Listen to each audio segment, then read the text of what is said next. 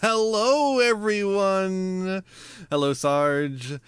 How are we all doing? I am back, baby. Much like Beetlejuice, I'm back. It's been it's been 3 weeks since you looked at me. um, God damn, it's been over 3 weeks. Fuck you. Um, And now I'm back, motherfuckers. Back, motherfuckers. We are back, motherfuckers. It's been over 3 weeks, and I've been in Japan. Been in Japan this whole time, and we're gonna talk about it today. We're gonna talk about my trip to Japan, and we're gonna talk about all the new cards I missed in the meanwhile. It's gonna be a big one. It's a bit of an unusual one because I don't usually just do chatting streams, right? I usually am playing a video game. Hello, Alexis. So this one's a bit of an unusual one for me. But before we get into the Japan trip talk and all that, the unusual stuff, let's get into something a little bit more familiar. I've got new cards, or I've got cards to open, I mean. I've got cards to open. I've got a little bit of Infinite Forbidden. I did open cards while I was in Japan, by the way. We'll get into that, too. But I didn't really think they'd be good for opening on stream, because I still don't have a hand cam. I tried to get a hand cam while I was over there. We'll talk about that too, because that was a whole adventure. By the way, there's a thunderstorm here tonight, so if things get a little glitchy, like I see they're doing right the fuck now, that's just gonna happen. Sorry. It's annoying, I know. But yeah, we almost had a hand cam, but it did not work out. And I figured the thing about it is, with these kind of streams, it's really important for me to be able to say the names of the cards that I'm opening, so that you actually know what I'm opening, because you can't see it. And I can't say the names of the Japanese cards because I don't know them all necessarily. We got a Quattro token. I can't believe it's immediately as soon as I actually start the stream that the we start dropping frames. Really cool. Hello, hello. Alright, so first up, we got Infinite Forbidden. I also got a tin. I managed to find one of the 25th anniversary tins. They're going on clearance now. It's been long enough. You can use Google Translate on the cards. I can't read moon runes. I cannot read moon runes. I don't know how to write the katakana. So we got League of Uniform Nomenclature Strikes. This card is so funny. Dipsy Fiend, Fiendsmith Sanct, Momentutlin Sleepy. We love Sleepy. Translate has a camera mode. I use that a lot in Japan. The thing is, the lighting is like inconsistent in my room, so I don't know if it would actually pick up, is the problem. We got Silvera, Wolf Tamer of the White Forest. That's actually a pretty good card right there. Velmatica Creation, Kochobo's Hinamatsuri, Vesper Girsu, Sangen Kaiho. Alright, you could hear the tin in the background there. Hear me moving that around. I can't believe we're still dropping frames. That's so annoying. Fiendsmith Lacrima. Hey, Lacrima. That's not a bad one to have. Dipsy Fiend, Ragnaraka, Lean Snapper, Gimmick Puppet Rogue Doll, Exod, Fires of Rage. Great. Awesome. Moldoche Mini Meowcaroons, Daiton Nu 2, Necroquip Princess. That's another important one. Gimmick Puppet Little Soldiers. I can't believe they made Necroquip Princess. I swear to God, they made Necroquip Princess just to spite me, because I was saying that the Fiendsmith cards are not going to be that bad. And as you can see by some of the results, look, the Snake Eyes is still a good deck. I'm not saying the Snake Eyes is not going to still be a good deck, and they are playing the Fiendsmith cards. But have you noticed that the Snake Eyes cards are not as dominant as they were before? I don't know. Aerial Eater. But then they had to go and release Necroquip Princess and Aerial Eater, both to make me just eat my fucking words. Service Puppet Play, Madolce Dessert, Cosmo Queen, the Queen of Prayers. I like that they made a new Cosmo Queen. Spell card Monster Reborn. That's such a silly card. Why is that a super rare? Guardian of the Voiceless Voice, Dragon's Light and Darkness, Zapper Shrimp. I love Zapper Shrimp. Hold up. Pull that shit up. Pull that shit up. It's a common. It's going to be hard to find. But you've got to see Zapper Shrimp. You have to see Zapper Shrimp. Look at him! And then we have Volmina, Statue of the Sacred Dragon. Look at that fucker. He's so cool. This guy's so cool. I love him. What a shrimp. Last pack, Cosmo Queen, the Queen of Prayers, DPH Gendamur, Paralyzing Mushroom, Rusia of the White Forest. They didn't make him a circular. Okay. Mimighoul Maker. Oh, I love the Mimighoul cards. Trap Gatherer, Volmina, Statue, Valmonica Creation, and Broomy. It's Broomy. He's zapping. Alright. Well, that's that. Nothing exciting in that one, really, unfortunately. Not a very exciting one. Let's open up the tin real quick, and then we'll get into the story time, the Japan trip. He's so zapping. The tin. Actually, I gotta switch over to the promo card, 'cause that's gonna be the first one we see. Our 25th anniversary rare, which is Stardust Dragon. I actually like that one. The Stardust Dragon one I'm pretty happy about. Stardust Dragon is such a cool little card. Alright. We got 3 mega packs in this mega tin. So let's switch on over to the mega pack section. I gotta get a hand cam. I was looking at a Sony A5100. Found one. I actually found one in a thrift store. And I was like, oh shit, perfect. That's gonna be, and it's gonna be cheaper too. And it was like $100, actually over $100 cheaper. It's like maybe $150 cheaper. But then it turns out they were selling the lens separately, the lens that comes with the goddamn camera. And if you put the two together, it was it was closer to like $40 cheaper, maybe.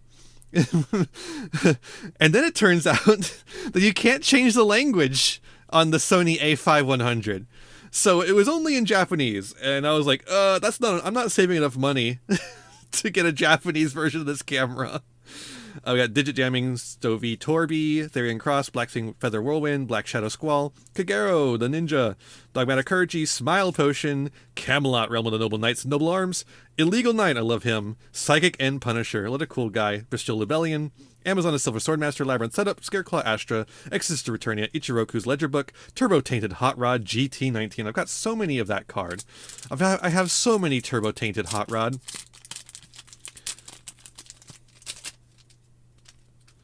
Let me just scroll this down so you can see more cards.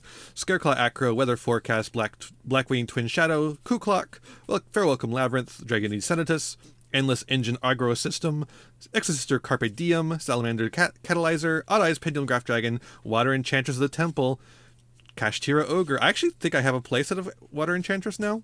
Grand Tusk Dragon, Lyromancer Agent, not that it matters a whole lot anymore. Echo the Flame Buddy, Runic Dispelling, Crawler Receptor, Labyrinth Chandragalier. And last pack here. I haven't really seen anything interesting enough to show off, unfortunately, except for that Zapper Shrimp, and even that's just a fucking common. Lyromancer Intervention, Supreme Seamare, Lyromancer Displaced, Baku the Beast Ninjas, Amazon Secret Artist, Amazoness Gold Whip Master, Reverse Jar, Silent Wolf Kalupo, Blackwing Zonda the Dust, Dinomorphia Stealth Bergia, Blue Eyes Tyrant Dragon, yippee. Oh, we're gonna talk about fucking Blue Eyes. Don't you bet your fucking boots. Blazing Cartesia the Virtuous, Scareclaw Alternative, Dinomorphia Shell, Iceblade Creation, Adadro Casus, Draco Back, Dinomorphia Reversion, and Runic Smiting Storm. What bad cards. Oh, what a shitty pack. Alright, we're done with that shit. Basically nothing. Essentially nothing. So, let's talk about Japan. We're going to use my Twitter here as a way to organize my thoughts. So, first up, I've been planning this trip for a while. It's my graduation present for getting my master's degree in museum studies, and it started off as a 1-week trip and then ballooned into a 3-week trip, which is really cool. I got to spend 3 weeks and 2 days in Japan. Very awesome. I spent time in Tokyo and then Osaka and then back to Tokyo again to get easier access to the airport. But I flew Delta. And I don't know if you remember this anymore because it's been 3 weeks now. But 3 weeks ago, a whole bunch of companies, including Delta, got completely owned by the CrowdStrike outages. So Everything was in flux. Everyone was like, "Oh, what the fuck?" But luckily, despite the fact that it was the most disorganized flight I have ever been on, and I've been on quite a few disorganized flights, I did get on the plane on time and left on time. So I flew. I'm in North Carolina, and that's about as specific as I'm going to get here. In North Carolina, flew out of North Carolina to Atlanta. Now, I don't know if you know this, but Atlanta, Georgia. Yeah, I know. Don't look at the trending, dog. I need to find that just to turn off elements. Just turn off the trending page entirely. But also, Procreate is trending because that's the name of a fucking program.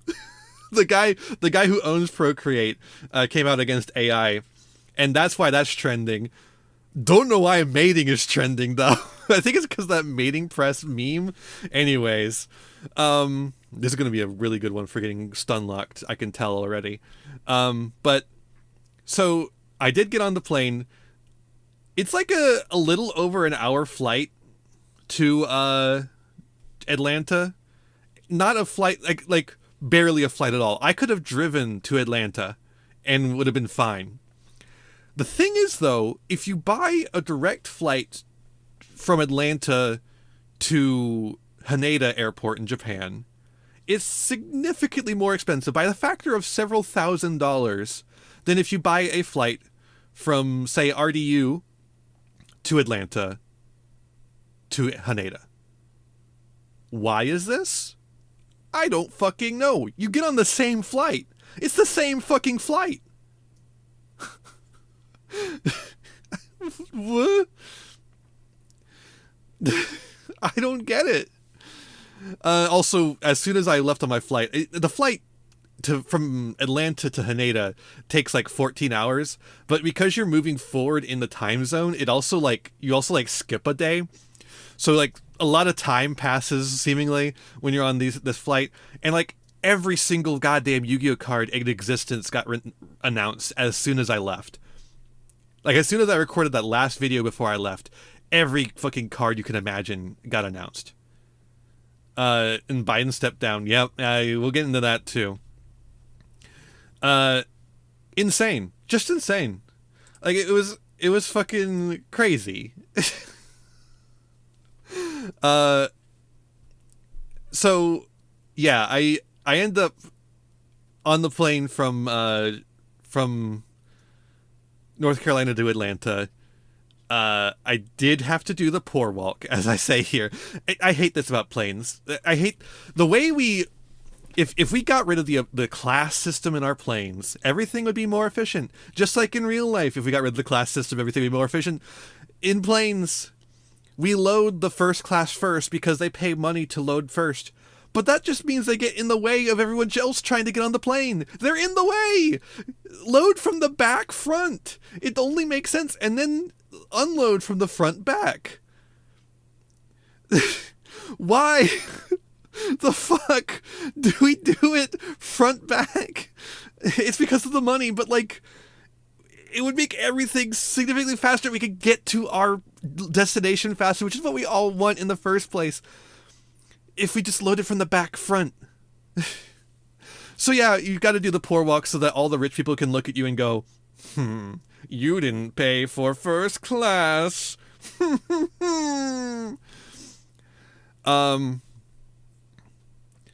But luckily there was an open space next to me on that flight, so I got to scoot over and just have my own little zone. But that was only the hour-long flight. Then was a flight that was significantly longer, 14 hours. I was stuck in the middle aisle. So if you don't know this, international flights have 3 lanes instead of 2. And the middle lane is the worst because you can't see out of any of the windows. You can be in there's 2 chances to be in an aisle at least. But the person who's in the middle of the middle aisle is like the worst spot in the entire fucking plane. I was in an aisle this time, but that just meant I get banged around by a whole bunch of like carts and shit, which was unfortunate. And I just could not sleep. I could not get to sleep at all. I don't know what is with. I'm usually really good about sleeping on airplanes. Or at least I used to be in college. But I just could not sleep on the international flight. That's just too uncomfortable. I think the seats have actively gotten worse. Legitimately, I think the seats are actively getting worse. If if you showed an airplane seat to Pinhead, he would say, "That's a little much, don't you think?" If you showed an airplane seat to fucking Jigsaw, he would say, "I think you're going a little overboard, aren't you? It's a little too elaborate a torture device." Like, what the fuck? They're so bad. And being in that middle seat is just like, ugh. And apparently the air conditioning overhead was on the entire time, and I didn't know. So it was also fucking freezing cold. I was shivering by the end of it. I was like, ugh. God damn. So I ended up watching movies the entire time. There's a little bit further up. We're going to have a whole thread where I review the movies. I did watch Godzilla X Kong. I did watch the Dune movies. Yeah, I'll talk about them in a little bit. But yeah, here's the shot out of my hotel. That was what it looked like out of my hotel. Just incredible. That's Tokyo. That was from the Hotel Gracery in Shinjuku, Japan. That's the city of Shinjuku inside the city of Tokyo. Tokyo is a very big city and has a lot of other cities inside it. Yeah, it's really cool. As you can just see so far, it's just a pure concrete jungle, which will come up later, unfortunately, in a really unfortunate way. Note the lack of trees. You can see a couple here, a little bit here, a little bit here. Not a lot of greenery there. That'll come up. So yeah, I get to my hotel. It's the cool thing about the Hotel Gracery is it's also the Godzilla Hotel. Did you play Predator Concrete Jungle? No. What? Shut up. So it was cool. It's called the Godzilla Hotel because it has a giant Godzilla head on top that peeks out over the city and makes noise, and it shoots out steam and makes a blue light that desperately tries to make the steam look blue like the Godzilla breath. It's cool. Unfortunately, when I went there, Did You Hug Godzilla? You're not allowed on the balcony anymore. There's a balcony area, like a little patio balcony, where you can go out and like enjoy a coffee right next to Godzilla's head. But you're not allowed out there anymore, and nobody knows exactly why. But the rumor is that somebody jumped, and so they don't allow anyone out there anymore. But there is a big window where you can see him, and it is very cool. There's also a little store in the hotel there. I got a couple of things from that store. There's other Godzilla stores in our future though. Unfortunately though, when I got there, there's two movies that are out right now in Japan and elsewhere as well. Despicable Me 4, I believe it's the fourth one, and Deadpool Wolverine 3, whatever you want to call it.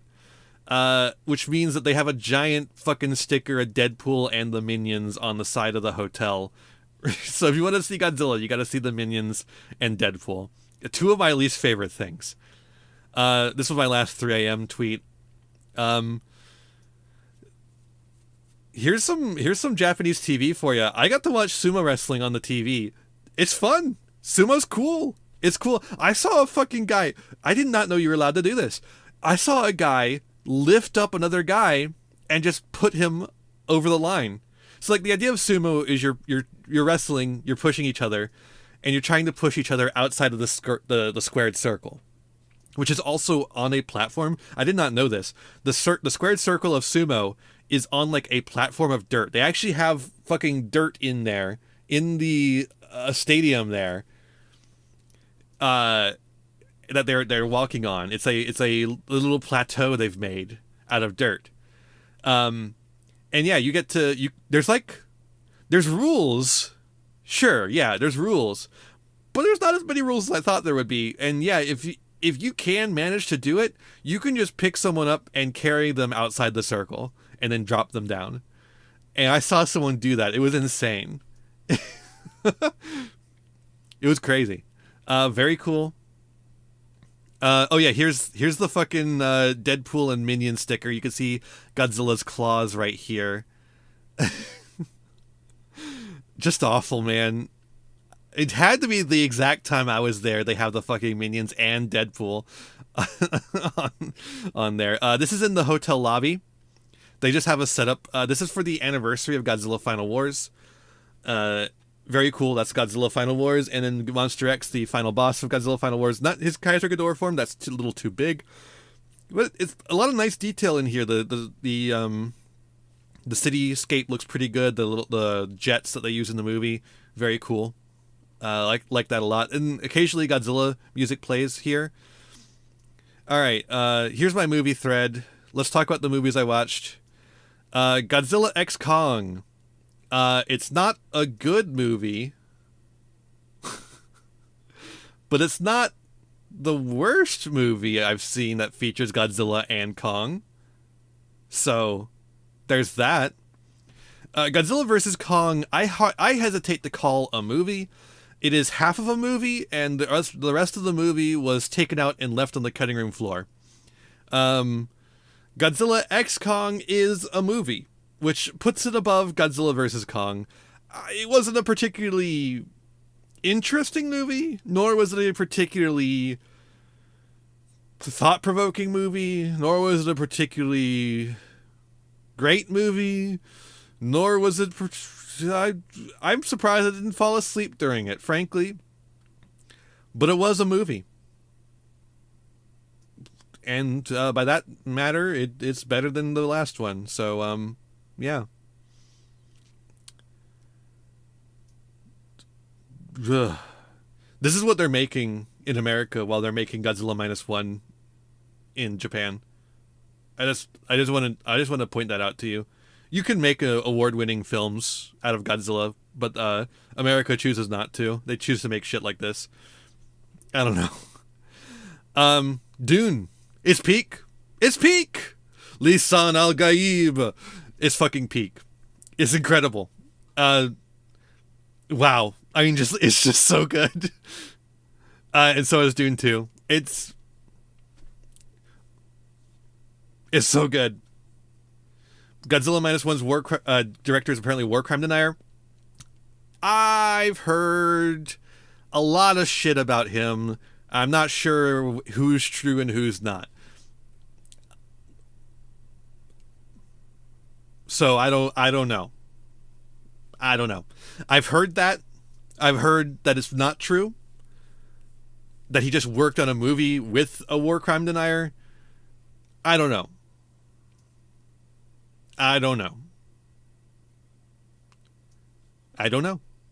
Because the thing about Godzilla -1 is that you could read it as like a war crime denial, like the government screwed us over, but the military is cool. I guess you could read it that way, but you could also read it like the whole fucking thing was a fucking sham and it was horrible and we shouldn't have fucking done that.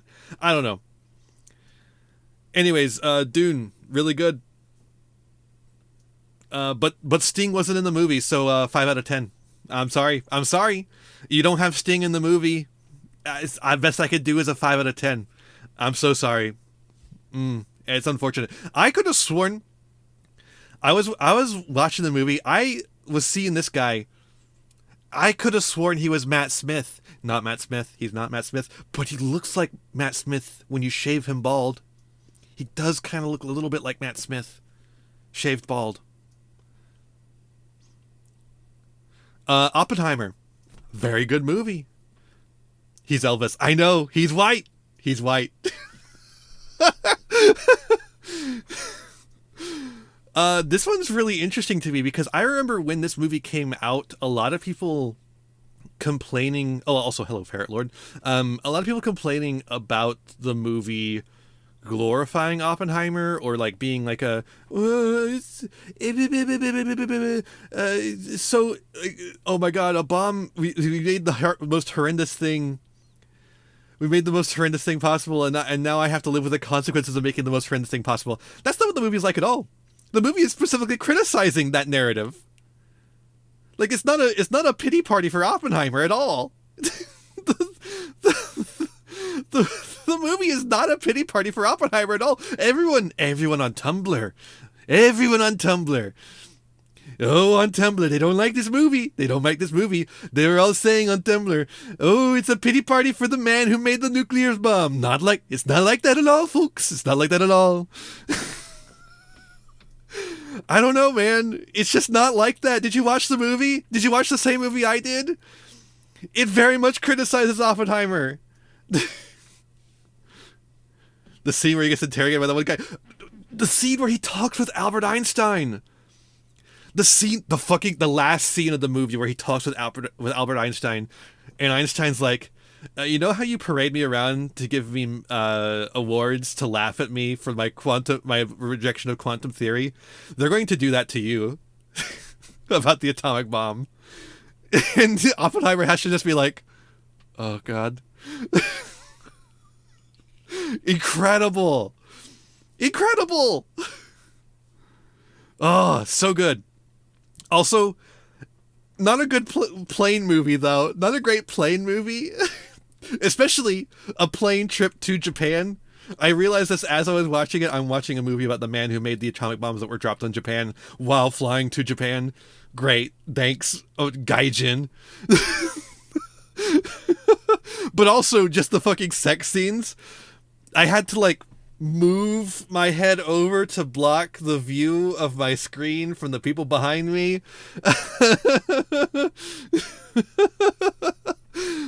And then I watched Aquaman and the Lost Kingdom. This movie's fucking dog shit, dude. Do not watch this shit. I was running out of stuff to watch. The first Aquaman was fine.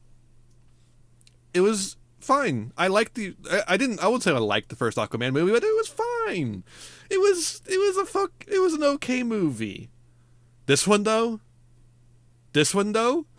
dog shit. Toe to tip. Fucking awful. Literally, I was fucking exasperated by the time the movie was done. It was making me tired just watching it. Completely unfunny. Just and boring action scene, terrible CGI. Confusing plot, but it was very basic plot, but it was just confusing the choices people were making. Not a lot of Amber Heard. No, not a lot of Amber Heard for some reason. I wonder why. Just awful. So that was my flight movie choices. Then as soon as I get to Japan, I realize all my Twitter ads are in Japanese now. Made it a lot easier to use Twitter, frankly, because you couldn't understand I couldn't understand what any of the ads said, and so it made it a lot less annoying that they were there. Cool art, by the way. Then I started watching TV more. I watched a Korean fishing show, and some of the fish they were pulling out were freaks. I love them. Oh, they were so cool. Then I start my first day. I get breakfast. These are called cheesecakes. They are like little fluffy cakes, and they have a little bit of cream cheese in the middle, and then they're squished together to make a little sandwich. They're divine. They're so fucking nice. So light and tasty. Then the other one is an eggs. Hold on, let me pull this up. And the other one is an egg salad sandwich. The egg salad there is fine. I'm used to a more robust egg salad that has more ingredients, a little more flavor. This one is kind of just a yellow mush of egg. But the milk bread, yeah, Japanese bread is milk bread. That's why it's so fluffy, and it's delicious. And then this here is Aquarius. Aquarius is like the best flavor of Gatorade you've ever had. It's basically a knockoff Gatorade, but it's the best one. It tastes so fucking good. I love it. Aquarius, you can't get that stuff here, unfortunately. So I had my last Aquarius in Japan, and I probably will never have it again. I love this stuff. It's great.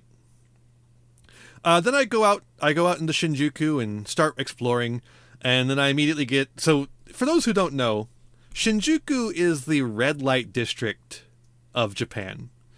And it turns out my hotel is near the red light district of the red light district of Japan. And so a white man walking around early in the morning is gonna get asked by a random Japanese man, "Sexo Japanese woman," and they're just gonna have to go "Iie, iie," which means no, to get them to fuck off. Very cool, very cool. I love sex tourism. It makes everything fun for everyone. Then I went to Don Quixote. For those who don't know, Don Quixote is a chain of store. I was only propositioned twice, but mainly because I didn't spend a whole lot of time in Shinjuku, and I didn't spend a whole lot of time going around in Shinjuku for reasons we'll get into later. So yeah, I went to Don Quixote. Don Quixote, as it's called, Don Quixote has a theme song of their own. Is a chain of stores that are all tax-free. So that's why every gaijin knows about them. They're cool. I actually like them. They have like actual grocery stores. You don't just see foreigners in them. You see a bunch of Japanese people in them too, because they just have a bunch of useful shit. But they also have a bunch of character goods and all sorts of stuff. So Japan has a robust tax-free system for foreigners. If you have a passport and you buy over 5,500 yen worth of stuff, you can get it tax-free. And then you just don't have to pay tax. What you're supposed to do is you save the receipt and you don't use the product while you're in Japan. You can only use it after you get back. And then supposedly someone will check your receipts versus the stuff that you have and say, okay, you're good to go. And if they find something wrong, it's like, okay, you have to pay the tax on this. Nobody checks. Not a single goddamn person is checking. So anyways, I got this little Shin Godzilla plushie. He's adorable. I love him. I got this little raccoon plushie. Maybe he's a tanuki. I don't know. So these things are interesting. These two right here, the desktop collection and the Little Knight collection, these are blind boxes. You don't actually know which of these you're going to get. You get an option of a whole bunch of them. I ended up getting the Joey Wheeler one with the scapegoats behind him. It's really cute. And I got the Tinkaton fighting a Shuppet, one of these. So you don't know what you're going to get, and you get a random one of it. But it's just like, you don't see as many blind bags here. You're starting to see a lot more of them now. But you definitely don't see blind boxes of like statues. There's something that's kind of unique to Japan. I only got the ones where I'm like, yeah, I would like any single one of these. Like, there's not a single stinker in here. I'll take that. Now, they did also have a way for you to... there was like a $70 thing, I think. I think it was $70, where you could buy the entire collection in one go. Like one box that has the entire collection. I did not want that, though. And then this right here, these Tomy Pokemon figures, I have collected these for a long time, actually. I have collected these for probably over 10 years at least. I love these little figures. They're really cool and cute. I love them. Stateside, they cost like anywhere from like $10 to $25. In Japan, they cost 600 yen. That's like $4. It's incredible. It's incredible. I bought so many of these fucking things. I just, the part of it is, I'm gonna drink some water real quick. But part of it is just that the yen is just a different currency, right? So the general conventional wisdom has always been, for a long time, 100 yen is $1, so each yen is about a cent. But now the exchange rate is much worse for the yen. So it's actually more like 62 yen is $1. So you have to adjust everything by like about two thirds of $1. So everything is significantly cheaper. Like normally 600 yen, like back when I was a kid, 600 yen would be about $6. Now it's about $4. And that, scales up as you get to more expensive items. But also just like, it's just those import fees, right? The import fees are crazy on some of this stuff. All right, next part. The temperature in Japan is insane. It is 91 degrees. It feels like 110. And it feels so much worse than it does here, even in North Carolina. It is so awful. Oh man, it was just brutal. I'm not really good at handling heat anyways, and I was just oh, I was going through it when I was in Japan and outside at any point. And Japan doesn't air condition the same way that we do. A lot of buildings in Japan are what they call semi-air conditioned. And that's not enough air conditioning. It's just not enough. Uh, I say just like home. It was much worse. It was much worse. Walking around out there was just awful. Um, I have to scroll down. Sorry. I'll explain why in a second. I was feeling weak there. Uh, and by the end of it, I was just really tired of living out in that heat. Um, a lot of people in Japan will carry around umbrellas, not parasols, umbrellas, just to keep out of the heat. And they also like will have fans. The classic fold out fan that is actually used in Japan. It's just so fucking hot and sweaty. And people will have the little paper fans. They'll have portable like electric fans. Just I saw some being advertised in Don Quixote that had a really annoying ad. It was like, "Survive the Japanese summer." And I was like, okay, just shut up, please, because just going over and over again. All right, here was the first lunch I had there, it's takoyaki. It's a fried octopus, and I have to move on because it made me sick. And we'll come back to it. I got boba. It was pretty good. It was a brown sugar boba. It was nice. I liked it. It was not my first time having it. It was my first time having it in Japan. It was good. Uh, so, okay, I have auditory processing issues. Like, when people talk to me, I sometimes just have trouble understanding what they said. And that's so much worse in Japan. Not just because of, like, they're speaking a different language, but also because if they try to talk to you in English, I just can't understand it sometimes. I asked for suggestions, got a couple that were interesting. Anyways, I was flipping through the channels. I found this. I thought it was a fucking VTuber being interviewed. Turns out it's a musician, Ado, and she doesn't show her face. This is just her like representation of herself. She plays a character in One Piece, apparently. Honestly, her music fucking slaps. I actually really liked it when they played it. Also, hold up. Look at the interviewer. Look at her. Look at that outfit she's wearing. Incredible. I love it, dude. This was fun. As I was going through from the airport to the hotel via the train system, it was interesting that I could see the architectural styles shift from like the Showa era to the Heisei era, getting more towards that red light district. Fish burps, yeah. You gotta get used to the fish burps. It's just what's gonna happen.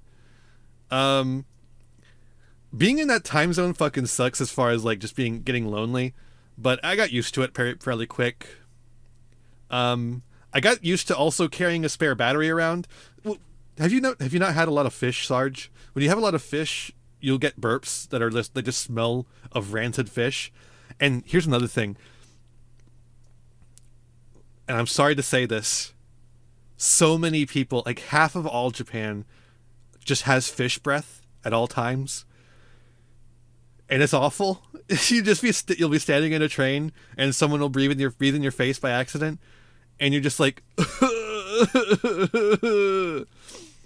But yeah, I had to get used to carrying my spare battery because it was just, I think literally it was so hot that the battery was running down faster than it would have otherwise too, as part of it. But I also got used to running it on power saver mode too, just to make sure I would have it. Look at this art. Incredible. I'm just like literally going through my Twitter, so there's going to be some occasional retweets of just fantastic art. I found the hotel I was at, the Shinjuku Hotel, the Hotel Gracery with the Godzilla hotel stuff, had international channels. They had the Korean fishing channel I was watching. They had the sumo wrestling. They had a Chinese channel, a channel actually from China that was playing, quite frequently was playing a drama retelling the story of the Chinese Revolution, and they got like the hottest guy they could find to play Mao. It's incredible. It's so funny. Um, and they also had a Singaporean news channel, which was the only channel that actually spoke English. Um, did Mao have cum gutters? No, not exactly. It wasn't like that. They more had him like a he was kind of a little grunged up because they were in the war, so he couldn't like wash. So he was like really like with the common people on that because he didn't have time or the ability to wash himself. So he had like he had the greasy hair, and it was like, but he was like the perfect kind of greasy hair. You know what I'm saying? Like, you know, but it was crazy. He was a little stinker. True. But yeah, the Singaporean news channel was the only channel that actually was like in English. And they were covering the election just as Joe Biden stepped down and Kamala Harris stepped up. And they were obsessed with the fact that Kamala Harris was a prosecutor. But like the way they're talking about the way that they talked about the American election was like a horse race, right? Like they're not the American election does not affect Singapore all that much. So to them, it's like interesting. It's like to them it's interesting, and they're talking about it, and they're analyzing stats that are going like, oh, this is a significant change. This is going to like significantly help the Democratic Party, and they seem to think the Democrats are going to win. So I that makes me hopeful that Trump is going to lose. Not that I like Kamala Harris all that much, but you know, I'm better K-Hive than Joe Biden or Donald Trump, I guess. But they are obsessed with the fact that she's a prosecutor. They think that her being a prosecutor is a winning proposition, which is funny because that's the part that I hate the most about her, is her prosecutor days. I think that fucking sucks. And the stuff that she did as prosecutor fucking sucks. But Singapore seems to love it. And I actually just saw on the fucking TV here an attack ad that says she was too kind as a prosecutor. She was too nice on crime. Like, what the fuck? Have you like looked at her record? She calls herself the top cop. Like, what are you talking about? And I also from that news channel, I also learned that Japan is planning to do asset freezes on Israeli citizens, which is really cool. The fact that the international court declared an apartheid state is actually a big news and is potentially going to do something finally to end Israel's occupation of Palestine. Maybe she didn't order mass expulsion as prosecutor. Yeah, that's true, I guess. I'm gonna drink some more water. I love water. It was so hard to find water in Japan. Nobody has water fountains in Japan. You gotta buy that shit, or you gotta go to a restaurant where they give it to you for free. But like they'll have it in like a little jug next to you because you serve yourself. Japanese waiters very different from America. They do not wait on you. Like they don't need tips is one thing. Yeah, there's hardly any water fountains. There's like very few. There's just a couple here and there, but there's very few. They don't want homeless people to congregate around. I did see a couple, but it was mostly in Shinjuku. It was mostly like a bunch of hippie kids in Shinjuku, right? Like it was, well, not necessarily hippies, crust punks, you know. Although they were more like hippies than they were crust punks, honestly. Like style wise, they were more hippie than crust punk. But like lifestyle wise, they're more crust punk than hippie. You know what I'm saying? Yeah, there's like a little bit of water here and there, and there's a couple of homeless people here and there. They mostly take up residence in the subways where they can get out of the sun. Understandable. But they really do try to shove them out of the way. The police do. Yeah. Hard to get water around there, but you do get it at restaurants for free. Mizu is the Japanese word for water. But most of the time it's at like it's like a jug on your table or near your table, or you got to get up and go to the water cooler and get it yourself. Because that's just not the culture there. If you want the waiter's attention, you gotta like raise your hand and go sumimasen, sumimasen. I was when I was at the takoyaki restaurant. Uh, I went sumimasen like really quiet because I'm a nervous American, and somebody else, another Japanese guy in there had to be like sumimasen and then point to me. I was like, oh, I was trying to do it right. Hi Golden Nova, hi Gao. It's Peak. We're back. Peak is back. What a nice person. Yeah, I know. It was nice. Everyone is nice. Everyone's nice. Well, most people are nice. The other tourists are not nice. The other tourists are not very nice, except for the Americans. The Americans are perfectly nice because, and here's my theory, I guess. It's not really, I don't really know about this, but the Americans are aware of the stereotype of the American tourist and are conscious of that the entire time they're there. And so they're always like, I don't want to be the American tourist. I don't want to be the American tourist. Please, I'm going to be nice as hell. I'm going to be as nice to everyone as I possibly can be. But the Europeans have no such inhibitions. The Europeans in Japan are the rudest motherfuckers I've ever met. And you know what? So are the Chinese. And you might be wondering, how do I know they're Chinese? It's because I can tell what language they're speaking. Chinese and Japanese sound completely different. If you've ever heard the two in comparison, Chinese is a tonal language, so you have a lot more in the language. It's very easy to tell apart. Chinese tourists are all rich motherfuckers from China, and they're rude as hell. They're all fucking coming in with their Rolexes. I swear to God, it's class. It's just a class issue. It's not even just like it's the Chinese, the dirty Chinese. No, it's not that. It's the fact that they're all rich fuckers, and the Europeans are so fucking rude. And interestingly, the Europeans, I listen to, I'll overhear what language they're speaking. The language I heard the most, French. I heard a lot of French. Heard a little bit of German. Heard a little bit of indecipherable. I don't know Italian or the Eastern European languages as well, so I don't know those. But mostly I heard French. I was able to specifically hear the French. I was like, huh, a lot of Frenchies here in Japan. I think it's because of the patisserie and the relationship between Japanese anime and French animation. I think that's what draws French people to Japan, potentially. I don't know. I'd have to do more research into the topic. Very interesting though. But yeah, dealing with those tourists, it's the Code Lyoko influence. Literally, it is. But that was the only like rude people I encountered would be tourists, and particularly at like museums, well, and in like zoos and aquariums. Just they would get in the way. They don't respect the fact that you've been waiting there. They just zoom right in front of you to get into that spot to see the animal or whatever, and it was very annoying. Very annoying. That was a cool little art there. Oh yeah, I saw a lot of free Gaza graffiti and stickers around Tokyo. Very cool. I love that.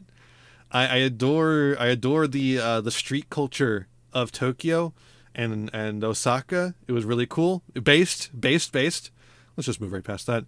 And then I got tummy hurty disease.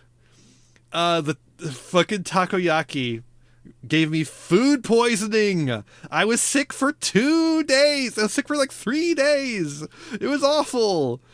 Oh my God, I threw up. I was shitting out of my doo-doo ass. It was awful.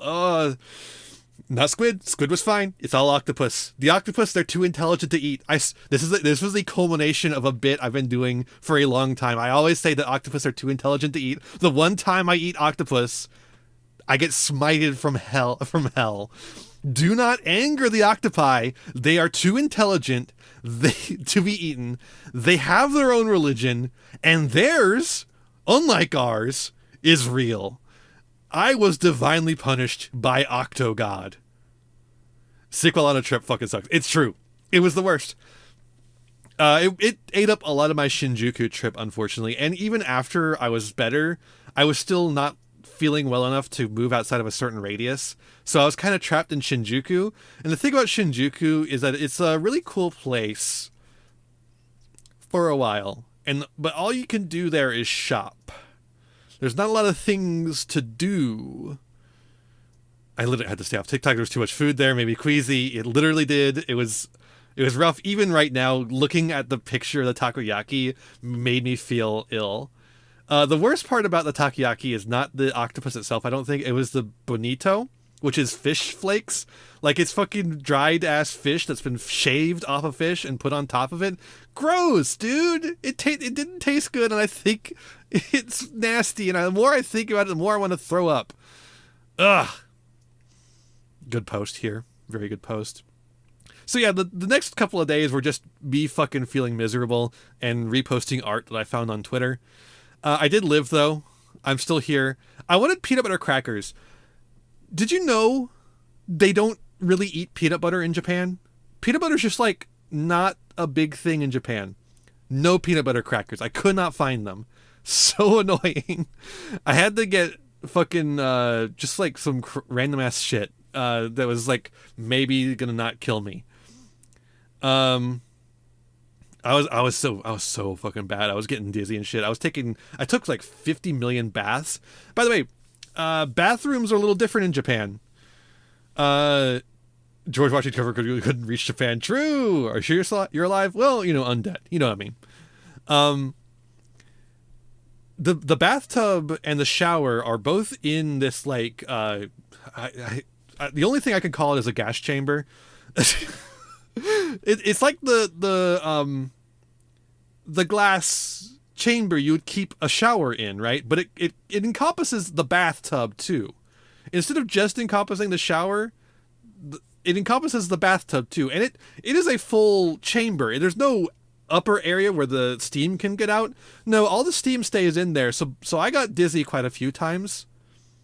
No, I said gas chamber, Sarge, because you do get dizzy from the fucking steam in there. I said gas chamber because you do get dizzy from the fucking steam that's in that goddamn shower.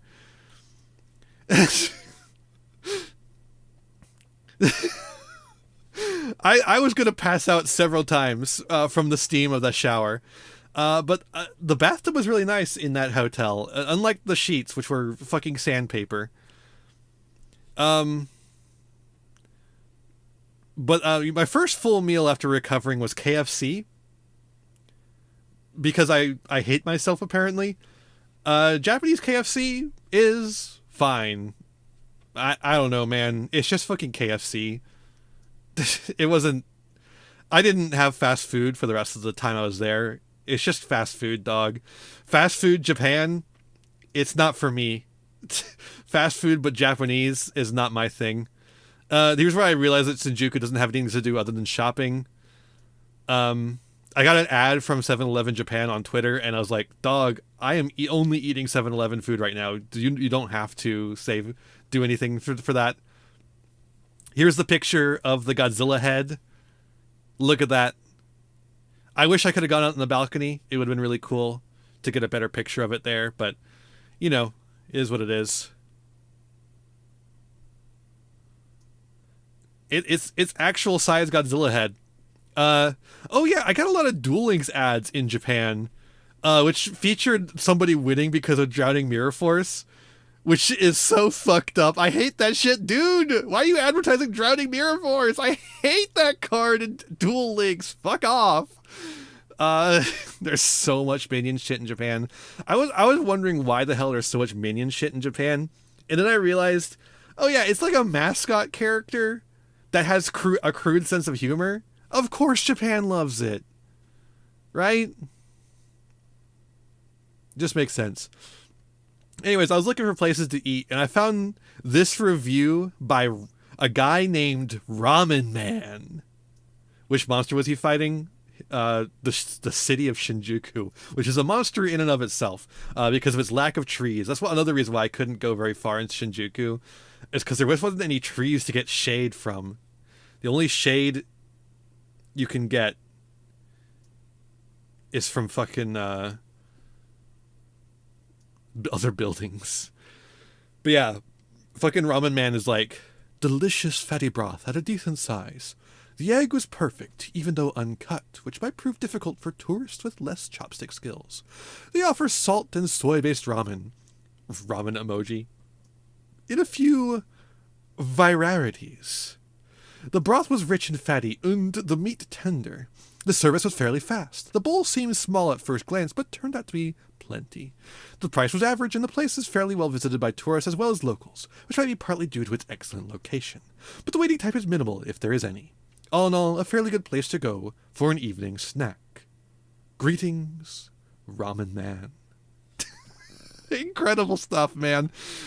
You know what? He was right. He was right. I had the ramen. It's fucking delicious, dude. And the egg was fine. It was fine. I must be good with chopsticks, I guess, because it was fine to eat. It was so good, though, dude. I did only try one variety, I will say, but I did also try the gyoza. Gyoza is just a name for fried dumplings in Japan. They're tasty. It's a dumpling. You can't go wrong with a dumpling. But yeah, it was good. I did not spend nearly as much as Ramen Man did. He said he spent 8,000 to 9,000 yen. Like, holy shit, man! How many different ramens did you get? So the thing about this place is actually you get your thing from a vending machine. Like, you place your order in basically a vending machine, and then they make it and bring it out to you. It is very funny though that you've got to place the order on a vending machine. I got takeout because I was not feeling well, so I brought it back with me, and it was fucking delicious. So fucking and then we all started posting about JD Vance fucking a couch. This is when the JD Vance couch thing happened. Sofa Chord's the Yu-Gi-Oh deck. Sofa Chord is JD Vance's Discord server. Common misconception. Okay. So then I went to Krispy Kreme. Krispy Kreme, for those who don't know, is a North Carolina brand. It started in North Carolina, and it's fucking good. Krispy Kreme is the best donut shop. That is a chain, anyways. So you're welcome. And it is there in Japan. Apparently it came that way through Australia. Aren't you biased? No. Fuck you. This is what I got. This bear one is like a honey cream donut. This one's a custard filled, and this one, I don't even remember at this point. It's been so long. Yeah, this is a really cute little tanuki or a bear. The tennis ball for the Olympics, I think. I don't know. And then this one just looks pretty. I just got 3 that looked tasty. Then I went to the day after that, actually. I went to Namco Tokyo. Look at that. It's a big arcade, but there's no there's not no arcade game. It wasn't lemon.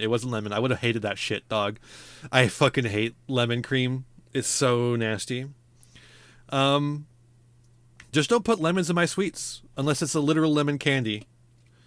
I'm literally eating and I'm getting hungry. It's gonna get worse for you, I'm afraid.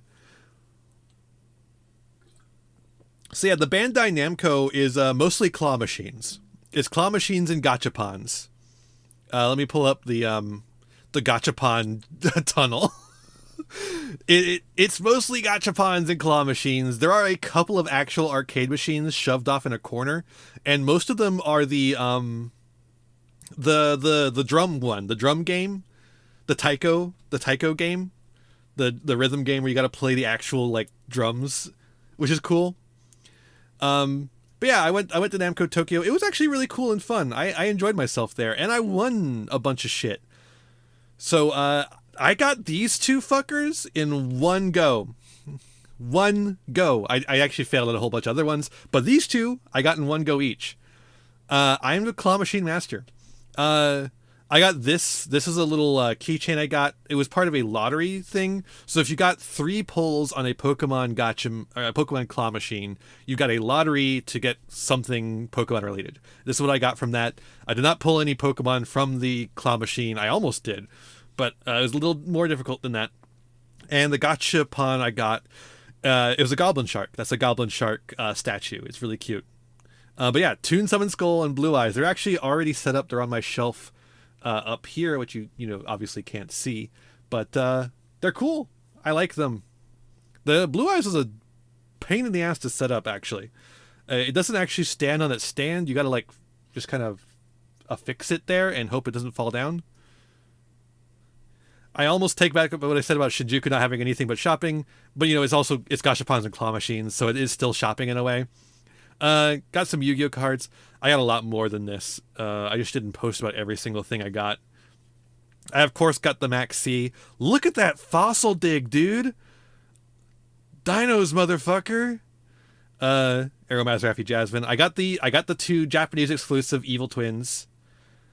So I got both Leela and Kiss a Kill. Kiss a Kill was in a different batch. I found it later. I just found Tractus in a bulk bin, so I was like, that's funny to get. I ended up getting a shit ton of cards, including a lot of Rush Duel cards. So I went to Book Off. Several times I went to Book Off. But this is the first time I went to Book Off. And bulk Tractus hurts my soul.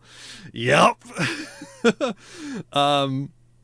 So for those who don't know, which is probably all of you, Book Off is a thrift store. It's a thrift store in Japan, but it's more in line with like it's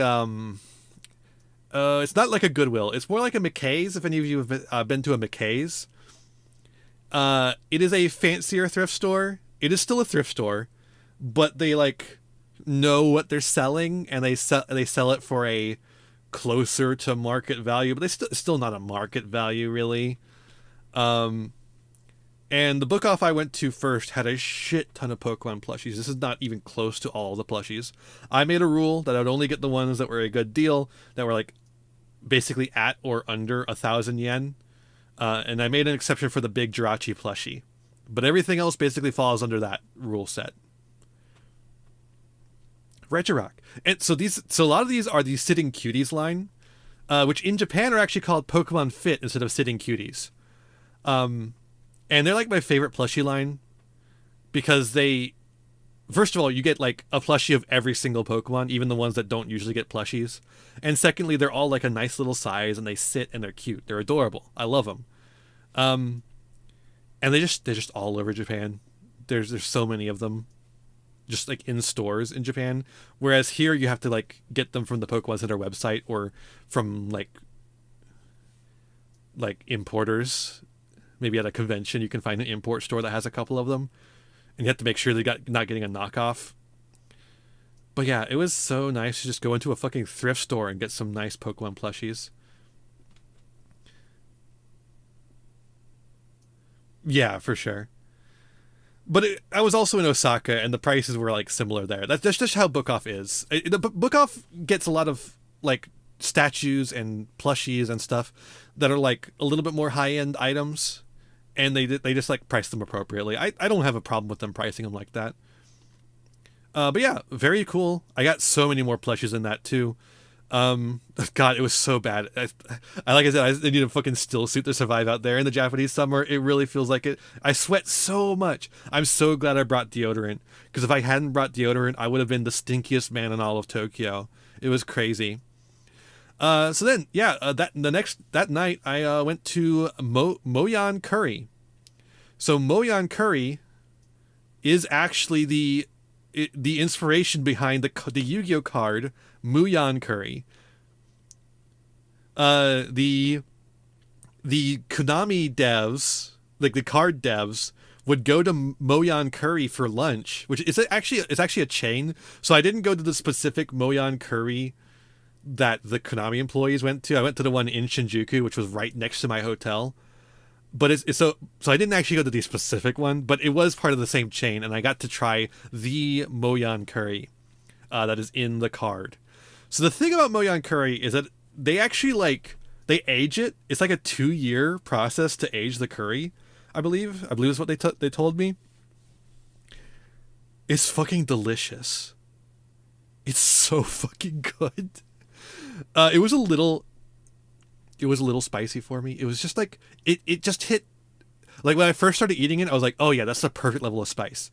But you know what? When you start eating something and it's the perfect level of spice, it's not the perfect level of spice, because you're gonna keep eating it and it's gonna build up a little bit, and then it gets just a little bit over the edge. So I had to order a second thing of rice. So I just ordered a second bowl of rice alongside it to finish it off with. It was so fucking good. Oh, and that pork in there, that's pork right there. Delicious. Oh, It was so tender, so juicy, so filled with the flavor of that Moyan curry. God, it was so fucking good. Um, Now you might say, "Oh yeah, it does look a little different." It's because there's potatoes in there. The potatoes cost a little extra, or the potatoes were confusing. I wasn't exactly sure how to get the potatoes, if I had paid for the potatoes, or if they're just like serve yourself. I don't know. It was confusing. Um, it's, so when I was going through like regular Japanese TV instead of all the international channels, I noticed that Japanese TV is as full of brain rot as our TikToks are here. There's just like constantly things in the corner going on. Every Japanese show has like a guy comment, or like no, a couple of guys commentating on everything. They'll just pop up in the corner and go like, huh? And they won't even like say anything. They'll just be like going like, oh yeah, they're like nodding about something. Oh, and then like, or someone will say something like that the TV show thinks is important, and then the text of it will show up on the screen in like big letters. And like, why did you need to do that? I heard what he said.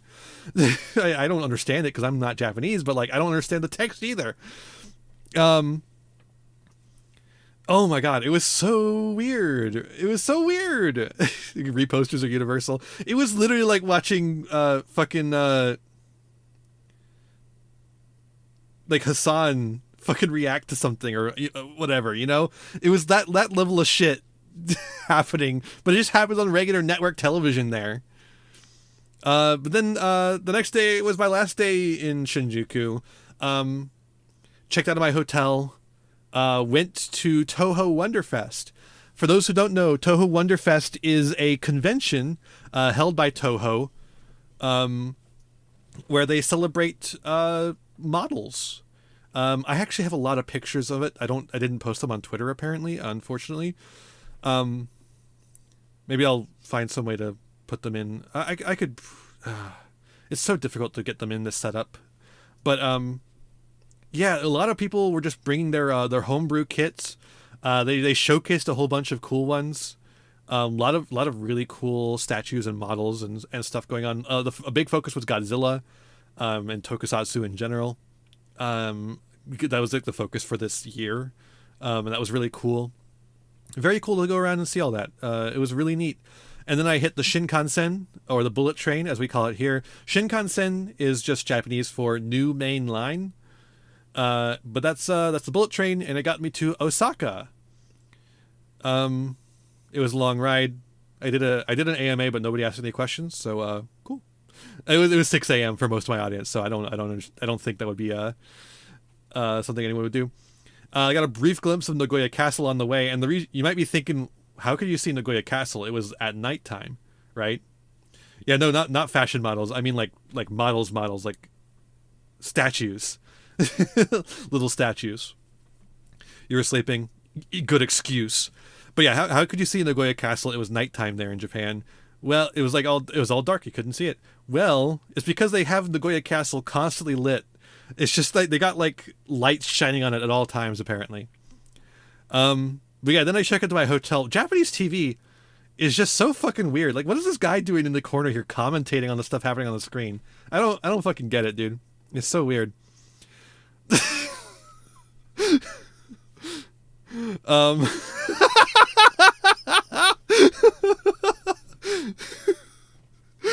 The Japanese the hotel I was in Osaka, the Joytel, was in Shinsekai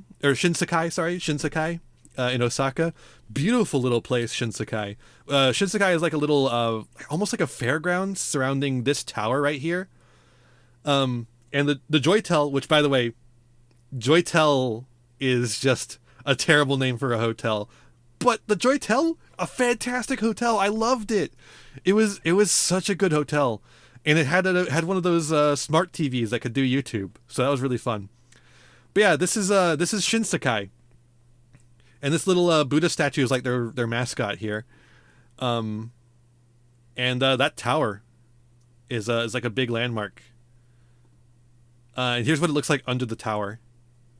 Incredible. Really cool stuff. I really love Shinsekai. I loved my time in Osaka.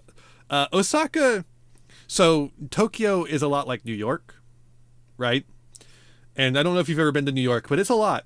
It's like New York is fun, but it's a lot, right?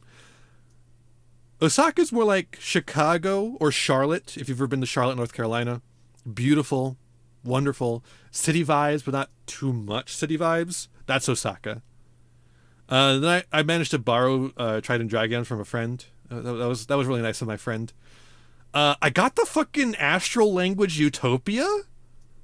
So apparently, in Japan, they just released Astral Language Utopia in a structure deck. So it's like, it's bulk there. I got it out of a bulk bin. Here, it's a fucking, like, super expensive exclusive item. Collector's edition. They just scam us here in the States. Yeah! Got Mystic Tomato, the Japanese version. I got a lot of different Japanese versions of cards. Foolish Burial, for instance. Got some old Bandai cards. I got even more old Bandai cards after this. It's so cool that the Bandai cards are just there. You'll just find them in bulk bins too, or at least some of them. The same thing goes for the Zexal card, which I will continue to call Zexal and not Zale. The X is right there. They basically make all cards easier to get there. Yeah, I mean there was definitely cards that were more expensive, but it was like you could get a cheap version of that card. I got fucking Magia Draco or whatever the fuck the new Blue Eyes Chaos Max Fusion card is called. Magia Master for like nothing. It was like maybe $1 or something. It was like, why, man? Why? Oh yeah, I got a bunch of Pokemon cards too. I got much more than this as well. But I just love Pokemon cards, and I don't know. They look really cool. I went to a Chinese restaurant in Osaka. This was in Shinsekai. This was incredible. This is the best fried rice I have ever had in my entire life. I could have had so many more of this. It was just unbeatable. It was fantastic. Did a shrimp fry that rice? It must have, because it was delicious. No, an old man did. It was this little tiny shop called Hong Kong. It was just called Hong Kong.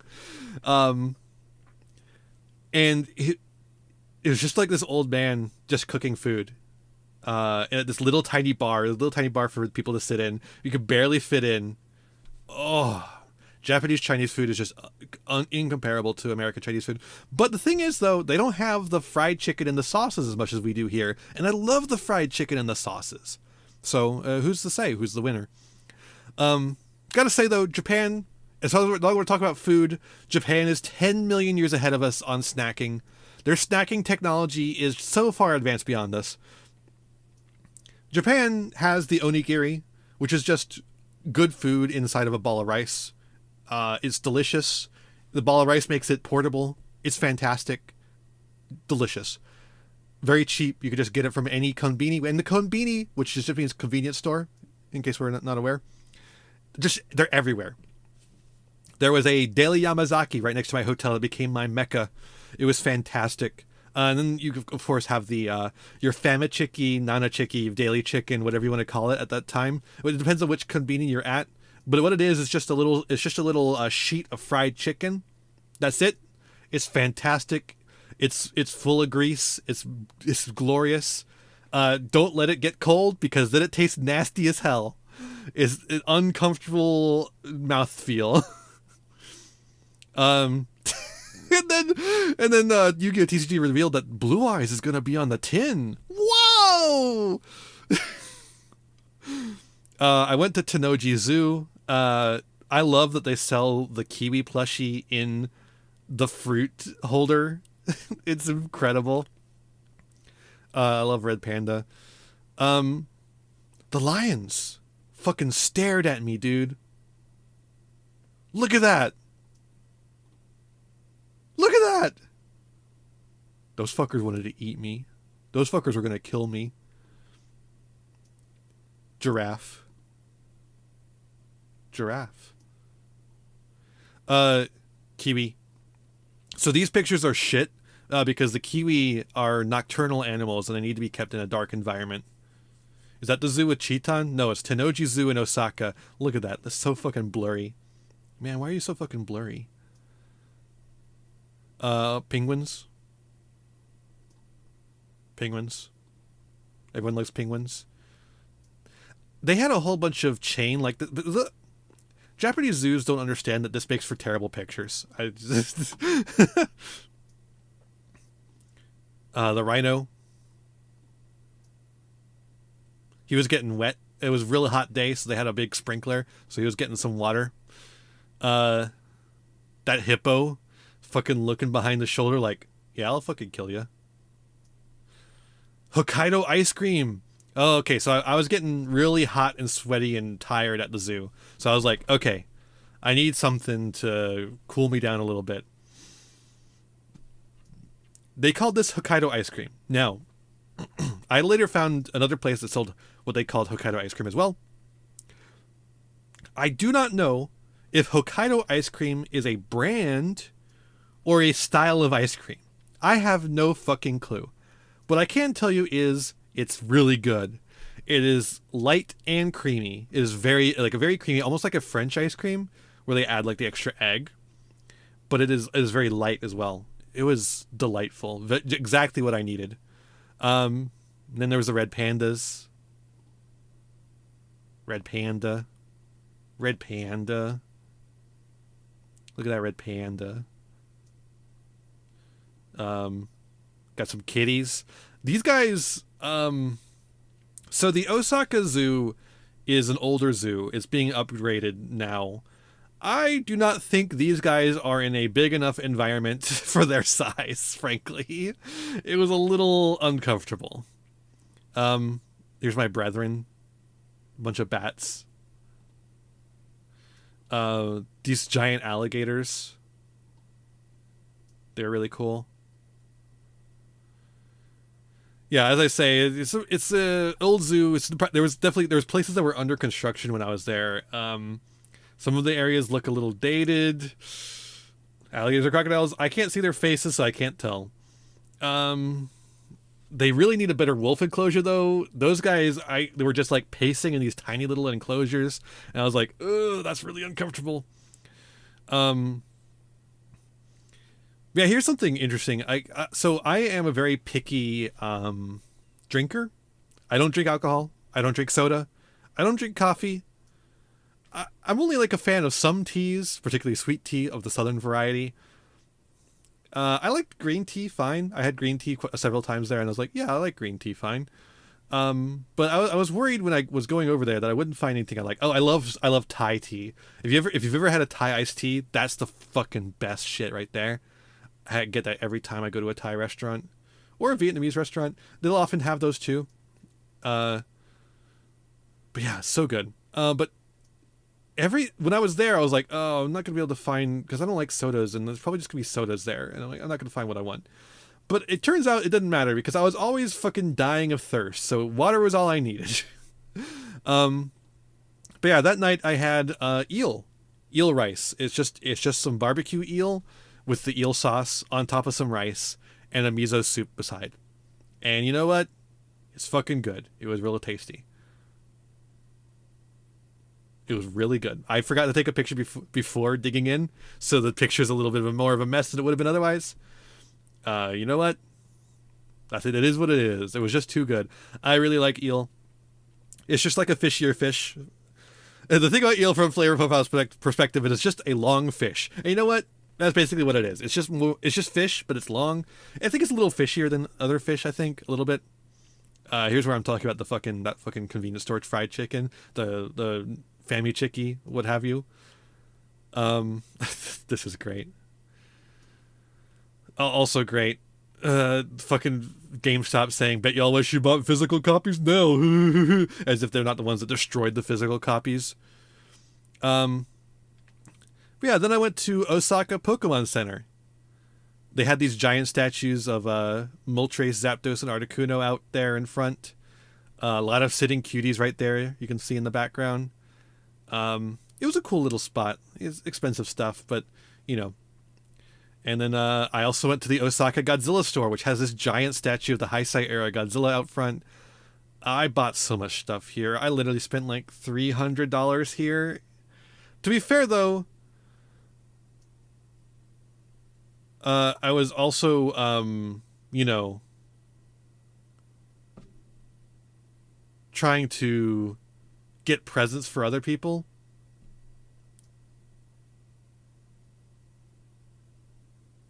So,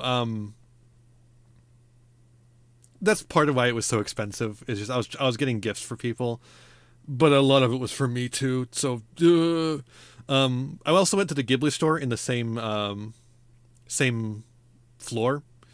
Um, it was neat. I got a couple of things here. I got a very expensive Kiki's Delivery Hawaiian shirt.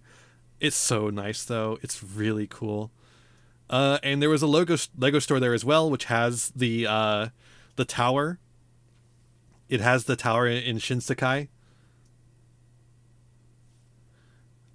Oh, there was a pop-up Kamen Rider shop there. Oh, cool. I know there was a Ultraman store while I was there, and I was wondering if that was a pop-up or if that was regularly there. But yeah, there's that tower in Shinsekai, which is where I was staying, near that tower. They have just one of their sets out. Yeah, they have this set up of a person selling takoyaki and okonomiyaki. I wish I had tried okonomiyaki.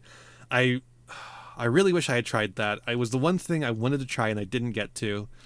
Unfortunately, just didn't have time. And then there's the Buddha, things as they. Yeah, takoyaki. It's fine if it's in Lego. I know the takoyaki may be sick, but it's fine if it's in Lego. Then I went to a place called Johnny's Karage, which is really good. It was so good. Some of these were like lemon pepper, some of these were soy sauce and garlic, and this one was like a tartar sauce. Delicious, really nice. They got some waffle fries on the side, really cool. And then I liked it so much I got a little bit more. It's got these. This is a sauced one that's based on a Korean sauce. I'm forgetting the name of the Korean sauce. I think it has like bop in the word in the name, and then like a little. I was not thinking this would be such a small piece of strawberry cake. It was a little tiny piece of strawberry cake, like a bite of strawberry cake. I was like, okay, that's a little. Okay, but then I just started traveling around Osaka. I visited a lot of different shops in both Nipponbashi and the other place. It's not Ueda. It was the place in between Nipponbashi and Ueda on the train line, and I'm forgetting the name of it. But that's where the Godzilla store is, and the Pokemon Center, and all that stuff is. I actually didn't go to Ueda. Gochujang? No, not Gochujang. But yeah, I met Ray. This was just like in a random store. It wasn't even like a figure store. This was like a shipping place, I think. And she was just there. I was just walking around. I think I was in Nipponbashi. But I really liked Osaka. Osaka was great. I didn't want to leave Osaka when I did leave. I picked up a bunch of Rush Duel cards, including the new hero structure deck they have. I thought that was really cool, so I just picked that up. Ignore that one. I went back to the Chinese place because I liked it so much. I got pork char siu this time. So what I'm used to with pork char siu here in America is it's usually more of a saucy barbecue kind of deal. This was more of like a ham almost. It was like a cured pork loin, but it was cured in more of a Chinese style, so it had a lot more flavor than you have in a traditional American ham. I liked it a lot, and then of course I got more of that fried rice that I love so much. God, if you ever get a chance to get to go to Osaka and you go to Shinsekai, Hong Kong. The Hong Kong restaurant in Shinsekai, amazing. Okay, then I got a Japanese pack of Rage of the Abyss. For those who don't know, Japan gets the packs a lot earlier than we do. I opened it up and showed the cards as a bit. And I was like, oh, I got an early look at Rage of the Abyss. Thanks, Konami. Oh, it's dog shit nothing. Thanks, Konami. Okay, it's a bit, right? Somebody fucking replies to me like, it's not a fucking bit if you just go and buy the Japanese card pack. I'm like, dog, it's a joke. this is how I can tell that I'm getting respect as a woman. Is that people are looking at obvious jokes and saying and taking them completely seriously. By the way, I did not know that in Japan, you don't get a guaranteed super rare. You only get 5 fucking cards in the pack, and you don't get a guaranteed super. Yeah, here it is. I blocked them because they don't get jokes. But yeah, purchasing a sneak pack is not an early sneak peek. It's a joke, dude. It's a fucking joke. I also opened up a Rush Duel pack, and I got this cool card. I don't know anything about Rush Duel, but that was cool. Apparently, it's called Planting Pixie, and the effect seems pretty good, but I don't know anything about Rush Duel, so I don't know. Then I decided to say, like, maybe I need to make some non-Yu-Gi-Oh videos, because everyone and their fucking cousin is quitting Yu-Gi-Oh! It's insane. I will say, though, the Rush Duel cards, they kind of feel like fake cards. Like, a little bit, like, just the cardboard in them. Not just the way they look different from Yu-Gi-Oh! Cards, but the cardboard in them feels like a fake card. I don't quite know how to explain it. But they also curl really bad, too. We're going to talk about new cards in a second. But yeah, then the night after that, I went to a taco bar. This place, which this was not the picture I meant to take. I meant to take a picture of the sign up there, which is like the Taco Traveler Bar Osaka. It was Osaka Tacos is basically what it was called. This is the green tea I got there because it was a 1 drink minimum, and I was like, okay, just give me some tea. But yeah, tacos. Also, they had this on the wall. Trans Lives Matter. Let's fucking go! Based fucking Osaka Taco Bar. I love this place, dude. It was so cool. The vibes were great. They had an N64 set up for you to play Mario Kart. They just like had an N64 set up with Mario Kart for you to play. The tacos were delicious. They had 2 different meats you could do. You could do a pork and beef mix, which I can't eat beef, and they had a soy meat, and I took the soy meat. Couldn't tell the difference. It was great. They really know how to handle soy. I'm a soy boy now. But the shell of the taco, as you can see, is a little fluffier. It's like fried shell. Like not just the fried corn shell. It's like the fried flour shell. Oh, I love that. It's so good. And then this salsa here is homemade salsa. It was so fucking good, dude. It was like a sweeter. It wasn't spicy. It was just like flavorful and sweet. Oh man, I had 2 of them. I was like, just another one, please. I need more. It was so fucking good. And yeah, also I visited Osaka Castle. What a pretty place, dude. This is like one of the prettiest places I went to. I actually went inside too. This is the view from the top. I have a really bad fear of heights, so I could not get any closer than that. I'm sorry. But what a cool fucking view. Yeah, Osaka Castle is neat. It's a long walk from the bottom of the castle through across the moat. So there's a moat around the castle.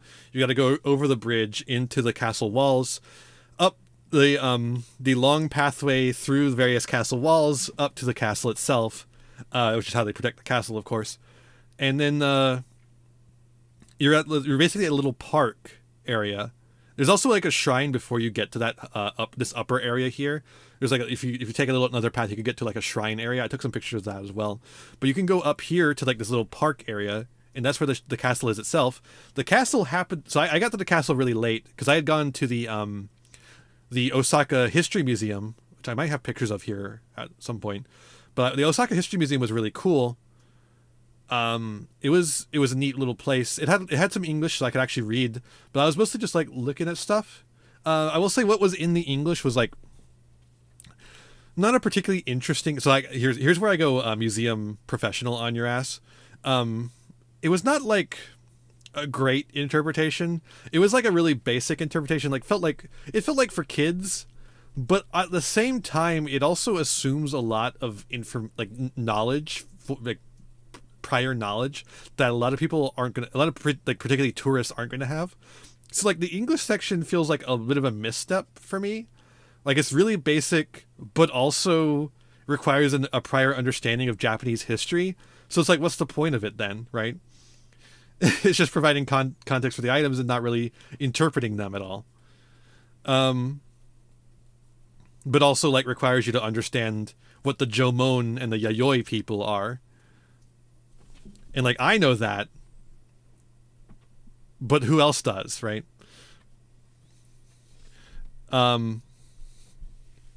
It was cool though. And Osaka Castle, the inside of Osaka Castle is a museum, and it is a worse museum than that. It is. So the thing about castles, at least in Japan, I've not. This is the first time going to a castle. It's an actual castle because they don't have them in America for some reason. The thing about a castle is that inside of them is a lot of fucking propaganda for the people who once lived there. The seventh floor, the highest floor, well, not the second highest floor in the museum, was a basically like a fucking a fucking glazing of Hideyoshi Toyotomi. It was the most mythologized telling of Hideyoshi's life I have ever seen in my entire life. But he's the one that built the castle first. So the castle started being built under Oda Nobunaga, and then it was finished under Hideyoshi Toyotomi, and then it was burnt to the ground, and then Tokugawa rebuilt it. Which means all three of the great uniters had their hands on it. And so the castle kind of dick rides all three of them a little bit. Tokugawa less so than the rest of them, because Tokugawa betrays Hideyoshi. But yeah, it was a little weird. I will say there was one part of the museum where they did acknowledge the fact that that Hideyoshi's invasion of Korea was really bad for the Koreans, and I thought that was nice that they acknowledged that. But yeah, it was a little strange as a museum professional. Yeah, here we go. Here's from the Osaka History Museum. That's so cool. I really love that. That's the old, like an old palace. There you get a view of, again, could not get too close to the edge there. This is like a really old tableau that was in front of a shrine at one point that's gone now, a very ancient shrine. Here's where I'm like, I could not be trusted with the power of a Japanese convenience store. I just constantly was buying snacks there. It was crazy. I had to retweet. So, okay. This is the day we go to Awaji Island. I had to retweet this shit to get a free postcard at the Godzilla Museum. So let's go into it. I went to Awaji Park, Awaji Island Park. It was fucking cool. It was really cool. So for those who don't know, Awaji Island is the first island to in that little circle of islands. They're the first closest island to Osaka. So we took a trip. We had to go through Kobe, and then onward to get to Awaji. So we actually went through Kobe to get to Awaji. We stopped at a little place, got some wonderful seafood sandwiches. It was really cool. This was me and my sister, who was there studying in Japan, and came back with me. So Awaji Island is a park, or Awaji Island Park is a park in Awaji Island that features a Godzilla section, right, as you can see right there, and right there, a Dragon Quest section, which you can see right there and there, a Monster Hunter section that I didn't do because it looked kind of lame, unfortunately. A Crayon Shin-chan section, which is a really popular character in Japan, but not here, and I do not know at all. A Naruto section, which features the Mount Rushmore of Naruto characters, but I've never watched that show in my entire life. And a Spy Family. Well, currently it features a Spy Family. I think it's a temporary thing. It was just like a maze. We were kind of like, that sounds kind of lame. Shin-chan? You watch Crayon Shin-chan? Have you... What? Okay. Anyways. So.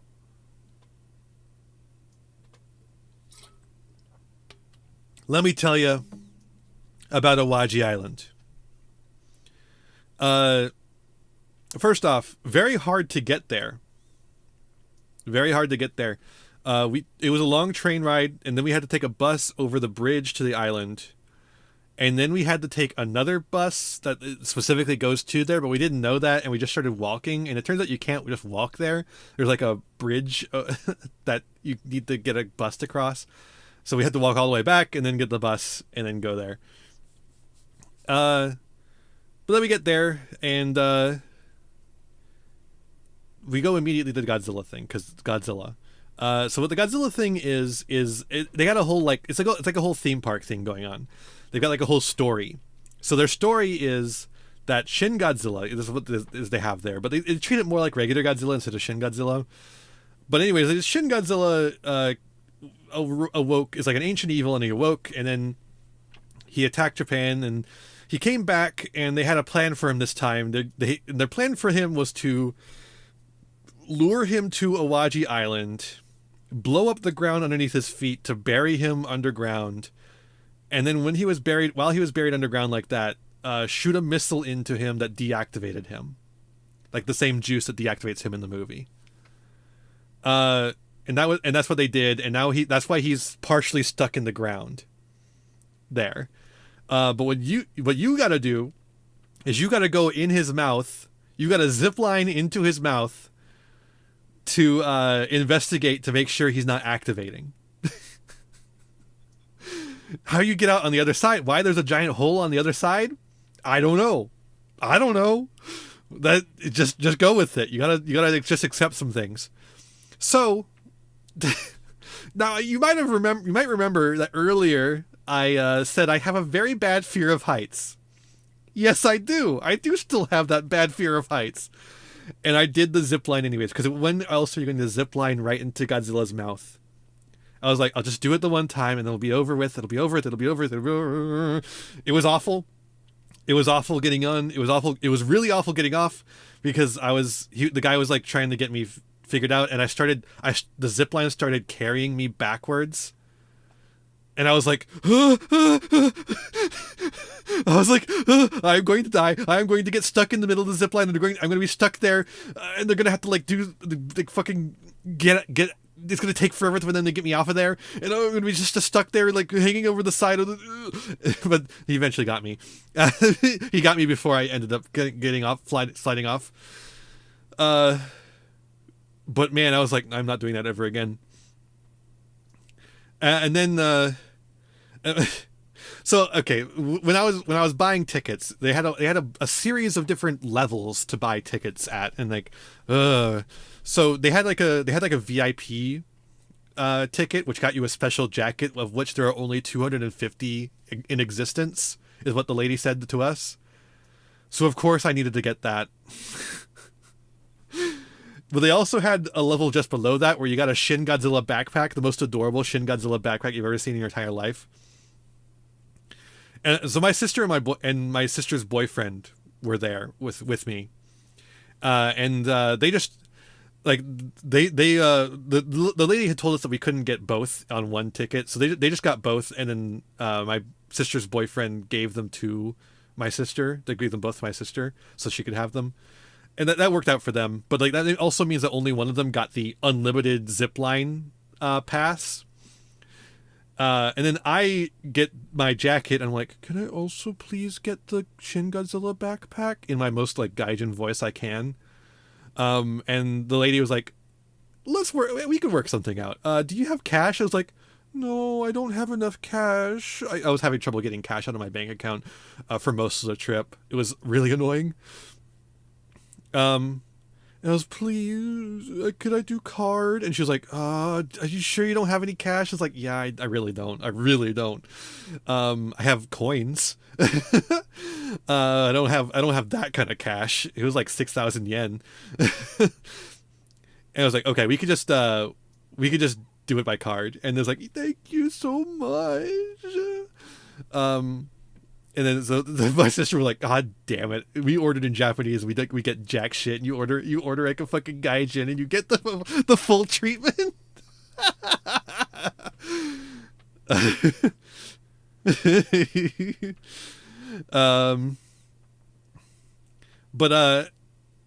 it was very funny. And then they it's funny, they actually set you in front of a video to explain the lore of the park. And this is an Easter egg I don't think anyone caught but me.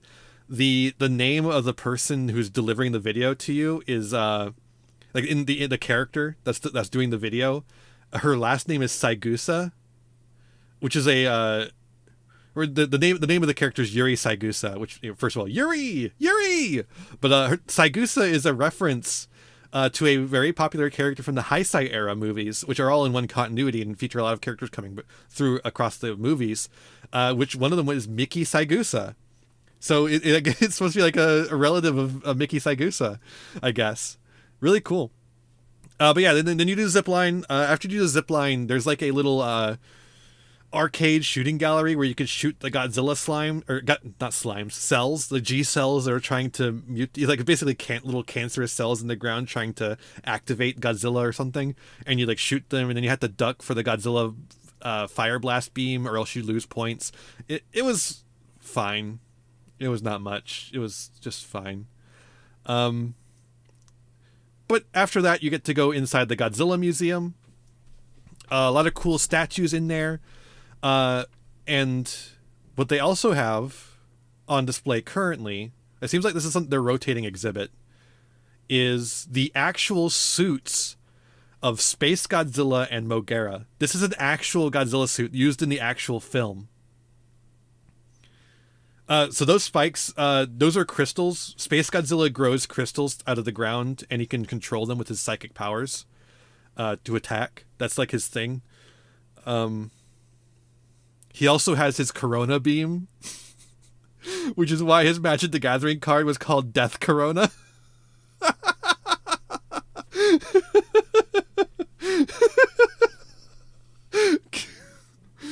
Won by actual Godzilla? Yeah.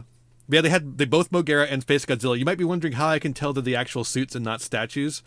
I looked, you can't see it here. I have a picture of it, another picture. If you look carefully at the tail, you can actually see where there's some damage to the tail, and some of the foam is sticking out. It's so cool. It's so cool. I was really impressed by that, and it's a cool little place. Then after that, you get to the store, and there was even more Godzilla stuff I didn't have already, and I spent even more money. But then I went to the Dragon Quest thing. The Dragon Quest part of the park is actually like a full Dragon Quest RPG. You do fetch quests in town. I got lost for a while because one of the fetch quests had me had me going around to chests to get the the 4 chests that had the emblem that I was supposed to be looking for. There's a bunch of chests around town. They all have different emblems. I was looking for a specific one, and one of the chests I was looking for was under a table that had a tablecloth on it, and on the tablecloth was a sign that says "Do not touch." So I saw the chest under there, and I was like, okay, that one must be out of commission. I shouldn't touch that. What the fuck, dude? I was running around the whole place for so long trying to find that fucking chest. And I was like, it turns out it was that one. I had to like reach under there and slap my amulet on the fucking thing just to get it to fucking activate. I couldn't even see. It was so annoying. Hello. But yeah, you actually get to do JRPG fights. You go and it was a bugged quest. True. You go and fight the big slimes, you fight the Draki, you fight the big guys, you talk to people in town. Then you go to a temple and you do a boss fight in the temple. Never be pronoun people. Thank you for the follow. Thank you, Faceless 4cam. But yeah, then the fucking what was I saying? Yeah, the boss fight. You go to the temple, and actually one of the staff members comes up to you dressed like a priestess, and she checks to make sure you've actually got the requirements, using her phone or the tablet she has, the ancient tablet with ancient inscriptions on it. And then she takes you in, and you go to the boss fight room, and then she announces the boss for you. She does a whole speech to announce the boss. And then you fight the boss, and then another boss comes in and steals the item you were trying to get back and turns into a big monster that you can't beat. And then some sort of deity comes in and the deity takes you back in time, and you go back to town. Yeah, thank you. The deity, you takes you back in time, and the deity, you get to meet all the townsfolk, but like little kids now. Which is really fun. That's like a really cool way to do it. And then you save the girl that made the guy turn evil. But then the deity is like, hey, now that you've saved the girl, you might as well destroy the evil monster menace that made the power possible in the first place to turn into the monster. And you're like, ugh, okay. So you got to go to the dark castle. And then the same thing happens there. A staff member comes out dressed in like a dark robe, and they have an ancient tablet, and you stick your amulet to that to get the RFID chip to read. And then they take you in, and they announce the dark god, and then the dark god comes out, and you fight him, but you can't quite beat him. But then the guy that you helped the girl for, who was going to turn into an evil villain, helps you out, and then you defeat the monster, and then you all come back into the present, and the king is like, thank you, and the guy is like, thank you, and then it's done. It was fun. It was a fun time. It took a lot longer than I thought it would. It took several hours, but it was a real Dragon Quest adventure. It was neat. Then the next day we went to Nara Deer Park. Deer. Look at that face, dude. I love that fucking face. The deer are so friendly. They just want biscuits. They just want the biscuits. Please give me the biscuits. There's so many of them too. Oh my god. There's just so many fucking deer. It's so many. You don't understand how many there are. That's just one herd of deer. There was more. There were more elsewhere. And of course, everyone is going like, Shinoka Noka Noka Kosh Tan Tan. Shinoka Noka Noka Kosh Tan Tan. You know, yeah. I need to watch that anime. After that, went to Osaka Aquarium. Very cool place. Here's an arowana. That's an arowana right there. Why are humans not deer? Good question. How did that go apeshit? They just want the biscuits. They're basically tame. They're not wild animals anymore. They actually have like little water sprayers out there to keep the deer cool. Well, that's what I'm saying, Sarge. The deer are basically tame. They don't fight anything. They all get the biscuits. There's so many biscuits and so many people around. They're just tame animals now. But yeah, this arowana was really cool. They're so big. You don't expect them to be so big. Also, their backs are fucked. That's crazy. The whale shark. Oh my god, the whale shark is so big. This tank is huge. This tank is so full of water that they actually have a picture of how thick the fucking glass is. Are they back like that always? Yes, they are. They're so fucked. It's crazy. But the glass is like 30 inches thick to fucking deal with the fucking water. It's crazy. Fish. Here's a sunfish. Here's one of those Japanese deep sea crabs. They're so cool. I love these little freaks. Look, it's Bolshari Perulia. Where's the moonfish? This guy, right here. It's him right here. Then the next day I went to Universal Studios. That's not what I wanted to do. I wanted to click on the image. Universal Studios. The One Piece is real. So hold up. This is not in the order I saw them. All right. More Minions. There were more Minions, yes, of course. But first, I went to see the Waterworld show. What the fuck? Waterworld? Why is Waterworld a theme park property, right? So who all in chat knows about Waterworld? 2024 still? They still have it, yeah. So Waterworld is a movie. It is the opposite of Mad Max. It has the opposite of it has water instead of sand. Too much water instead of not enough water. It has fucking Kevin Costner instead of Mel Gibson, Kevin Costner is basically the opposite of Mel Gibson. and it flopped instead of doing really well, which is also opposite to Mad Max. It was extremely expensive and didn't make a whole lot of money. Japan has Waterworld too. They do. So they have Waterworld in California apparently. I don't know why they made a theme park out of Waterworld in the first place, but they ported it over to Japan when they made Universal Studios Japan, because apparently everyone loves the Waterworld show. And you know what? I get it. It was fucking cool. It was so fucking cool. It's just like a stunt show featuring a lot of water and explosions. On Earth, there's a lot of water. That Waterworld. Well, like more water. Like, what if there was more water than that? You know. It was so fucking cool. I actually really loved it. I was not expecting to dig it as much as I did, and I really did. I think part of it is just you remove all the complicated stuff from Waterworld, and it just becomes like a fun nothing show. Yeah. And then I went and saw the Beetlejuice, or the Universal Monster Rock and Roll Show. Also a lot of fun. Actually a lot of fun.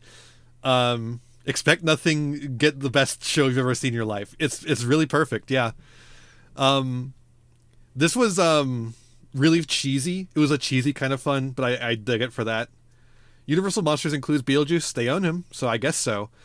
He's like the host of the thing, because the thing about the Universal Monsters is not a lot of them talk very much, but Beetlejuice talks. Friend couldn't book a medieval time show on his birthday, so we went to Pirate Show next to it. Got so invested in the pirate doing backflips. Hell yeah! But yeah, so this was like a weird little thing. It was mostly like, so it's a jukebox musical, but there's not really a whole lot of plot to it, like not a normal musical would have. So it was mostly just the jukebox part, right? Beetlejuice was a Japanese performer. I'm going to get into why this is important. And the rest of the cast were gaijin. Now, the reason why this is important is because Beetlejuice did a lot of talking. And so he needs to be able to speak Japanese. So he's a Japanese performer. And the rest of them do the singing. And most of the songs are like English rock and roll, or actually half of them were like disco tunes. It was really kind of weird for a rock and roll show. But they were like singing a lot of English songs. So they were a lot of English speaking people who were mostly from like America or whatever. The most black people I saw in one place in the entire time I was in Japan, by the way, right here. Because there's two, the Wolfman and Frankenstein. Of course, the ones they have in makeup. But it was fun. I couldn't understand anything that Beetlejuice was saying, so I missed a lot of jokes. But the songs were fun. It was fun to see fucking gay ass Frankenstein, or not Frankenstein. Sorry, gay ass Dracula. Motherfucker saying "It's raining men." It was great. Frankenstein played smooth, and he fucking blew the house down. He was really good. Should just hired Michael Keaton to do the talking, learning English to try Beetlejuice. Nah, they're playing for a Japanese audience. They want a Japanese guy up there saying stuff in Japanese.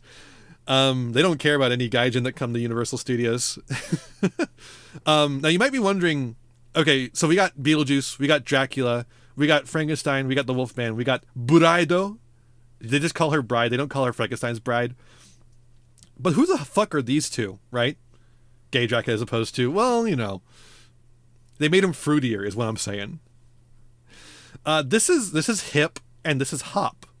They're like Beetlejuice's backup dancers, I guess, but they also have their own songs. I don't know. It was weird. I didn't quite get it. But Beetlejuice does sing YMCA at one point, and that was pretty good. No, not Buraido, Buraido. There's a little different. It's a little different. Oh, also fucking Frankenstein's bride saying I will survive at Beetlejuice? What the fuck history does the bride of Frankenstein and Beetlejuice have? Why do they have history like that? And then, of course, to end the night, we went to the One Piece show, which is also on the Waterworld set. The One Piece show, you were not allowed to take pictures at until the very end. But some one of the staff members still yelled at me for taking this exact picture, despite the fact we were allowed to take pictures at that point. It's the same continuity. True. It has the same world setup in a way.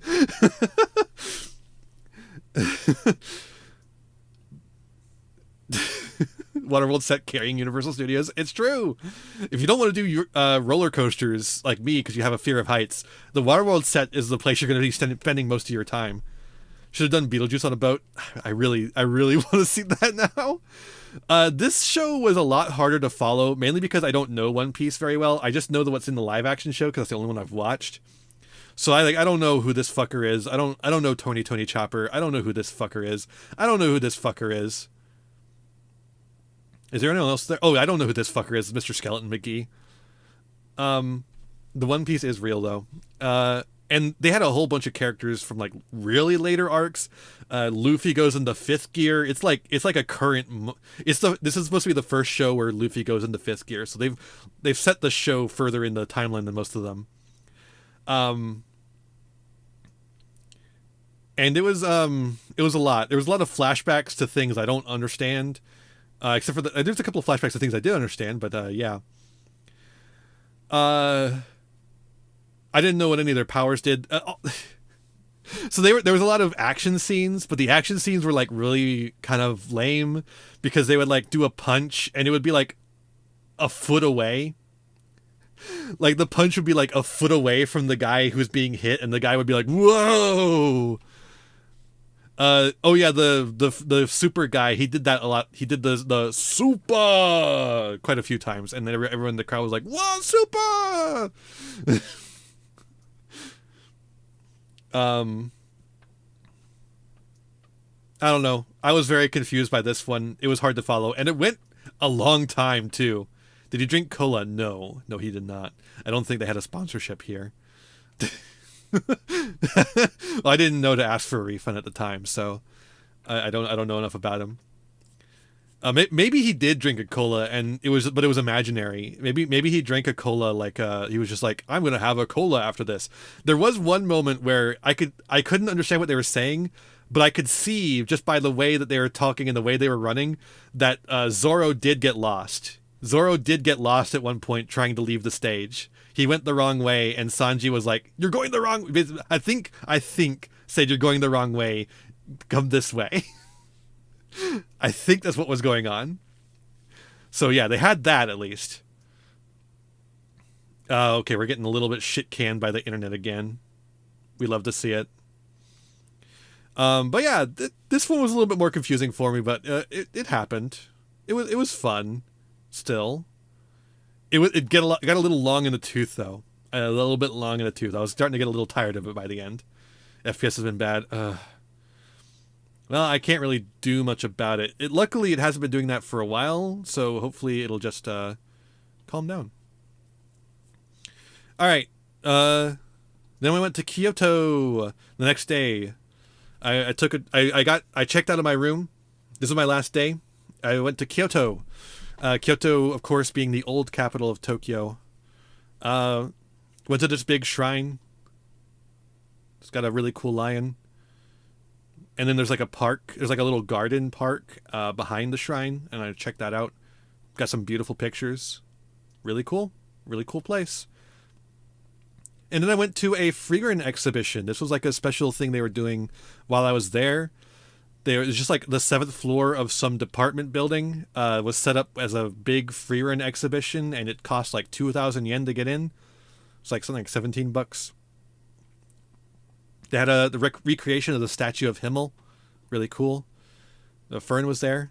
And they had this scene recreated as a statue, which is really cool. They also had recreations of the staves of Frieren Fern, and then the Stern's axe that you could pose with in pictures. Obviously, I don't do pictures of myself on Twitter, but I did take pictures with those. It was really cool.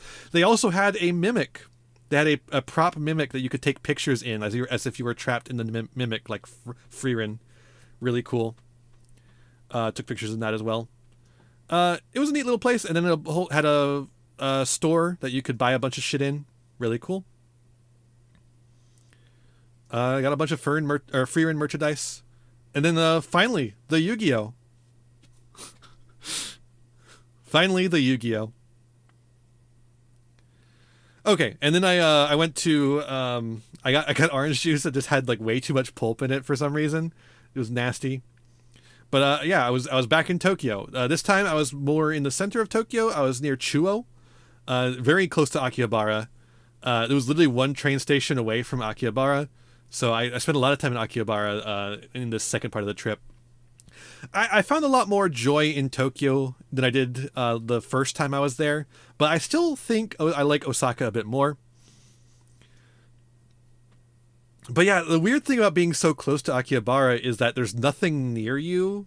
If you're like close enough to Akihabara, but not close enough to like walk to Akihabara, there's just like nothing around you. Like, there's like a couple restaurants here and there, but it was kind of barren as far as like places to go, places to eat. But yeah, then I went to Akihabara, a happening city. It's actually not as touristy as you would expect, I think. But there are maids like every found a Lego store or Lego store area, but there are like maids every 5 feet, wanting you to go to their maid cafe. They can't take you there like they can in other places in Tokyo. There's like a thing of like they could be like, okay, come with me, follow me to the maid cafe. They can't do that in Akihabara. There's a rule against it.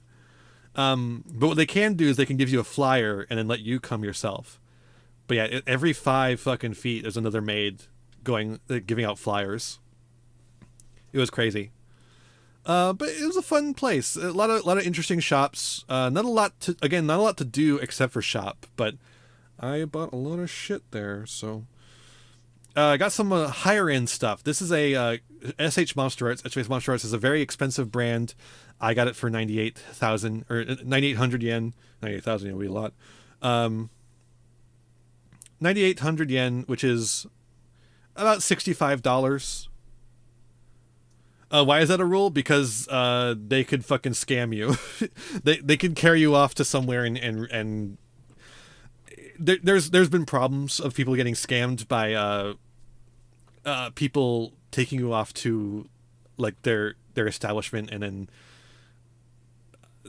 scamming you in some pretty scummy ways. It's just like a thing there. So it's basically like a no solicitors sign, basically, except for just like specific kind of solicitation. But yeah, this is the SH Monster Arts are really high level superposable figures. This guy is about $130, so stateside. So I got this for about half the price, and same goes for these. They're like $60 here. I got them for 30. Sailor Mercury, and Sailor Venus, really cool. I ended up getting more of these later from a thrift store in Ikebukuro, which is a city in Tokyo. I say here, oh man, the thunder is going crazy tonight. I got rained on that night trying to get home from Akihabara. But yeah, I ended up getting the Godzilla 1991 as well, which I also got for about half the price. And I got Mechagodzilla 1974, which here in America is like $360. And there I got it for like $140 because I got it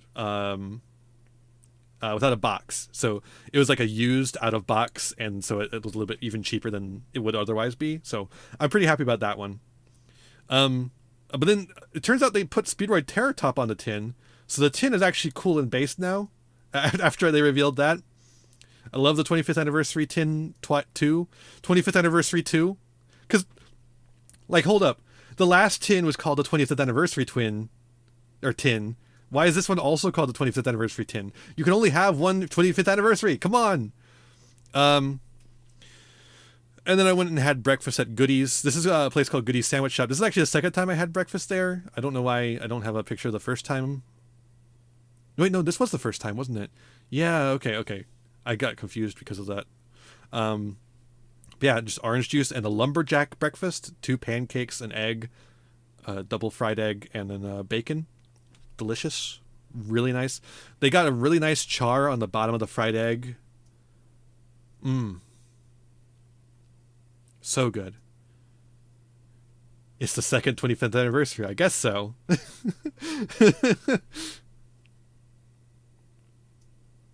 Oh, that's true. The 20th anniversary twin would be so funny. Oh my god. But yeah, I had pancakes for breakfast, and then decided I needed pancakes for dinner too. So I got some souffle pancakes. These are what's called souffle pancakes. They're much thicker, but they're much fluffier than the pancakes we have here. They're fucking divine. I love them so much. But I also got some chicken and French fries to go along with it. That's Parmesan on the French fries, by the way. Pretty tasty. I like it. Also, their ketchup has like vinegar to it, which is really nice too. And then I got my first taiyaki. I wish I'd been having these things the entire time I was there. It's filled with custard. It's a little like pastry filled with custard. They're so fucking tasty, dude.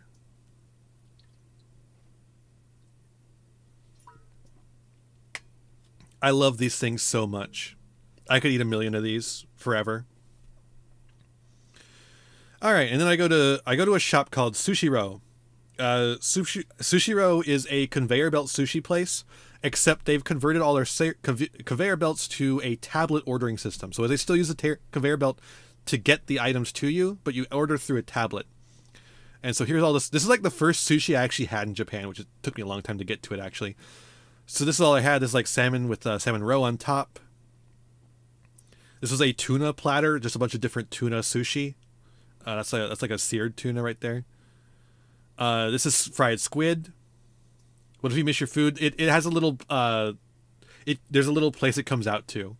So it specific. There's like a little what's the conveyor belt knows which plate goes to which place, and then it has a little track it switches to. Yeah, it's neat. All right, the fried squid, the udon noodles. This was a fried jack mackerel roll. Very good, very tasty. This is fried crab legs with mayonnaise on top. Also really tasty. This is one of the cheaper items. Really good though. Grilled eel. That was like a seared salmon, I believe. This was one of the actual few rolls. They have a lot of sashimi, or I'm sorry, nigiri. They have a lot of nigiri in Japan, but not as much of the rolled stuff that we have here for sushi. We kind of focus on the rolls. But yeah, this was a pretty good one. I like the row boat, the Gunkan sushi right here.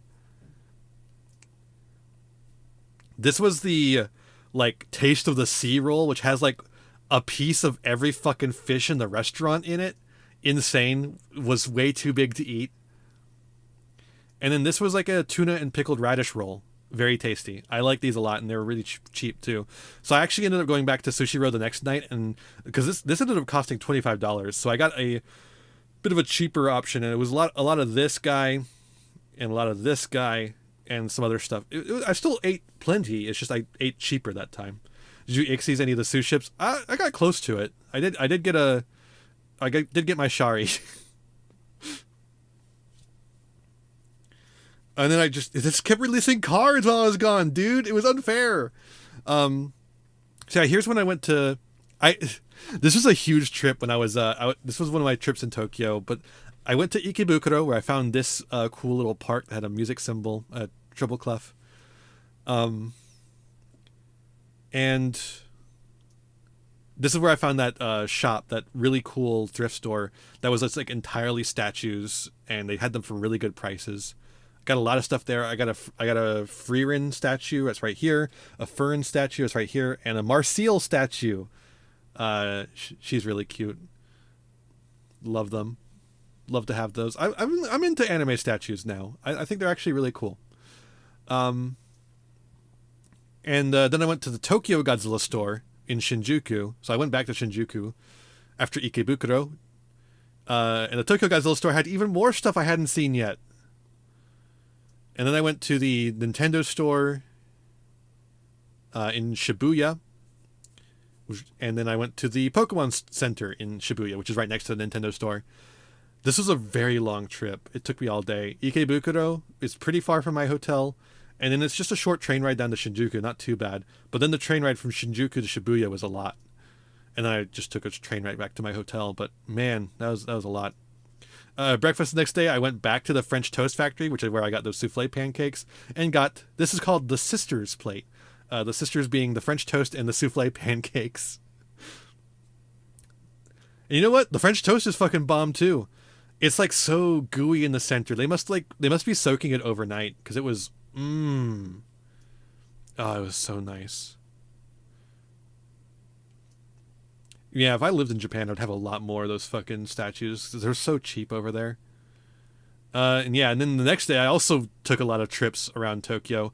I went to this place called the Japanese Sword Museum. Now, when you think of a sword museum, oh, wait, have a nice night, faceless for Cam.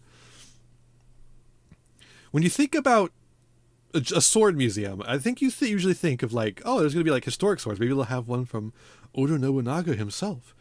No, this is a contemporary sword museum. These are all swords that have been made like recently. Every single sword here won an award for the craftsmanship put into it, like in the most recent award ceremony for that. So like half the swords in there were actually like awarded for doing a good polish on the sword. You polished the sword so good you won an award for it. Now we put it in the museum for people to look at how well you polished the sword. I didn't quite get it. I didn't think it was a particularly interesting museum. It was an art museum instead of a history museum, which was part of the problem. And I was expecting a history museum, not an art museum. You know, it just is what it is.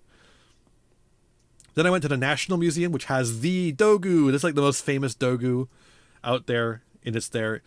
It was a cool museum. I think the interpretation here is a lot more interesting than the interpretation at the Osaka History Museum.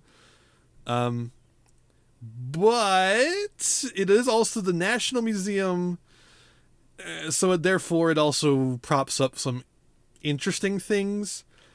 There was a section on artifacts from Hokkaido that did not mention the Ainu by name at all, and I thought that was a little shitty. Then I went to Toho Studios. I saw that mural in person. I took that picture. It's so big. You don't understand how big that mural is. Unfortunately, that's all you can really do in Toho Studios. They don't have tours or anything. There's just like a couple of murals and things to take pictures of outside, and then you leave. Get the fuck out. And then I went to the Sunshine Aquarium, which is a cool little place. I saw this seal. These seals are so cute.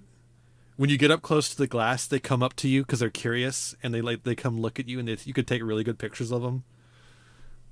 Their eyes are kind of terrifying, but that's because they're used to going underwater. Japan has a lot of history they prefer not to address. Yeah, yep, that's what it is. But you know, unfortunately, I couldn't go to Hokkaido. I really would have liked to go to Hokkaido and go to the Ainu Museum, because the Ainu Museum was a really big source for a paper I wrote once, and I'd really like to see it in person. Maybe someday. But yeah, the Sunshine Aquarium was neat. It was not a big aquarium. I mean, it was not a big aquarium, but it was a cool one. But yeah, then they dropped Evil Hero support, so I just tweeted Evil Heroes, and then fucking Chibi Godzi, which is an official Godzilla account, by the way. Chibi Godzi is like a cartoon in Japan, and this is like an official account for the Chibi Godzi cartoon, which is an official product of Toho Japan. And they released a picture of Fujoshi Mothra riding Godzilla Anguirus Yaoi and selling it at Comiket. Which, by the way, Comiket happened while I was there, but I did not have a chance to go over there. It happened towards the end of my trip, and I had a lot of stuff to catch up on, unfortunately. But yeah, I can't believe Fujoshi Mothra is canon. Not just Fujoshi Mothra, Fujoshi of her friends? She's Fujoshiing for her friends.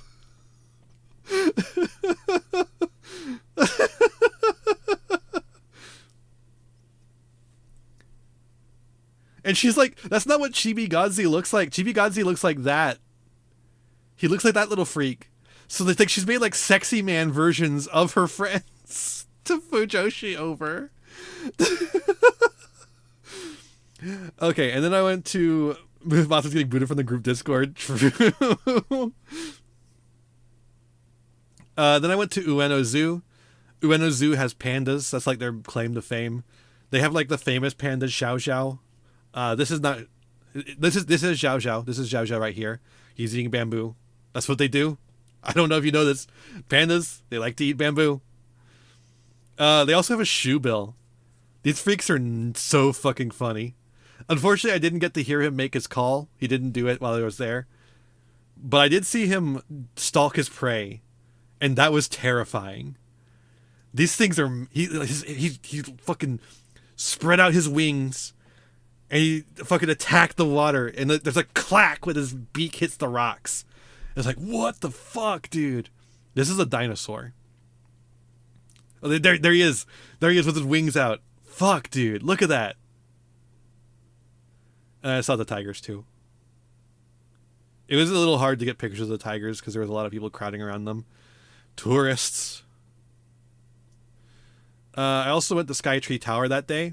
Very big tower. They were doing a Pokemon promotion. It was Pokemon. Then I had dinner. This is Korean style fried chicken. This is sweet and sour. This is like a lemon, or not lemon, honey teriyaki. Pretty tasty. These little things right here and here, they're like, I don't know what the hell they are. They're like gummies though in texture. It was weird. It was like I had sweet and sour gummies. It was really weird, but they didn't taste bad. It was just a weird experience. Also, this was the half and half I ordered. It turns out at this restaurant, what they mean by half and half is that you buy 2 orders and you get both of them, not a half, not a half of each of them. No, you just get 2 orders and you have both of them, and you pay for both of them. So I paid $30 fucking for this dinner, dude, because I got dumplings and the honey butter fries. These are fries covered in a honey butter spread. It was tasty, but it was a little rich for my tastes. So like if I'd eaten any more than that right there, it would have made me sick. I think this is that kind of like, it was like just too sweet and rich, and these were good and these were really good. But yeah, I didn't want to spend 30 fucking bucks on dinner. All right, and then this was my last day. No, this is my last full day. My last full day in Japan. I went to the National Museum of Science and Nature. Again, a national museum. So a lot of the museum is like technology based, and man, it is really dick sucking any scientist who has ever been Japanese. If you are Japanese and you're a scientist, your dick is getting sucked at the National Science Museum. But whatever, fair enough. It's not like they're getting their dick sucked at other museums where Albert Einstein is getting his dick sucked instead. Sure, fine. This Douglaeosteus is so fucking big, dude. This thing came up to my hips. This just this skull came up to my hips. Huge. This turtle, Archaon, massive. Like I could fit inside him. This is the dinosaur room. There's a good shot of the whole dinosaur room. And here's the T-Rex sitting down. I bet you've never seen that before. Then I went to the Sumida Aquarium. Now the Sumida Aquarium, I think, was more based on aesthetics than fish, like fish preservation and stuff. Because like you get some really pretty looks at things, but it doesn't make for good pictures because you can't really see anything. Like it's so blue here, you can barely tell what anything is. But they've got so much blue light. Oh my god, there's so many of these little eel guys. They actually have merch in the aquarium store for these guys because they just have so many of them. I got a little magnet. It's like a little one of those guys like sticking his head out, and it's just his head, and the magnet you can stick on the fridge, and it's like he's sticking his head out of your fridge. It's really funny. And this penguin was pretty chill. He just came right up and was like, "I know what you are." I got a lot of animals going "I know what you are" at me while I was in Japan. It was not cool. Homophobic animals. But it turns out Sumida Aquarium was actually right underneath Skytree Tower, so I was actually back at Skytree Tower again. So I got to take some pictures of it at night. And there was also a Ghibli store there as well, so I got to see another Ghibli store. I didn't buy anything here because I didn't really need any of the very expensive items they have on display. But they did have some cool stuff. I really want that broom, but it would never survive the trip back home. The Kiki's Delivery Service broom? Fuck yeah, dude. And then I ended my last night in Japan with Katsudan. Literally playing SMT4. Katsudan is pork katsu, so which is fried pork cutlet over rice with like a little bit of veg and a little bit of egg, as you can see. It was so fucking good. Oh my god, it was delicious. I also had a taiyaki there in the background, and I just had them every night from then on. So fucking tasty, dude. I could slam back so many of these fucking things. Great Chelsea art. Chelsea, just one of the best to do it. And then I was already back in the United States. I posted what I did on my last day. Tokyo Skytree is really tall. Yes, it is. So yeah, I visited the Imperial Palace. Here's the big moat in front of the Imperial Palace. Here's one of the turrets they had. They had a museum of the Emperor's collection, is what they called it, which is just like a bunch of art about animals for some reason. I don't know. Here's another shot of that moat. Because there wasn't a whole lot of interesting stuff to take pictures of at the Imperial Palace. Because you aren't actually allowed to see the interesting stuff because the Emperor fucking lives there. Here was my last breakfast in Tokyo. The fries were an appetizer to get me through the day. Because I had took 2 hours to ship everything. Because I could not fit everything in my suitcases or my sister's suitcases. We couldn't fit everything. Because she'd been living there for a year. So she had a bunch of stuff. I had a bunch of stuff from buying too much crap. So we had to ship a bunch of stuff home and check out of the hotel. So it took like 2 hours to get all that done. And so I had a little bit of fry and these fucking souffle pancakes take 20 minutes to cook because they're souffle. So I had some French fries to appease my appetite while I waited for this to come out. But perfect way to end my trip to Japan right there. And then I went to Tokyo Tower. It's just so cool. You get to see there's a shrine right next to Tokyo Tower, so you get to see the literal distinction between the tower and the shrine right next to it. Emperor has a lot of stuff that ordinary people are not even allowed to look at. Yeah, he's still got a lot of shit. It's crazy we didn't take all his shit from him. There's this little shrine here. Tokyo Tower is really imposing. It's still really tall. And then I got one of the crepes. This is actually my first crepe in Japan. Japanese crepes are slightly different. They make them like an ice cream cone, basically, and then they fill them with stuff. Mine was chocolate ice cream with chocolate syrup and whipped cream and banana. Very tasty. I got a strawberry smoothie alongside of it. I have a picture of it, but it's not very interesting, so I didn't post it. All right. Then that was the last thing I did. I came back. We got a taxi to the hotel. Or to the airport, I mean. And the taxi drove on the highway. So this is my first time being on the highway in Tokyo. That shit's insane, dog. They drive so fucking fast. They drive so fucking fast on this little tiny highway with so many twists and turns, and you just gotta know when all of them are coming. It was scary. Like, genuinely, it was scary. But you get to see a lot of cool sights along the way. All right. Then I have the worst international flight I've ever had out of the two, which is I get stuck in the middle of the middle aisle, which I said at the beginning of stream is the worst seat in the airplane to be. And not only was I in the most uncomfortable seat devised by man, I was also between a man who had 3 babies and a woman who was the sniffy sniffler. There was no winning. It was crying on one side, sniffing on the other, sneezing on the baby side as well, because the guy was sneezing up a storm. It was insane. So I watched more movies. First up, I watched Abigail Abigail, a very cheesy movie, but it takes itself seriously enough that it's really fun. It goes 5 steps beyond where you think it's going to go. If you think the movie was ruined by the spoilers from the trailer, get over yourself. Watch the damn movie. It's good. If you don't like horror or gore, don't watch the movie, though. It has a lot of that. Very fun characters. I loved every performance in it.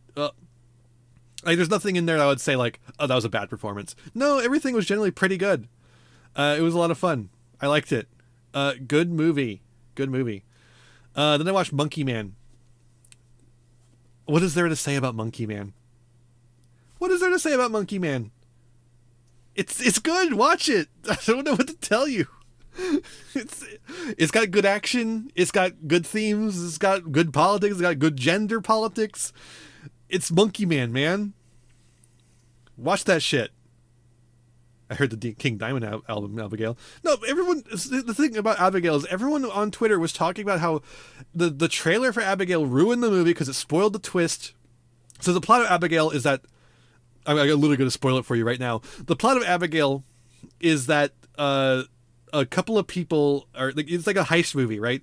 And these people steal a girl. That's what they're stealing, is a girl, a 12-year-old girl who is the daughter of a mob boss, it turns out. But the twist is that she's actually a vampire. She set the whole thing up from the start because she's a vampire. She wants to eat people. And that's the twist. They reveal that in the trailer. And I'm like, the movie is not ruined by that reveal. That makes the movie. That's what makes the movie, dude. If it's just a fucking, if they don't reveal that twist, there's no reason to fucking watch the movie. Right? Am I wrong? Like, am I going fucking insane here? Why would you watch the movie Abigail if it's not about a fucking vampire? If it's just a boring heist movie about where they take a girl? And also, the reveal happens like maybe 20 minutes into the movie. It's not spoilers. It's not spoilers. It's not even spoilers, and even if it was, who fucking cares? Good art cannot be spoiled. Anyways, Snowpiercer. Here's the weird thing. Somehow, I've never actually watched Snowpiercer, for one, and somehow I never had the ending of Snowpiercer spoiled. Like, I knew they fucking decided to blow up the train or whatever. I just didn't know that it turns out that the whole thing was a setup from the beginning, and also that there's a fucking polar bear at the end. Somehow that escaped me this entire time. It's a good movie. Is it just as good as everyone said it was? But what do you even say about this other than it's extremely funny that the CinemaSins guy didn't get that this movie was a metaphor. Extremely funny. The movie is not subtle in the slightest. Oh, and then I watched Spider-Man No Way Home. Marvel movie. This one's actually not bad. It's like fine. That's the thing about Marvel movies, though, is like most of them aren't bad. They're just like fine. The lie that Bong Joon-ho told Weinstein about the fish is so good. Yeah, I remember just seeing about that. I do remember like watching the movie and then the Weinstein House logo showed up and I was like, oh right, I forgot about that. But yeah, Spider-Man No Way Home is such a fucking weird movie. It's a film entirely held up by the presence of the characters from the previous Spider-Man films. Tom Holland and Benedict Cumberbatch are bad actors. They're not good. Why are we putting them in the movies? Why are we doing this? Andrew Garfield, or not Andrew Garfield, sorry, Tom Holland fucking snore, and Benedict Cumberbatch is he's hardly even acting. He's just like saying lines. But you know, Andrew Garfield, Tobey Maguire, Alfred Molina, Willem Dafoe, incredible to see them again. Oh, I love them so much. That's what makes it honestly makes the film worth watching, just to see them again. And what's weird is like I don't even like the Amazing Spider-Man movies, right? I don't think the Amazing Spider-Man movies are good movies. I don't like them. But Andrew Garfield is so fucking charming, dude. He's such a good actor. And Jamie Foxx was actually a lot of fun in the movie too. Like you would think Jamie Foxx was like a little bit too much, but he actually just rode the line. He wasn't into Deadpool territory of like too much funny. Yeah, I think he was actually just the right amount of funny. And just the way he delivered it was like really nice too. I really liked his delivery on a lot of those lines. Made Electro significantly more watchable. But if this movie had just been like Andrew Garfield and Tobey Maguire fighting their baddies and like concluding their movie series instead of involving the MCU at all, I feel like it would have been like 10 times better. The fact that Tobey Maguire is just like sleepwalking through the entire movie and still acting circles around Tom Holland is like shocking to me. It is shocking to me. It's like I was like, oh man, Toby, you're not even acting. You're just like here. And then like he's acting against Tom Holland. I'm like, oh my god, Toby, you're so good at acting. It's incredible. Why is Tom Holland Peter Parker? Why is Tom Holland Peter Parker? What about Tom Holland screams Spider-Man and or Peter Parker to you? Right? Because like Tobey Maguire is a perfect Peter Parker. I wouldn't say he's a perfect Spider-Man. And Andrew Garfield's like a perfect Spider-Man. I wouldn't say he's a perfect Peter Parker. It's kind of hard to get the balance between the two. I think they both do a fine job on both ends, but I think they each have their strength. What about Tom Holland is either of them? It's hard to even judge Toby on acting skill in the movie. Like, yeah. He's just there, yeah. Tobey Maguire feels like Peter Parker. He doesn't need to act. That's exactly what it is. That's why he's acting circles around Tom Holland. It's just that he is Peter Parker.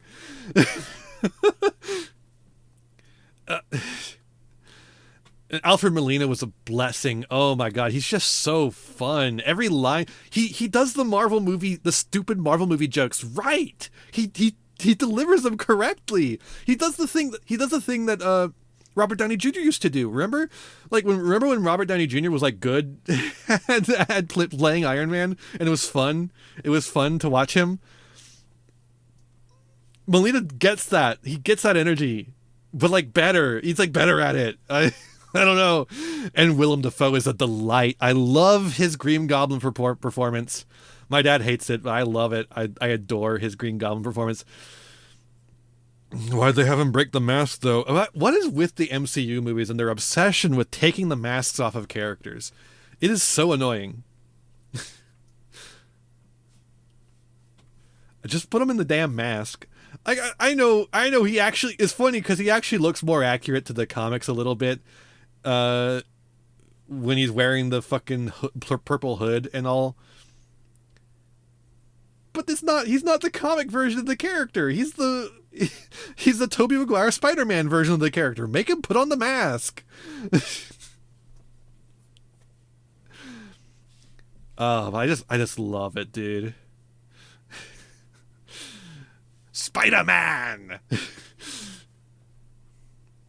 We'll meet again, Spider-Man. You know, I'm something of a scientist myself. It's weird to think there was a time when the MCU tried consistently. Yeah.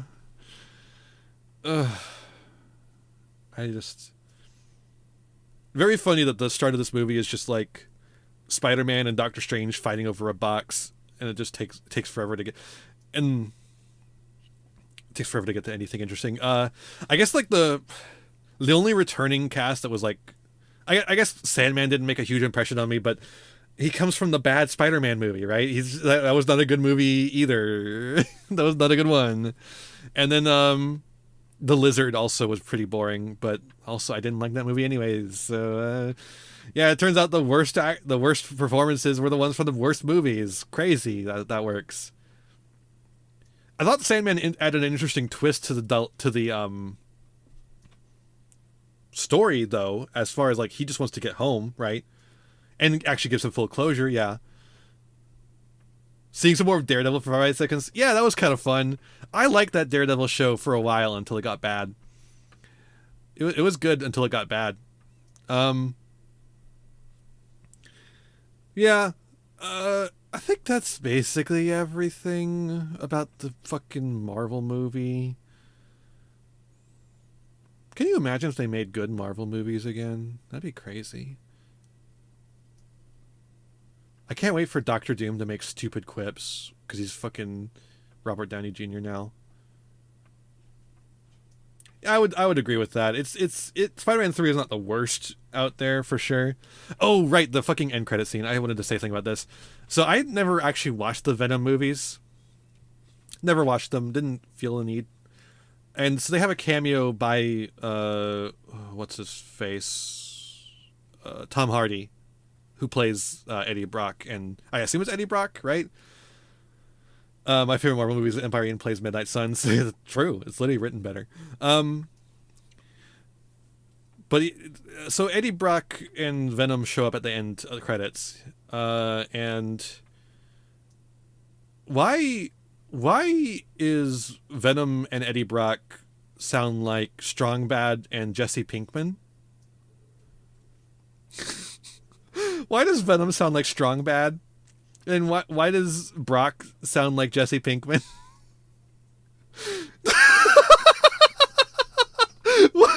That's what I heard. Literally, it was like, you got to make the strong. What? I'm gonna check my emails. Got to check my emails. You draw an S and you draw a different S. You put some muscles on. You make Trogdor, the Burninator. That's what Venom sounds like. That's what Venom sounds like.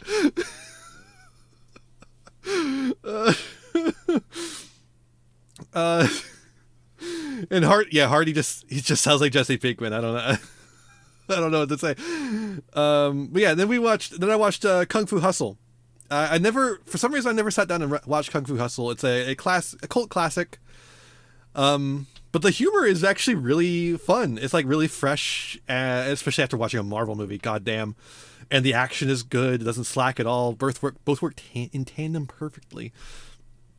It's a fun time. Definitely suggest it. Definitely recommend. Good time. All right. Anything else? Oh yeah. Then I had my first welcome back to 3M when I was back. Yeah. I think that's about it. So that's my Japan trip. A fun time. I had a lot of good times over there. Sideways gutter fight scene. Yeah. The fact that there's just so many fucking kung fu masters all over the place.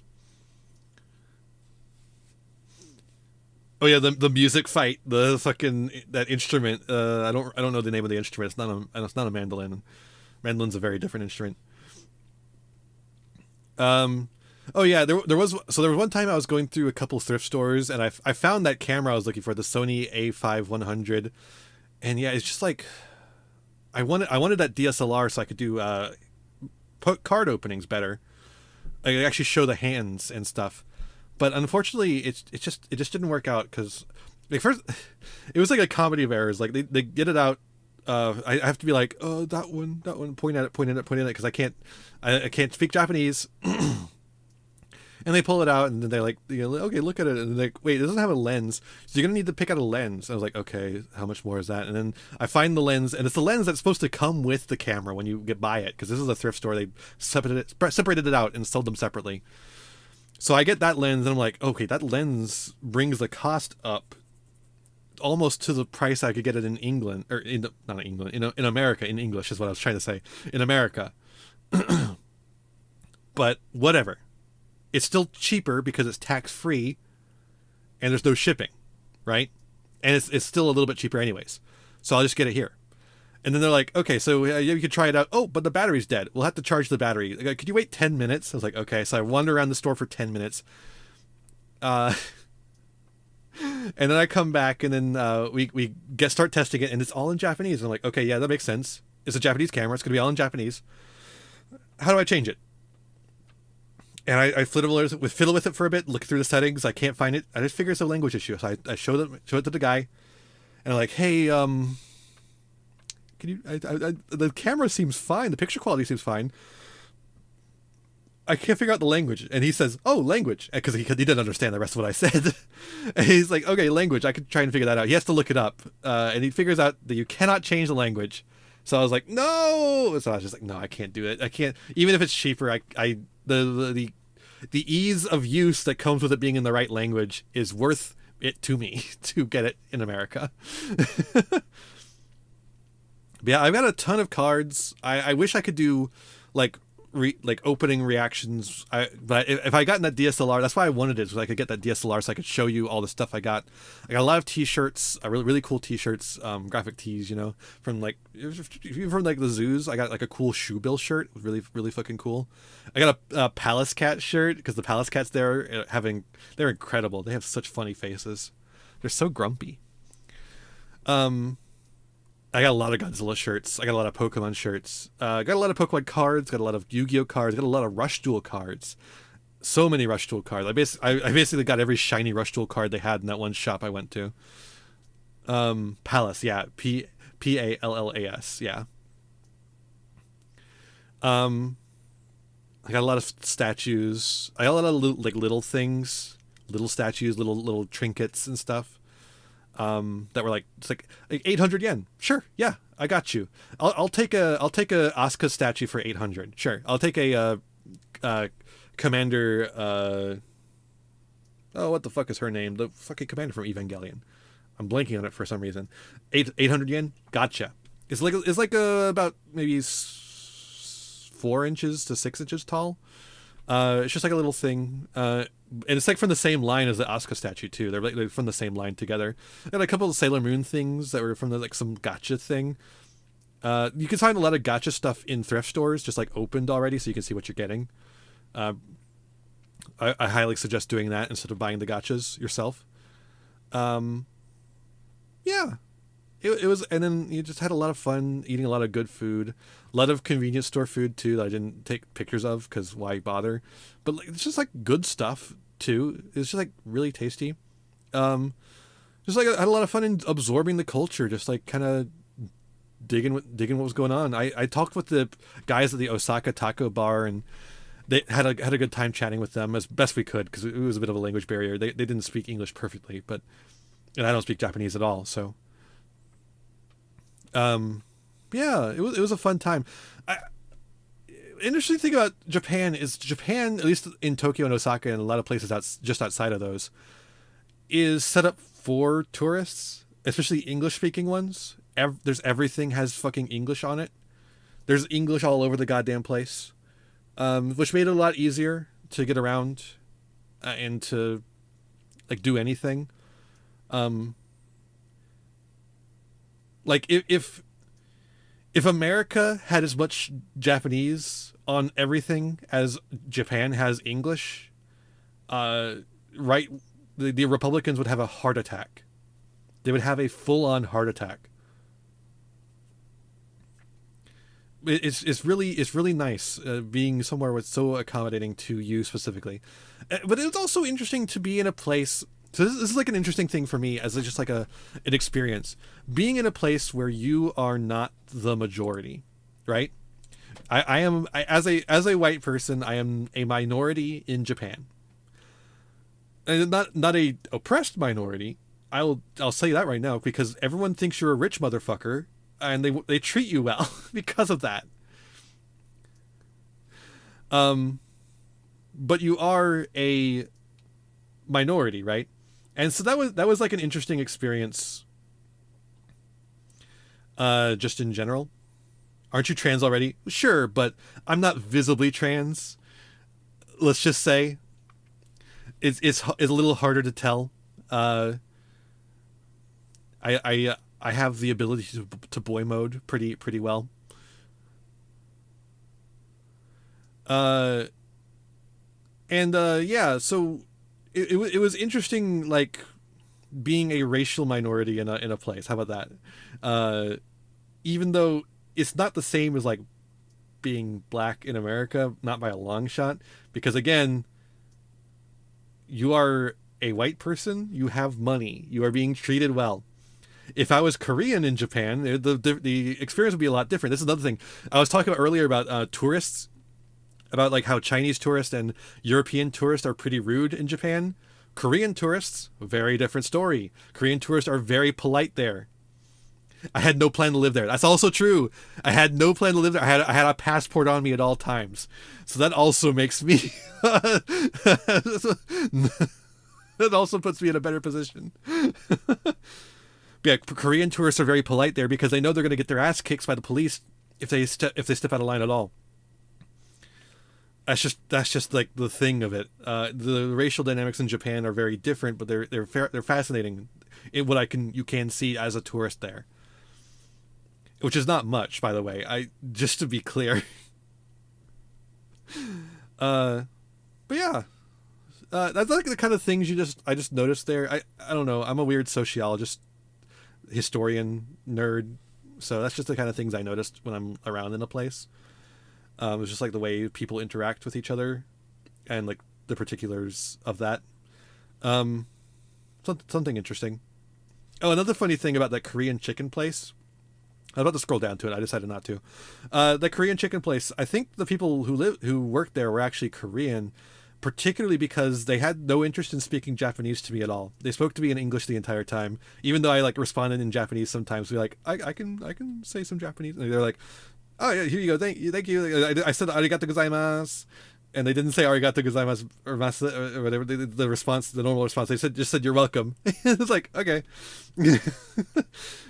They knew Japanese. I could tell because they spoke Japanese with other customers, but for me they're just like English only. I tried my best to like do little Japanese phrases here and there, but man, I could not get a grasp on the language at all. I didn't have enough time to. So I was like, arigato gozaimasu, hi, ie. It's like thank you very much. Yes, no. Kudasai, please.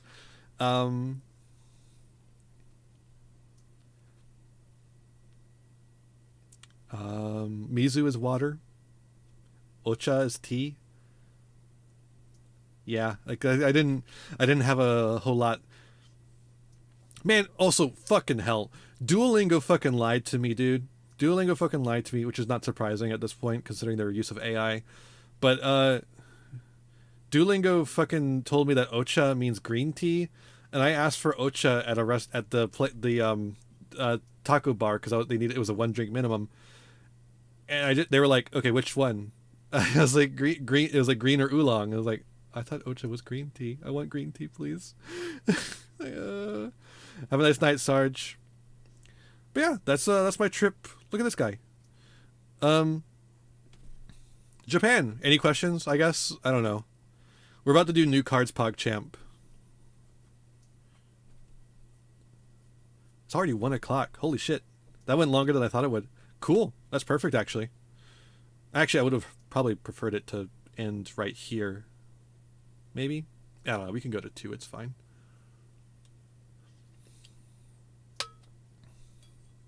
No questions? No questions?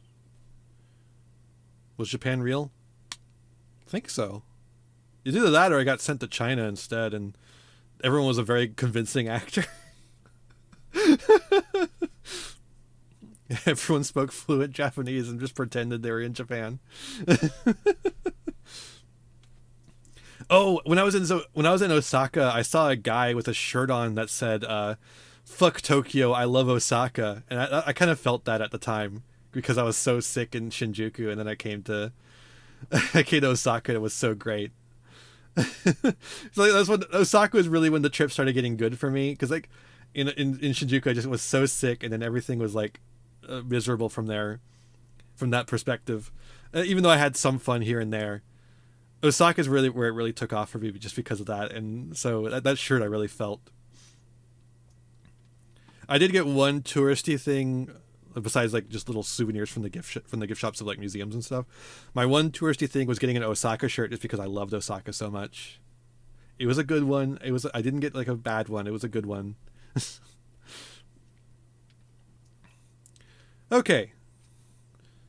I think it's new cards PogChamp time, right?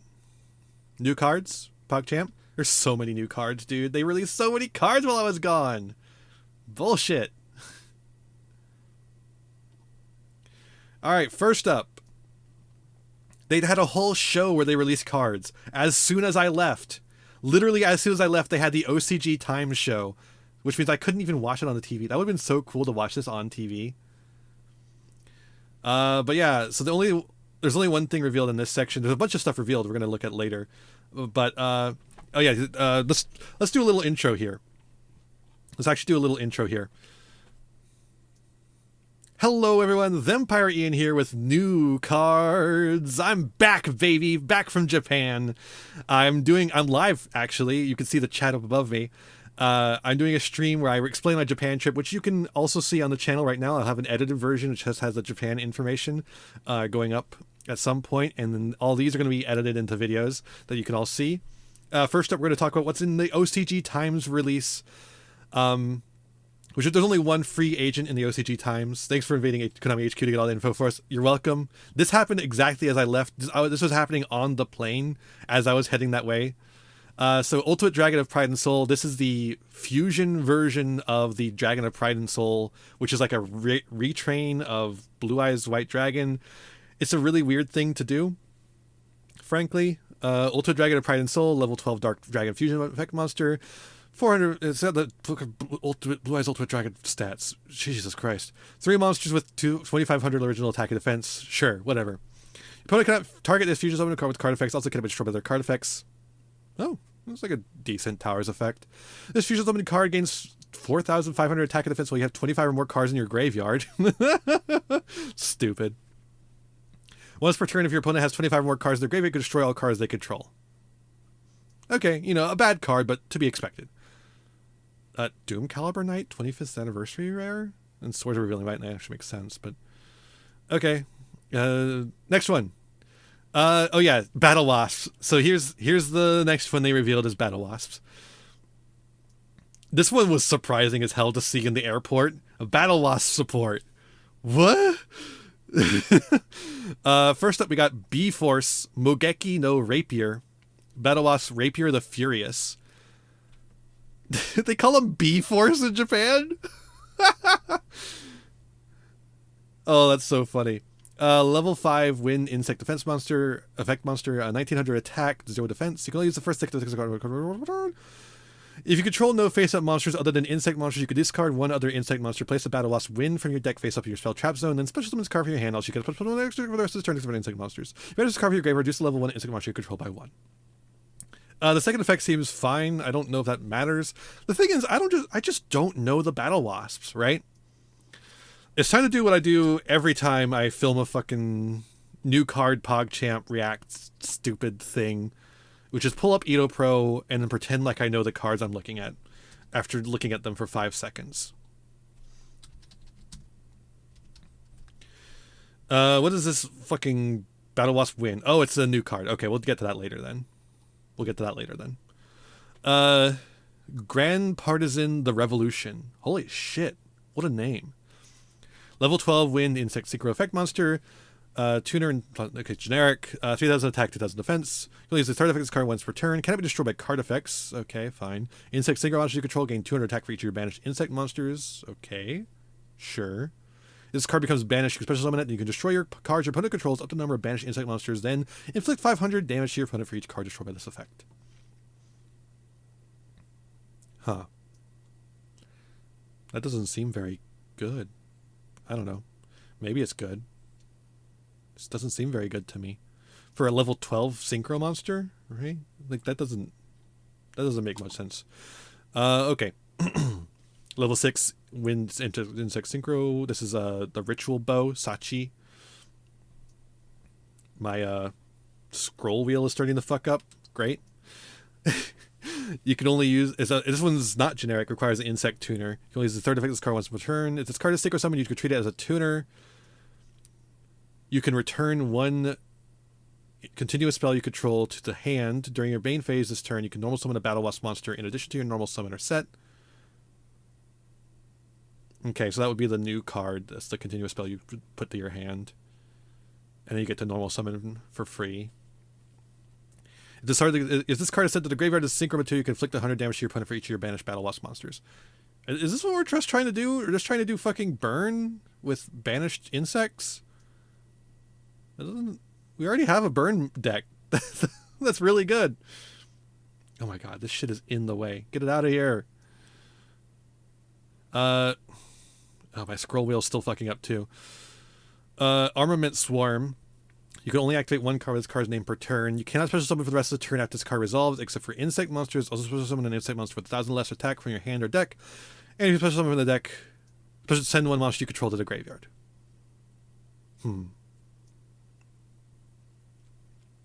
That has a lot of interesting applications, just even outside of Battle Wasps.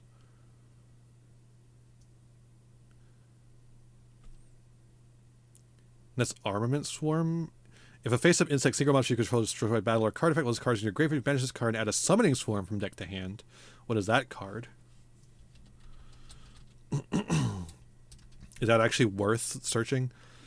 Target level 4 lower Battle Wasp monster in your graveyard up to the number of monsters your opponent controls. Special summon them. Yeah, seems like it. You only activate one per turn.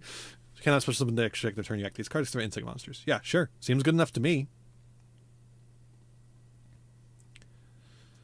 Please scroll. Please scroll wheel. B-Force Wind.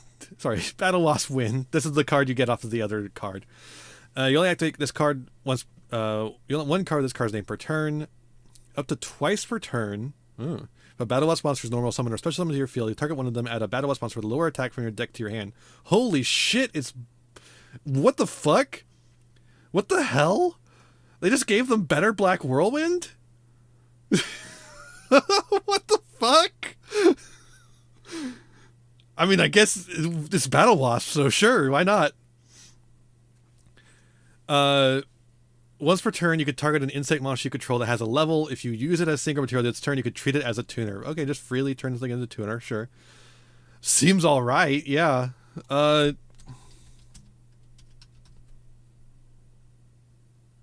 what do the other Battle Wasps, like, do?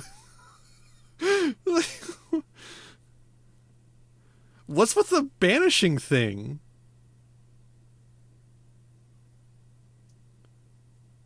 I don't see, like, any banishing in the rest of their effects. What's with the banishing thing? Am I missing something?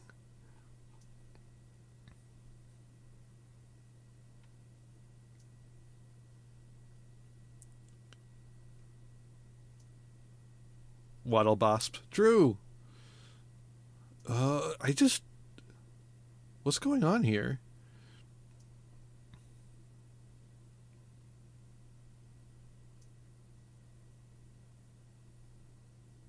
Yeah, none of these other things have anything to do with banishing as far as I can tell.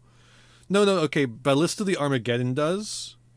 And it banishes all insect monsters from your graveyard. Okay. So we decided to build all the new support around Ballista specifically. I guess that is the level 12 synchro, but we made a new level 12 synchro. We just have it be a new boss monster for them that does something else. Because all the other ones do stuff based on, like, stuff in the graveyard or Battle Wasps you control. I guess, like, a lot of them do burn damage. So the burn damage thing makes sense now, right? But, like, Ballista does things based on banished. Hama does things based on engrave. Halberd does things based on control. Well, the ones you control. So, like, why are we focused on banishing? On the banished ones? Especially because these two new ones don't actually banish anything. None of the new cards, as far as I could tell, banish anything. Except for Rapier banishes itself. So that's one. It's one banished insect. So they expect you to, like, do your full combo, go into Ballista, and then do the effect of Grand Partisan to burn, and then the effect of Sachi to burn, assuming you haven't used Sachi already because you used it as synchro material because you're trying to get out 2 level 12 monsters. I don't think these are very good. I think the spell is pretty good. This Armament Swarm is pretty good. I think this will see a lot of play in every deck that uses insects that isn't this one, because this deck is not going to see much play. I'm sorry. I don't think it is. I don't think it's very good. And also, there's probably better cards that do this exact thing, anyways. There's probably cards that do this exact effect but better for insects. I don't know. I could be wrong on that though. Yeah, I don't think that one's very good.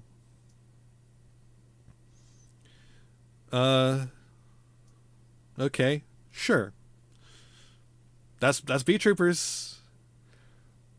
That's Beat Troopers. Kind of disappointing, honestly. Kind of disappointing. All right, so now we're done with the Beat Troopers. I think we're gonna do this one in the video with the other ones that were announced, the Mermail Atlanteans. We're gonna separate those out because they're two different archetypes. I like having the archetypes in separate videos. So here we're gonna do another one.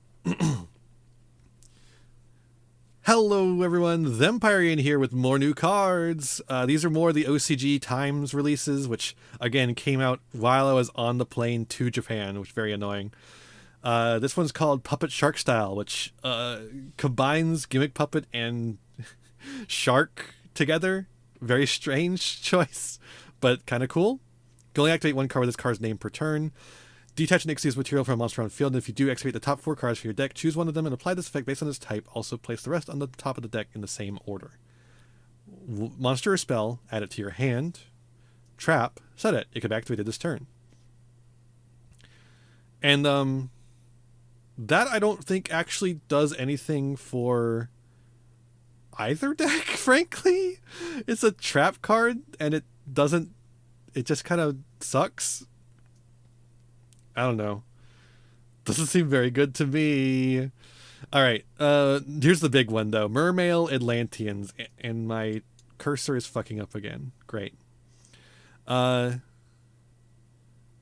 we have new Mermails and Atlanteans. Very cool. Mermail Shadow Bodyguards, who are also Atlanteans. They just aren't... Oh, it's always treated as an Atlantean card. You can only use the first second effects of this card name once per turn. Almost good for 2014. True. Yeah, that last card was about that good. You can only use the first and second effects of this card name each once per turn. You can discard one card to the graveyard. The level of each of all water monsters you could currently control becomes 7 until the end of the turn. Interesting. If this card is sent to the graveyard to activate the water monster's effect, special summon a level 4 lower Atlantean or Mermail monster from your deck, except for Mermail Shadow Bodyguards. Also, you cannot special summon an extra deck for the rest of this turn except for water monsters. That seems pretty good. This is pretty strong. Just makes a lot of levels, rank 7s, and this is really strong.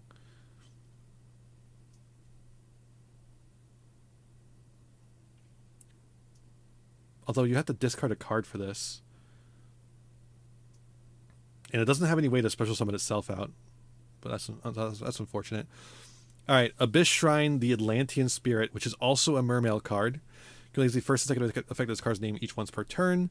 Tribute this card from your hand and one Atlantean or Mermail monster from your hand or field. Take a level 7 fish, sea serpent, or aqua monster from your deck. Either add it to your hand or special summon it. Coelacanth! Deep Sea King Coelacanth! Super Agent Deep Sea King Coelacanth! Also, you can special summon extra deck for the rest of the turn except for water monsters. Sure. During your opponent's turn, quick effect, you banish this card from your graveyard and discard one card to the grave.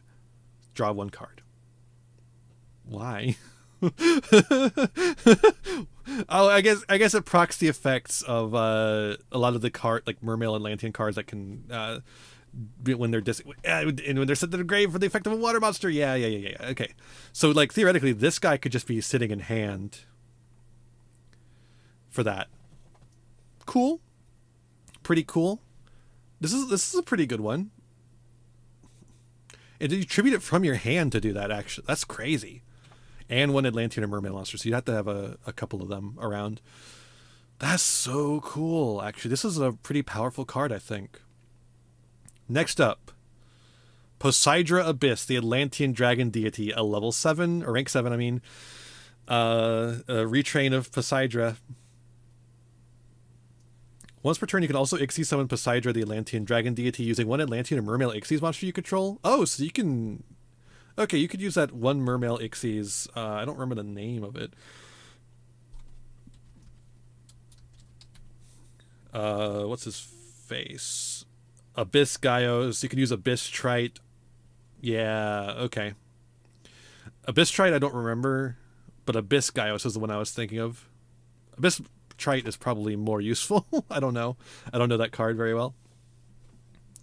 Once per turn, you can detach 2 materials from this card and send 1 water monster from your hand or deck to the grave. Return up to 3 cards your opponent controls to the hand. They're really going all in on the hand loop for water. I mean, it does it pretty well, I think. If this Ixie summon card is sent to the graveyard, you could discard 1 card to the graveyard. Special summon a 3 level 3 or lower fish, serpent, or aqua monster from your hand or graveyard. Wow. And that's like... Wait, what the fuck? So you get to do this. You get to do this. You make... Hold up. Hold. You make Abyss Trite using 3 level 3 monsters. During either player turn, your opponent targets exactly one... Now, maybe you don't even make this. This card kind of sucks. You make fucking Abyss Gaios.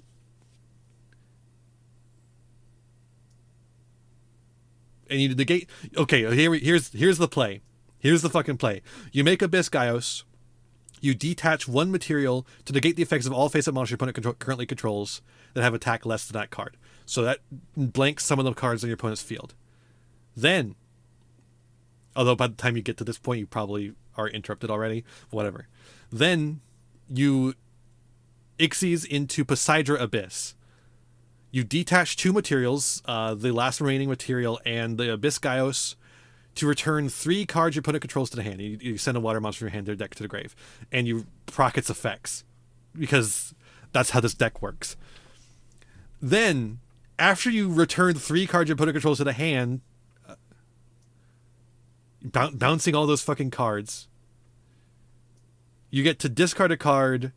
You get to link this monster off for a link monster, which you're going to see one next. Discard a card. And then special summon 3 level 3 or lower fish, sea, serpent, or aqua monster from your hand or grave. One of which you put there from the deck. That's incredible. That's incredible. This card is insane. Return cards to your opponent's hand so you can hand loop them on the second turn. Like, what the fuck? And then you get to use it as fucking link material. It's just like, you get to use it like link material like Flamberge. As long as you have 1 card in hand to discard. This is a Flamberge dragon, but you get 3 of them instead of 2. Oh my god. What the fuck? Alright, and then we have Neptibus, the Royal Mermail. Link 3, 2500 attack. It's got pretty good arrows, too. 2 plus monsters, including a fish, sea, serpent, or aqua. Now, the mermails, I believe, already have... Yeah, Abyssalacia. Which is a pretty good card. It's like a decent one. See what this is like. You can use the second and third effects as card name once per turn. Your opponent cannot target water monsters as card it points to with card effects. Okay. Alright, sure. Why not? If a water monster is sent to the graveyard to activate a card effect, you take 1 Abyss. You can take 1 Abyss equipped spell from your deck or graveyard and either add it to your hand or equip it to this card. Cool. I don't know how many of those are actually good, actually. There are quite a few of them. This might make some of them playable. Oh, wait, hold up. When a monster effect is activated on opponent's side of the field resolves, negate that effect. When a trap effect that was activated on opponent's side of the field resolves, negate that effect. When a spell effect activated on opponent's side of the field resolves, negate that effect. Okay, yeah, there's some playable ones in here. Oh god, there's also a new one too. I guess we'll see what that does later. Seems pretty good, and that's trivial to activate. If this card is destroyed by your opponent, you can add 1 Atlantean or Mermail monster from your deck to your hand. Yeah. Seems alright. Alright, and then we have Abyss Sting of Triana.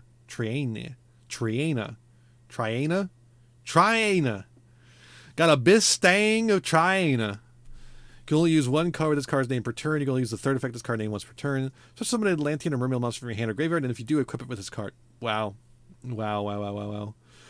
If equipped monster will you destroy a battle or card effect, you send this card to the graveyard instead. Sure. If you banish this card from your graveyard, target up to 3 fish, sea serpent, and or aqua monsters in your graveyard, and or banishment, shuffle them into the deck. Good recovery. Pretty good recovery. So I don't think this is the one you want to get off of the effect of Neptibus. I think you probably want to get Kraken, because it gets the monster effect negate. Seems pretty good. Wow. Wow, wow. That's... Why would you... These are really good. I think these are potentially, like, playable. Like genuinely, I think this deck is playable. I think this has, like, huge potential to actually, like, do something. Especially if they're planning on making more as well. They're planning on making more support waves to come. Like, this is a lot already. I think the main weakness of this is that it seems like the deck wants to go second, kinda. It's not a quick effect, is it? No, it's not. It's not a quick effect here. So yeah, it kind of seems like the deck wants to go second a little bit, but I feel like the deck can kind of do both. It can kind of go second or first, which is like a really strong point here.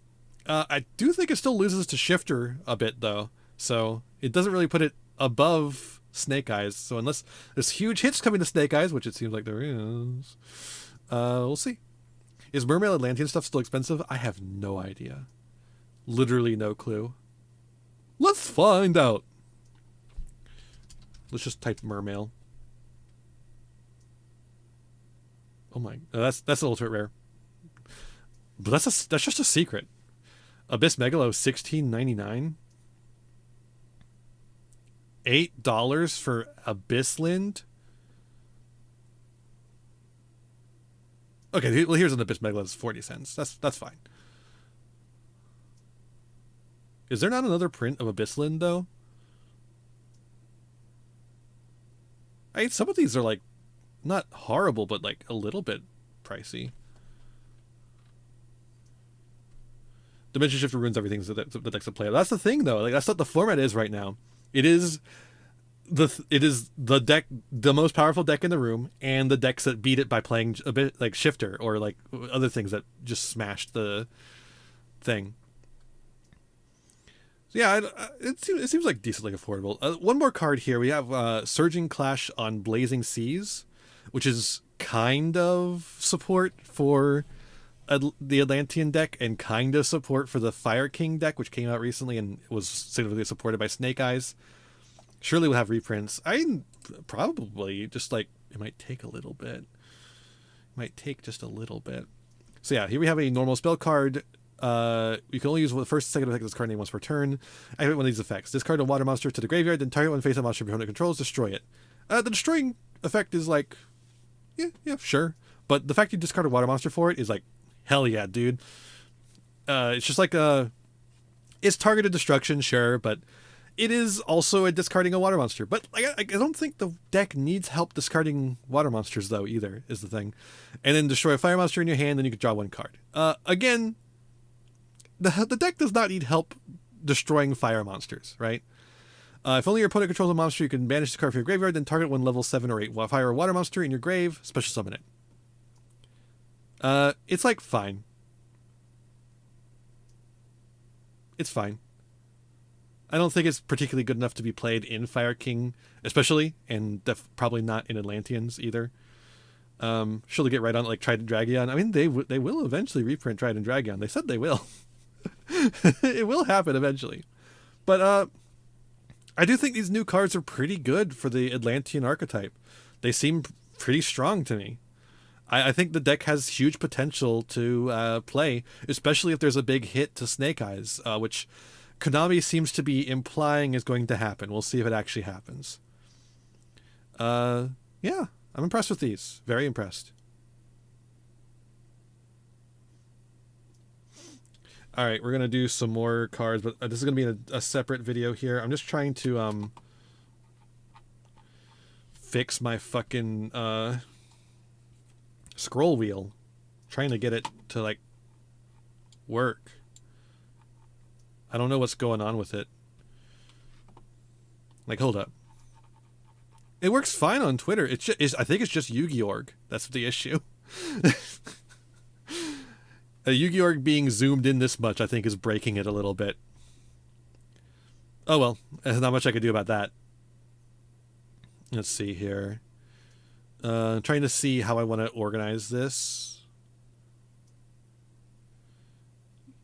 Yeah, we're just going to do... Okay, yeah. We're going to do a bunch of free agents now. So let's just do that. Hello everyone, Thempirian here with more new cars. We got a bunch of free agents for Rota, which I actually opened Rage of the Abyss while I was in Japan. Got dog shit nothing. Demonetized. Valmonica Ereditare. That's our first one up. It's a counter trap, which is I think not bad for the deck. You only use the first and second effect of this card right before turn, and only on that turn. When a spell, trap card, or monster effect is activated, and you control a Valmonica Link monster to get the activation to destroy that card. That's pretty good. It's not too hard to get a Valmonica Link monster on the field. It's still harder than it should be, but you can do it.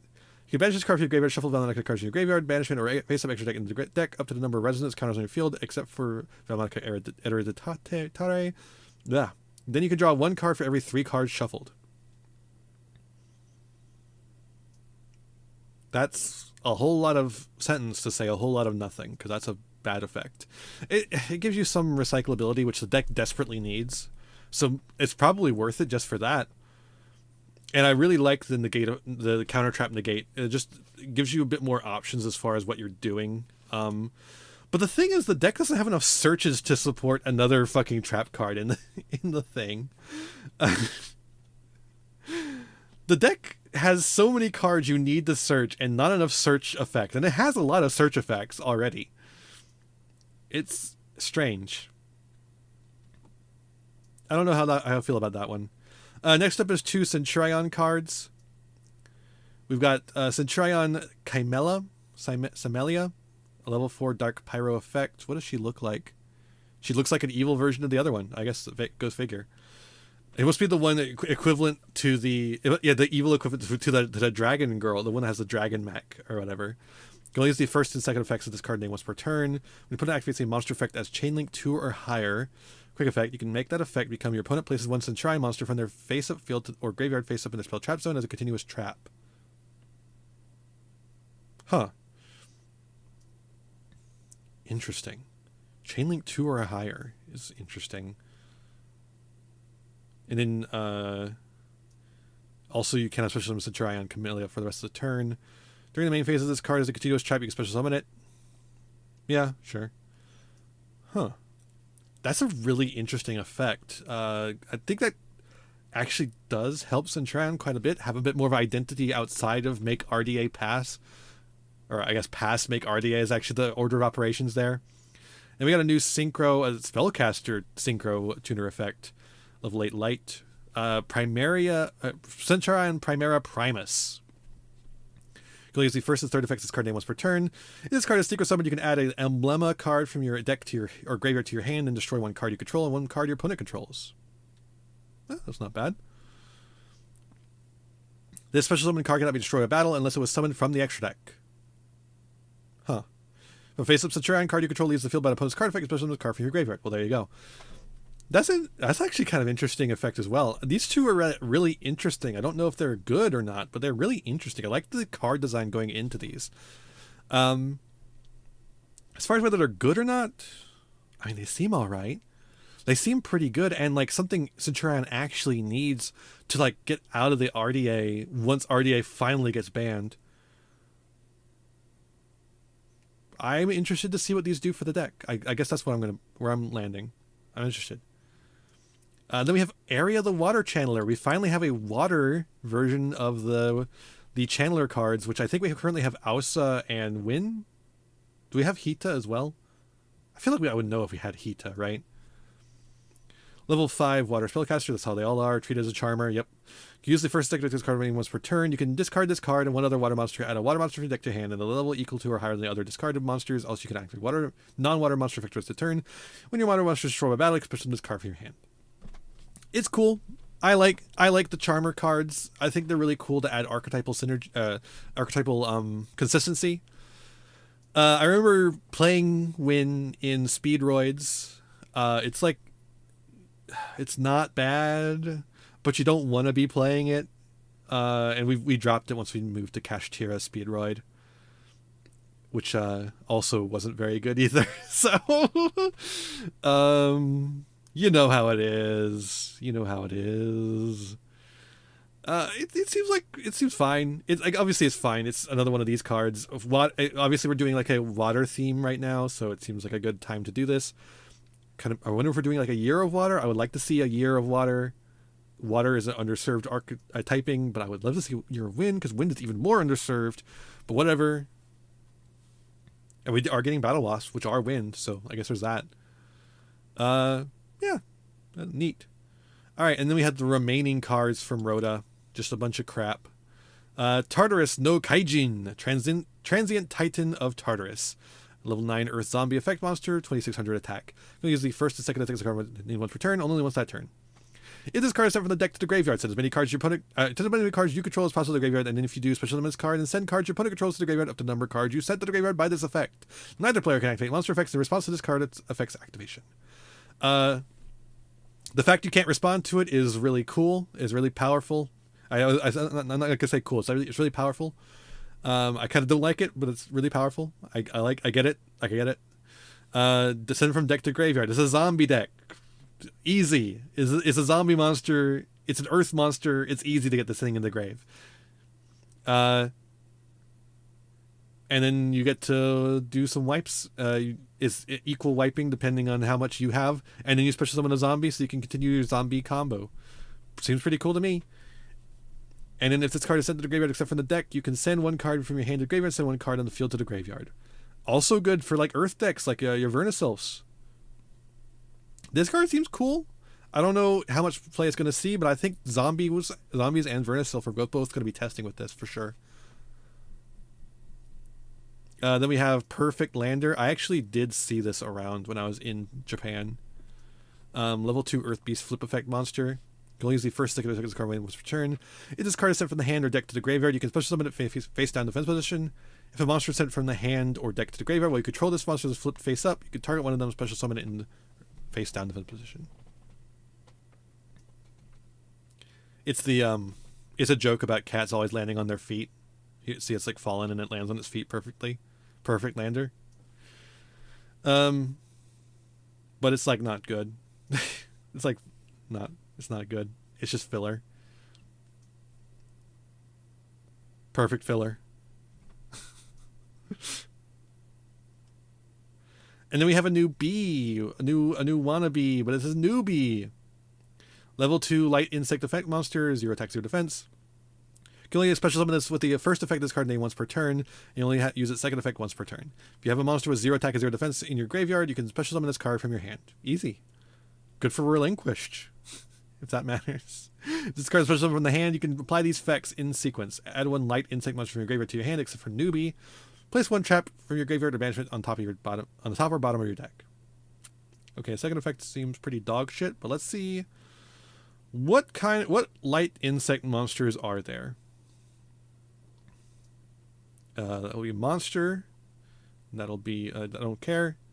Attribute light type insect. Oh shit! A Set Mountus. A Set Mountus is one of those. Oh wait, it just gets up from the graveyard though, so who even cares? Who even gives a shit about what you can all get from this? Yeah, you can get all the digital bugs. Who gives a shit? It's from graveyard to hand. Fucking hell. Alright, and then we got a new Ixies. Ruby Sapphirus, the Jewel of Maximum Moes. What a cool looking card. Look at that. Rank 9 Earth Rock Ixies effect monster. Rank 9. VFD. Hello? VFD replacement. Gain these effects based on the attributes among its materials. Fire. When this card declares an attack on a monster with higher attack, you can make this card's attack become double until the end of the stage. Damage step, I mean. Water. Once per opponent's turn, quick effect, you can target one card you control, negate any card or effect your opponent activates that turn that targets that card. If this card we destroy, you can detach one material from it instead. Dog shit. That's nothing. That's dog shit. Oh my god. Alright, Token Alliance. That's cute. You can only use the first effect of this card to name one each once per turn. Is a continuous. You can tribute any number of tokens, then target one monster you control with 0 attack. It gains 1,000 attack for each token tributed until the end of the turn. Also, it can make attacks on monsters during each battle phase this turn, up to the number of tokens tributed. Okay. At the end of your opponent's battle phase, you can special summon alliance tokens up to the number of tokens destroyed during this battle phase. Oh, so it kind of replenishes itself. Someone is gonna make a Sub Replay Friday, a stupid YouTube combo deck using this card.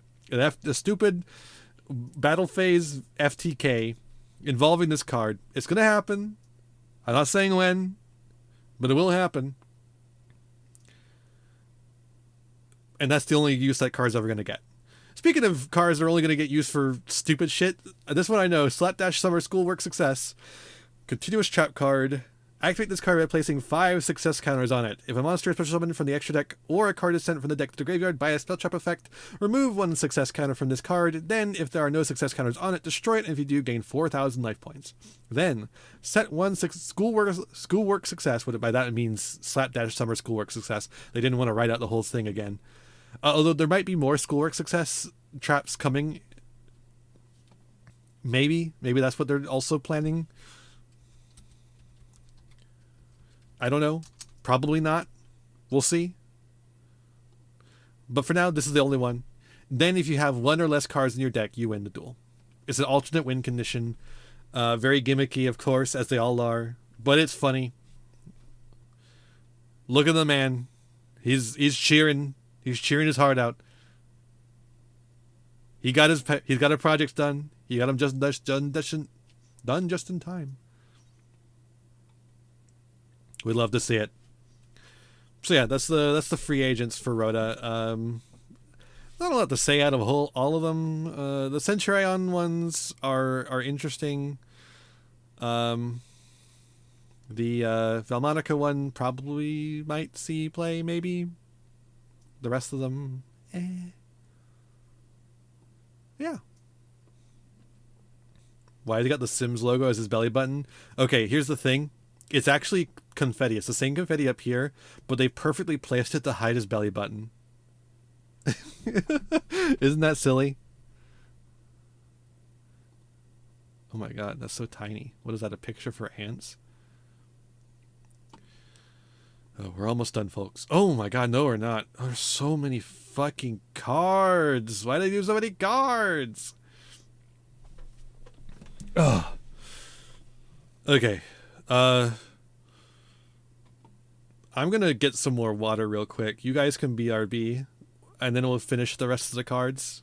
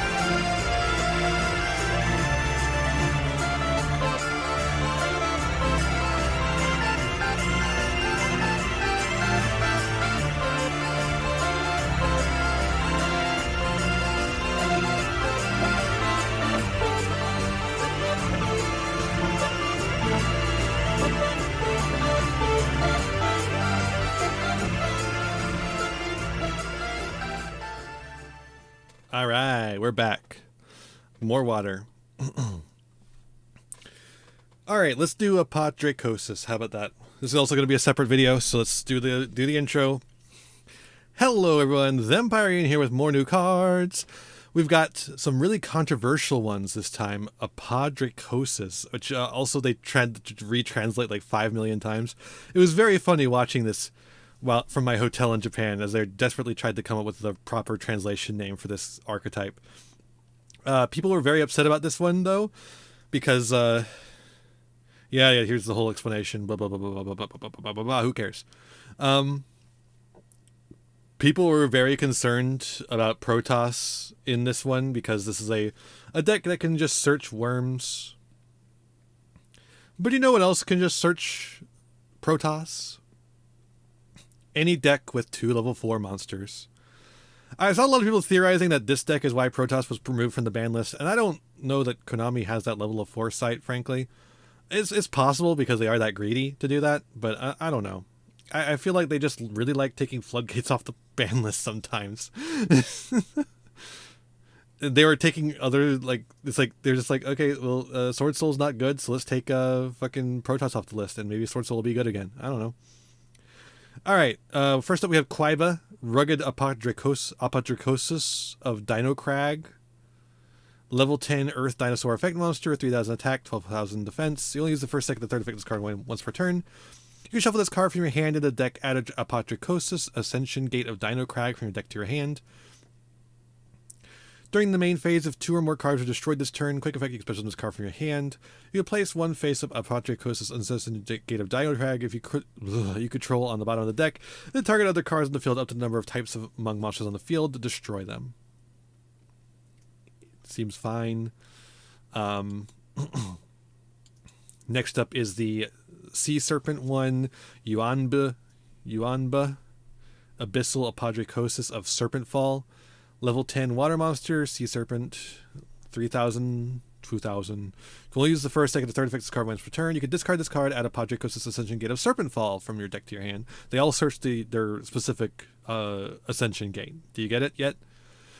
During your main phase, if 2 or more monsters other than Yuanba, Abyssal Apodracosis of Serpent Fall were sent from the hand or deck to grave this turn, you can special this card from your hand. This one more supports water than dinosaur specifically. Like the dinosaur one is about popping cards like dinosaurs do. This one's about sending cards from hand or deck to the grave like water does instead of just Sea Serpent specifically. Lets you special summon it from the graveyard. Then you can place 1 Gate of Serpent Fall you control on the bottom of the deck. Banish your opponent's entire hand. If you do, they draw the same number of cards. It helps with the loop in their opponent. It's like fine, it seems. I don't know. And then we have the worm. Baba, Champion Apodracosis of Worm Haze. You can only use the first, second, and third effect of this card name each once per turn. You can banish this card from your hand, add an Apodracosis Ascension Gate of Worm Haze from deck to hand. They all do the same thing there. If a monster becomes banished face up while this card is banished, and there are currently 2 or more banished monsters other than Baba, you can special summon this card. It's like based on the Sword Soul stuff. You know, the Sword Souls banish a whole bunch for Big Chungus. I think that's what they're going with here, because worms don't have really a consistent theme other than the fact that they all work together. It's weird. The worms all work together in one big pile deck, but they also don't really have a consistent theme amongst them other than like making synchro monsters, I guess. You can place 1 face of Apodracosis Worm Haze you control on the bottom of the deck. Add Apodracosis card for your deck graveyard of banishment to your hand, except for Baba. And then we have Guangba, Luminous Apodracosis of Starforge. Level 10 Light Dragon Ritual Pendulum Effect Monster. This is part of that big fort quad typing we're doing. And this is a Ritual Pendulum, which is always fun. You can only use the Pendulum Effect this card once per turn. During your main phase, you can add an Apodracosis. I just cannot say that very well. Apodracosis card from your deck to your hand. That's not going to be what the name is, by the way. There's absolutely no way that's the name because you cannot say it. You cannot pronounce that word. It's a bad word. Except the Pendulum Monster, then destroy this card. So you could add any of the Apodracosis cards except for this card and then destroy this card. You could ritual summon this card with Guangba, Luminous Apodracosis of Starforge. which is its own effect, essentially, is what it's saying. What it's saying is you could ritual summon this card with its own effect. Must be special summoned by its own effect. In fact, you can only special summon Guangba once per turn.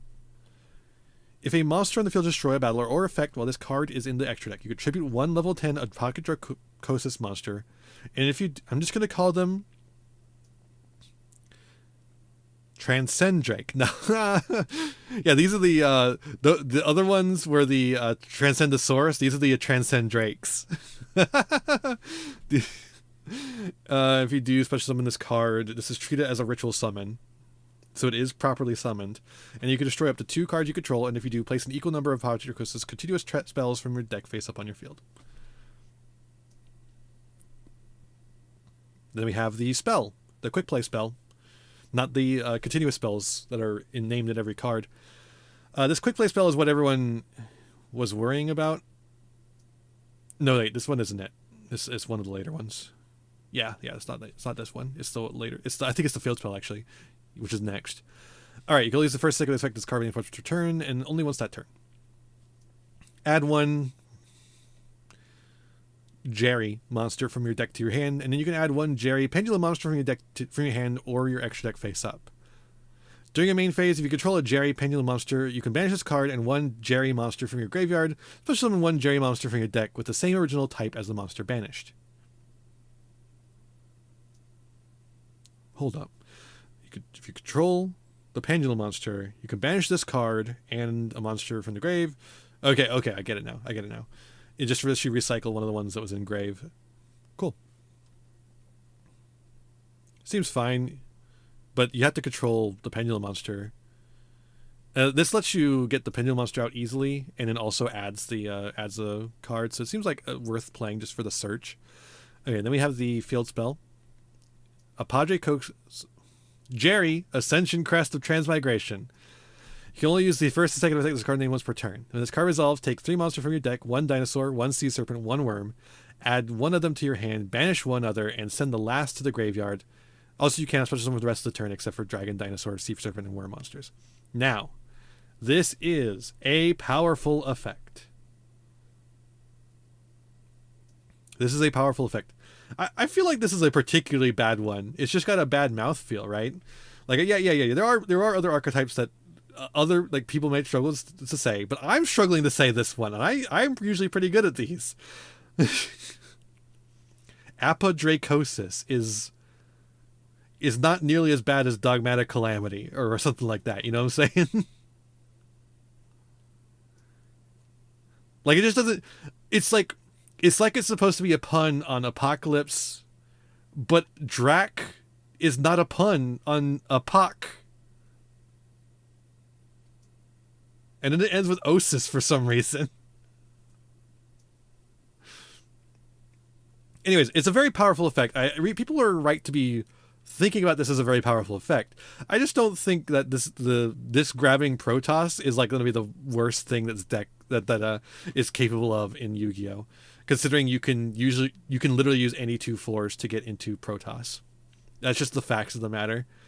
But it is very powerful. Do not get me wrong. And it also can set up some interesting stuff. There was I did see someone say like you can banish Giant Rex off of this, and then you get the Giant Rex summon, which is pretty cool. And then you gotta have a Sea Serpent though. You gotta have a Sea Serpent in there somewhere.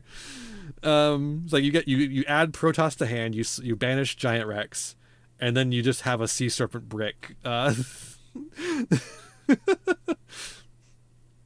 If you have a face-up Guangba in your extra deck, you can summon up to 3 Apodracosis monsters with different types. 1 each from deck, graveyard, or banishment. Interesting.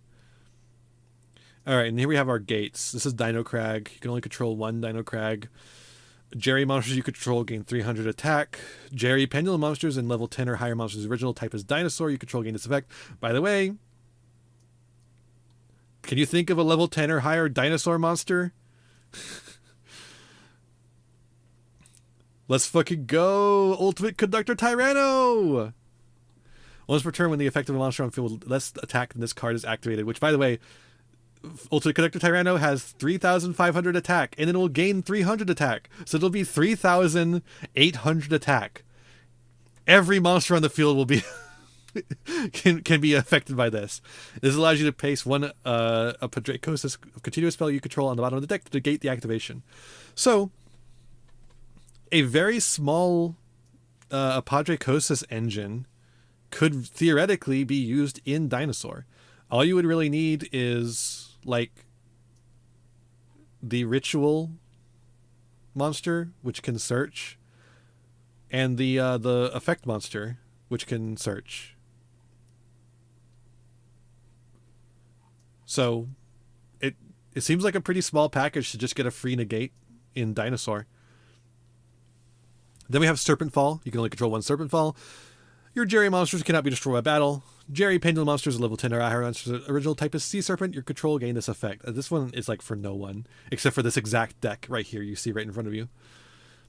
During your opponent's turn, you can place one Jerry continuous spell you control on the bottom of the deck, then target one card on the field, return it to the hand. Okay. And then we have the Worm one, Worm Haze. You can only control one. Any monster sent from the field to the graveyard during your opponent's turn is banished instead, which is pretty fucked up that they just have like Macrocosmos on your opponent's turn. And this one, the fact this one only does attack is kind of funny, but it does have the add the negate. So, and then of course, if you have the Pendulum monster or level 10 or higher monster's original type is Worm, which there's quite a few of those as well. You can place a face-up Padracosis continuous spell you control on the bottom of the deck. Target one face-up monster in the field, changes attack to 0, which could actually come up in Sword Soul. Actually, like Sword Soul could actually use that for winning, like for clearing out a game, considering that Chungus can get really fucking big. So I could actually see that being pretty useful. As for like this deck as a whole, I don't know. I'm curious about it. It seems interesting. I feel like it's going to be better picked apart for pieces for other decks, right? I feel like the Worm Haze stuff is going to be good in Sword Soul. I feel like the Dinosaur stuff is going to be good in Dinosaur. I feel like the Serpent stuff is not going to be good in anything. And I feel like the deck as a whole has potential, but I'm not sure about its like power level as a whole. It's going to depend on what you can do with these as material, because these guys on their own I don't think are doing anything. These guys on their own are just not enough. You need to be able to use them as link material for things, and it depends on what you're going to be able to make with that, right? So we'll see. We'll see how these do. I'm curious about them. I really am interested in seeing what potential there is as splashable engines. And I'm looking forward to it. I love how Oviraptor's in the art here. Oviraptor's watching this fucker. And I think you could see it's recognizable Yu-Gi-Oh! Like there's there's Air Orca over there. There's other recognizable ones in here. I guess this is like the Lost World, and I don't recognize any of the other dinosaurs, but I'm sure they're something. And then is that Chow Fang? There's definitely some other recognizable worms in the art here. So I like that. I like the little touches of that. It's cool. I'm interested. I'm interested to see what these cards do. Definitely has potential for some stuff for sure. Yeah, that's what I think about these ones. Okay. Next up, we're going to do another intro, because I think a lot of these later ones are going to have intros.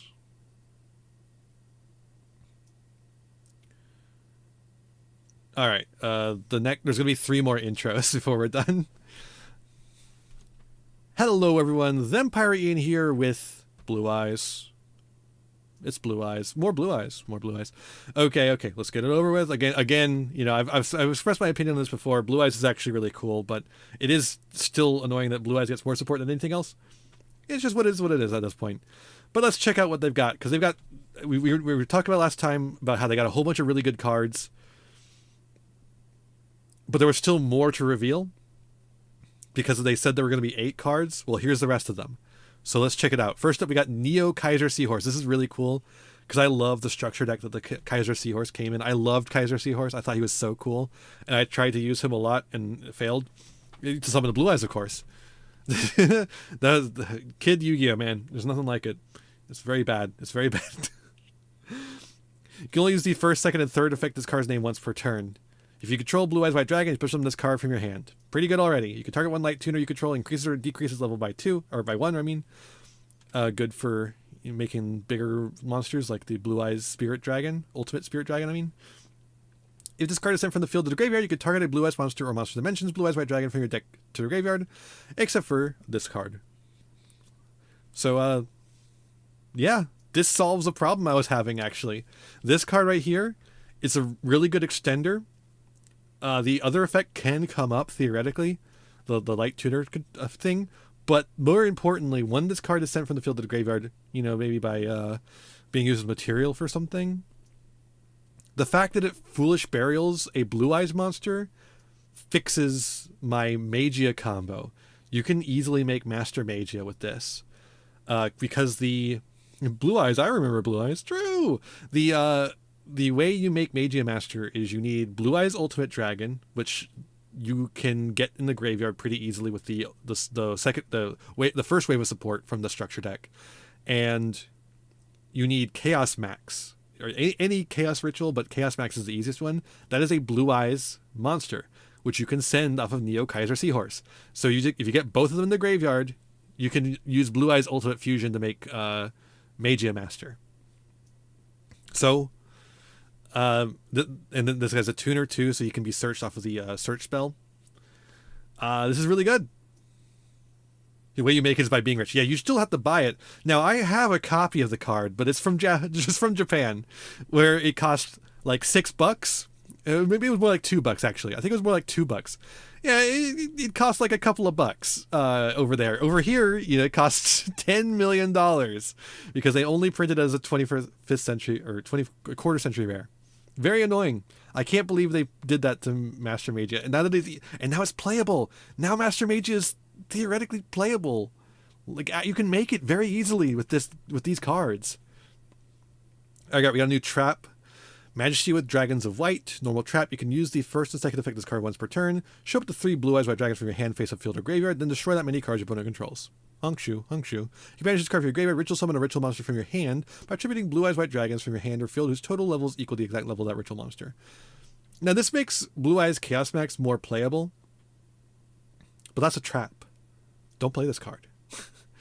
The only way I want to see Blue Eyes Chaos Max Dragon is in the fucking graveyard to make Magia Master. You're never summoning them. No. I mean, it makes it a lot easier, but like, I don't think you want to be doing that. And this other effect fucking sucks. And it's just like, oh, you can make him. I guess that's cool. We have a fucking Link one.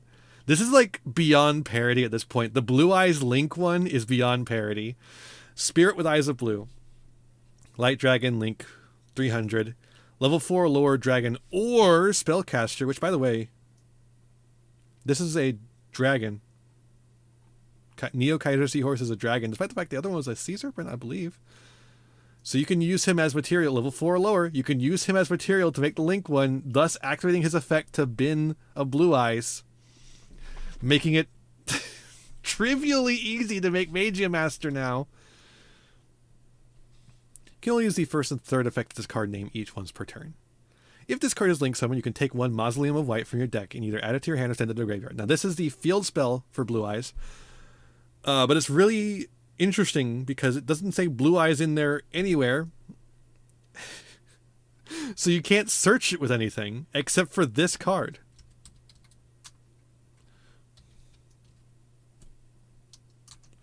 I'm trying to type it into here. Yeah. Mausoleum?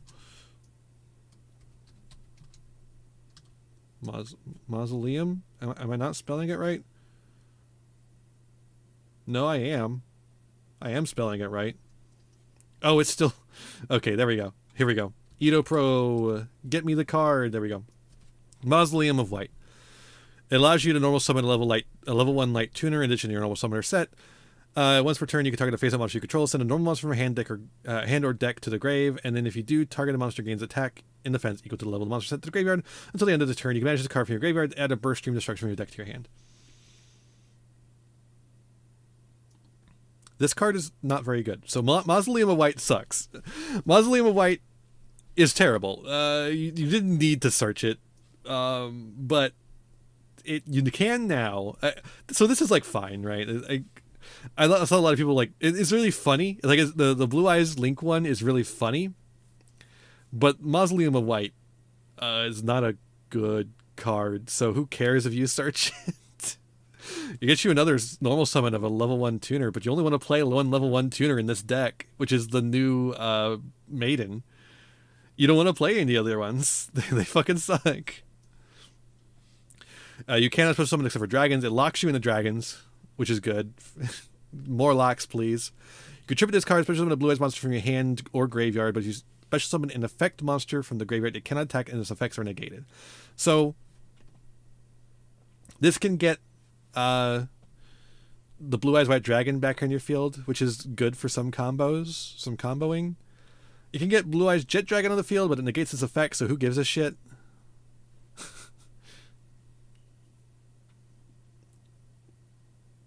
Yeah, so this Link one isn't like that crazy, right?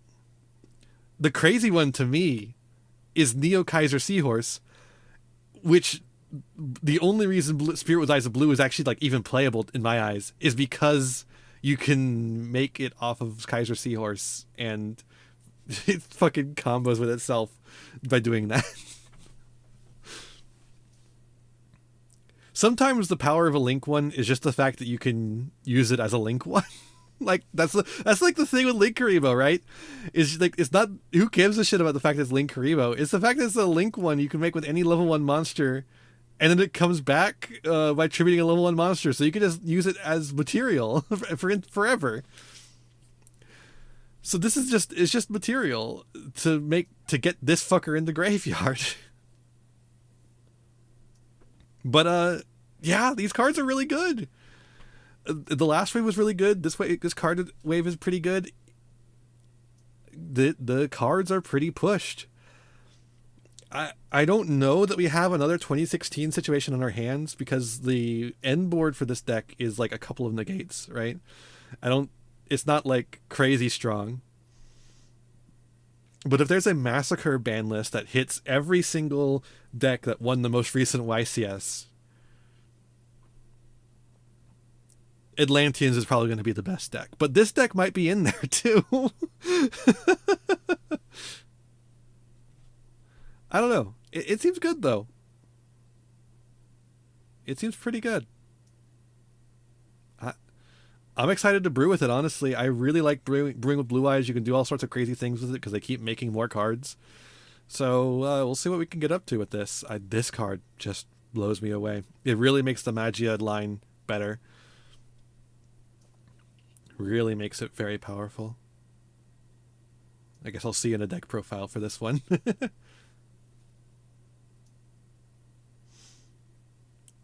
And then we have Zeriort Migrator. It's a V-Jump promo. It's part of the Zeriort stuff. The ice, the water wing beast stuff. It's like what's Shark's sister, right? She plays these. Level 5 Water Wing Beast effect monster. You can only use the first and second effect of this card name per turn. If a Water Ixies monster is on the field, you can special summon this card from your hand. During a main phase, you can detach an Ixies material from a monster you control. Then you special summon a level 3 or 4 water monster from your hand or graveyard, but its effects are negated, and if it's used for the Ixie summon for water monster, this card can be treated as level 5 monster.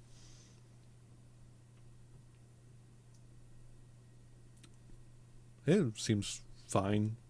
There's just like not really a deck here that is. It's like trying to create a support card for a deck that doesn't quite exist yet. There need to be more of these to actually make it a full playable deck, I think. And they also probably need some new boss monsters. Yeah, I think this card is neat, but the Blue Eyes cards are crazy. They're really crazy. Okay. All right. Oh, right. We'll do Raise Soul with Malice. How about that? We'll do Raise Soul with Malice instead of with the Blue Eyes.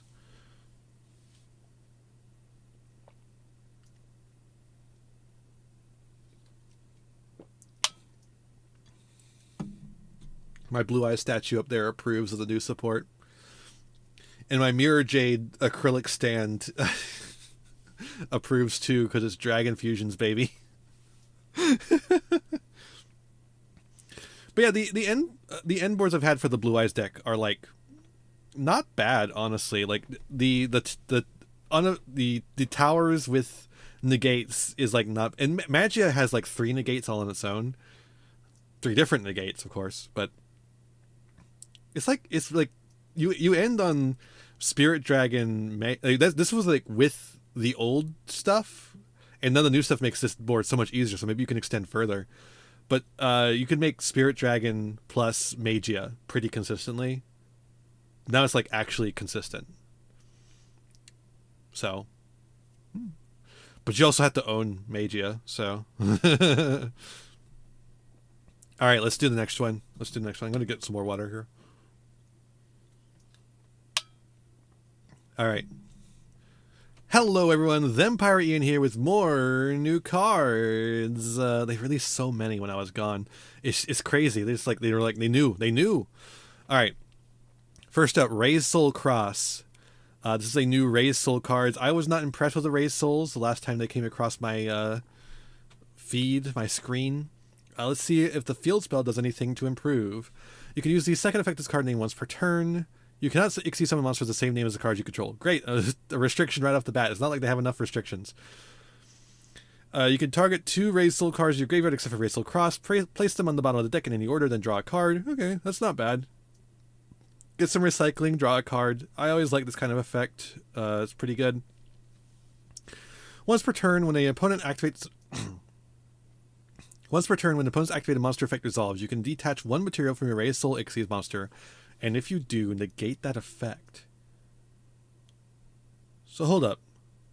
This field spell just makes every single Raise Soul Ixie's monster have a negate? So they can remove, like obviously it's once per turn. But if they remove one of them, the other one still exists and it has a negate. They all have negates. There's only 2 of them so far, so if they remove both of them, then you're fucked. But that's kind of crazy. This is a weird one to have held back. This seems like it makes the fucking deck work, right? Like this is the reason to play the deck, is you get the field spell that gives all your Ixie's monsters, turns all your Ixie's monsters into all the stuff they already did, plus they have a negate. This is an interesting piece of card design too. It's just like, yeah, all of your monsters now have another effect. All your boss monsters now have an extra effect on them. I think this field spell makes Raise Soul significantly more playable.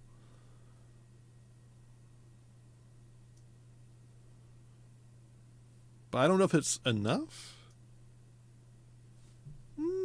We'll see.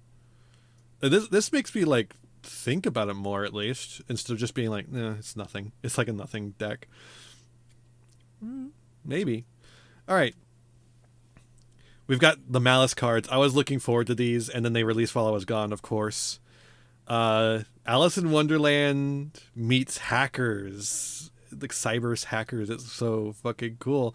Released at 5 p.m. Japan time because the watch the White Rabbit has is set to 5 o'clock in the Disney movie. Malice, Pawn, White Rabbit. This is so fucking cool, dude. I love this. Level 3 Dark Cyber's effect. You can only use these card names first and third effects once per turn. This card is normal summon or special summon. You can set 1 Malice trap from your deck with a different name from the cards in your graveyard. You take no battle damage from battles involving Malice linked monsters that point to this card. Interesting. If this card becomes banished, you can pay 300 life points, special summon it. Also, you cannot special summon from the extra deck for the rest of the turn except for link monsters. Locking you into link monsters is probably good for a Cyber deck to do. Malice Pawn, Cheshire Cat. Look at her. Look at her. I love the Cheshire Cat anyways, but like this is incredible. I love this. Malice Pawn, Cheshire Cat, level 3 Dark Cybers effect. You can only use the first and third effects once per turn. During your main phase, you can banish one Malice card from your hand, then you can draw 2 cards. Ooh. That's not bad. That's not bad at all. What was the other one doing? Setting a Malice trap? Yeah. Monsters destroy a battle with a Malice Link monster that points to this card are banished instead of being sent to the graveyard. Ooh. If this card becomes banished, you can pay 300 life points, special summon it. Also, you cannot special summon an extra deck for the rest of the turn, except for Link monsters. Okay, are they all going to have that effect? Kind of seems like it. Malice Dormouse. I don't remember a Dormouse, but I don't remember Alice in Wonderland very well either. Level 3 Dark Cybers. You lose the first and third effects once per turn. During your main phase, you can banish one Malice monster from your deck. Also, all Malice monsters you control will gain 600 attack for the rest of the turn. Okay. And then they can special summon themselves well because they're banished. Okay, so that I get why it works that way. So you're not actually adding to hand, which plays around Droll, which is interesting. Cards that Malice Link monsters that point to this card cannot be destroyed by card effects. Sure. If this card becomes banished, you can pay 300 life points for summon next. Same thing as always. Then we have Malice Queen Red Ransom. Holy shit! Look at her.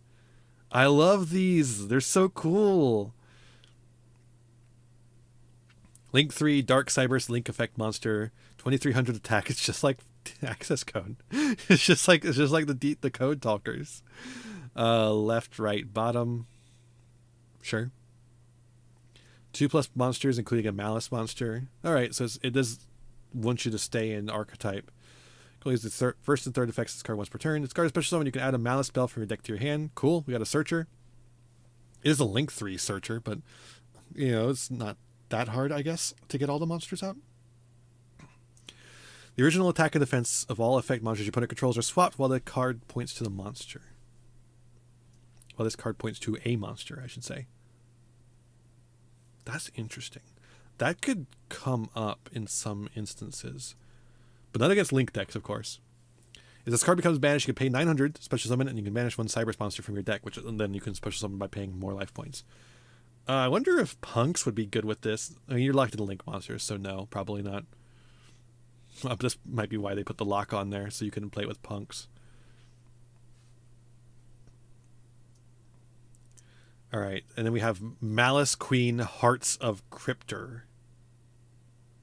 I guess they can't use Cypher, because that's an archetype. Link 3 Dark Cybers. Top left, bottom right. Oh, okay, yeah, they have the 2 down there, so it can point to more monsters. You'll use this card's names first and second effects once per turn each. Quick effect, you can target one of your banished Malice monsters or cards. Shuffle it into the deck. If you do, banish one card on the field. That's pretty good. This effect, this activation cannot be negated. This card points to a monster. Wow, okay. I like that. That's not bad. If this card becomes banished, you can pay 900 life points, special summon it, and if you do, its attack becomes doubled. Oh, cool. Its attack becomes doubled. Does that one... No, that one extends further. Okay. Interesting. And you could theoretically banish the other queen to extend further on your turn. And this is like better than Mirror Jade, obviously. Pretty cool. Malice in Underground. Hell yeah. You can only activate one card with this card's name per turn. When this card resolves, you can banish one Malice card from your hand, deck, or graveyard, which then allows you to summon it. Malice Link monsters you control with 3,000 attack, while you have 3 or more banished Malice traps with different names. Cool. It's a field spell, and this is the only spell in the game, so it's the only one that's searchable by Red Ransom so far. If you control any Malice Link monsters, your opponent monsters can only target them for attacks. Cool. That protects your little guys if you have any left.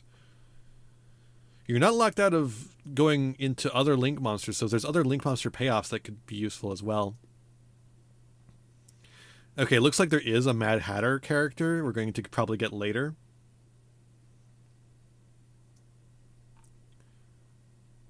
Probably would do what they did with Amazements for TCG because we can't have the fun upside down letters. Yeah, probably. Malice Code MTP07.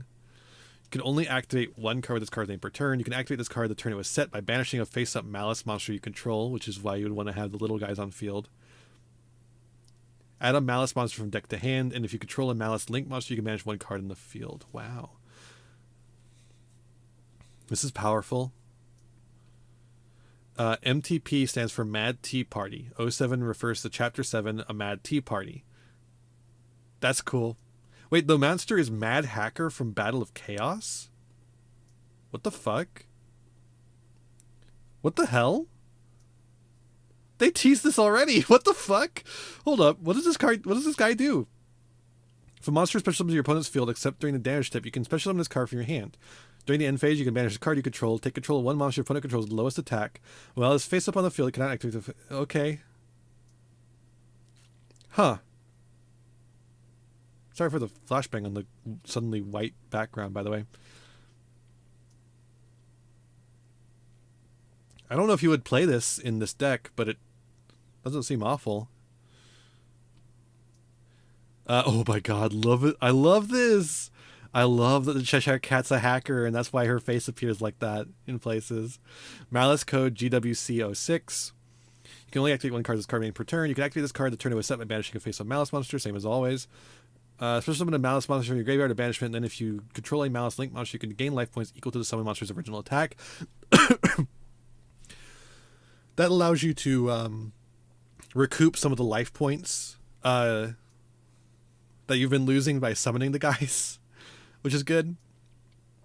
Stands for Grin Without a Cat, equipped by Alice in the Novel. 06 refers to Pagan Pepper, the chapter where the quip is from.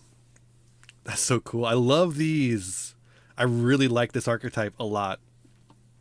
Malice code TB11, tuberculosis. Trap, normal card. You can only special summon a Malice monster from your deck, or if your opponent controls 3 or more cards, you special summon a Malice Link monster from your extra deck instead.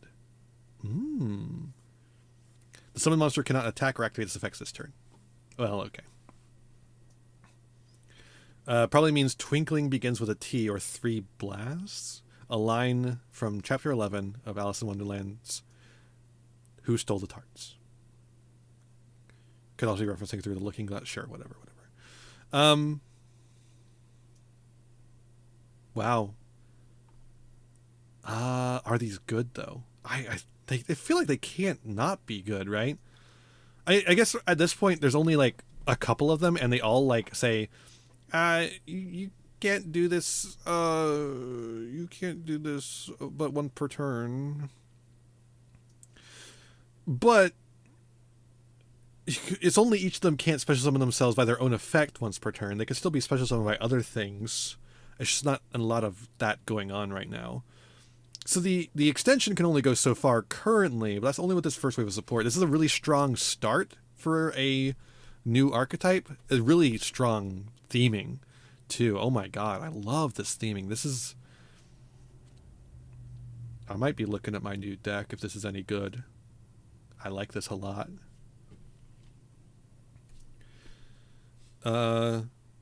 Yeah, I like this. I like it a lot. Ooh, I'm liking this. Ooh, I love this one. This is so fucking cool. Okay, yeah.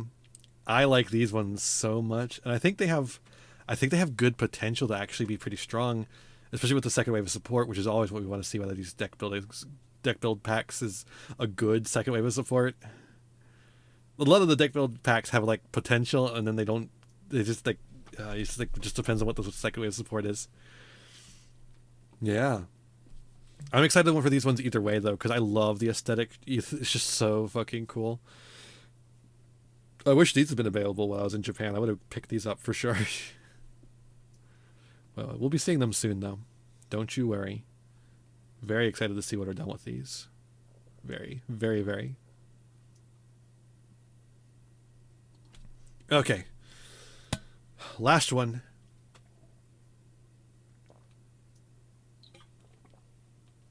Gotta get watered.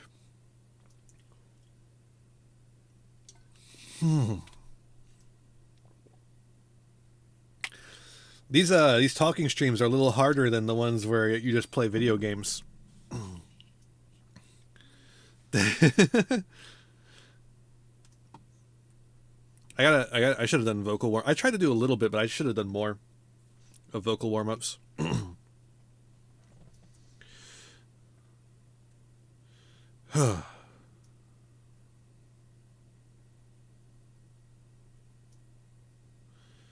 Okay.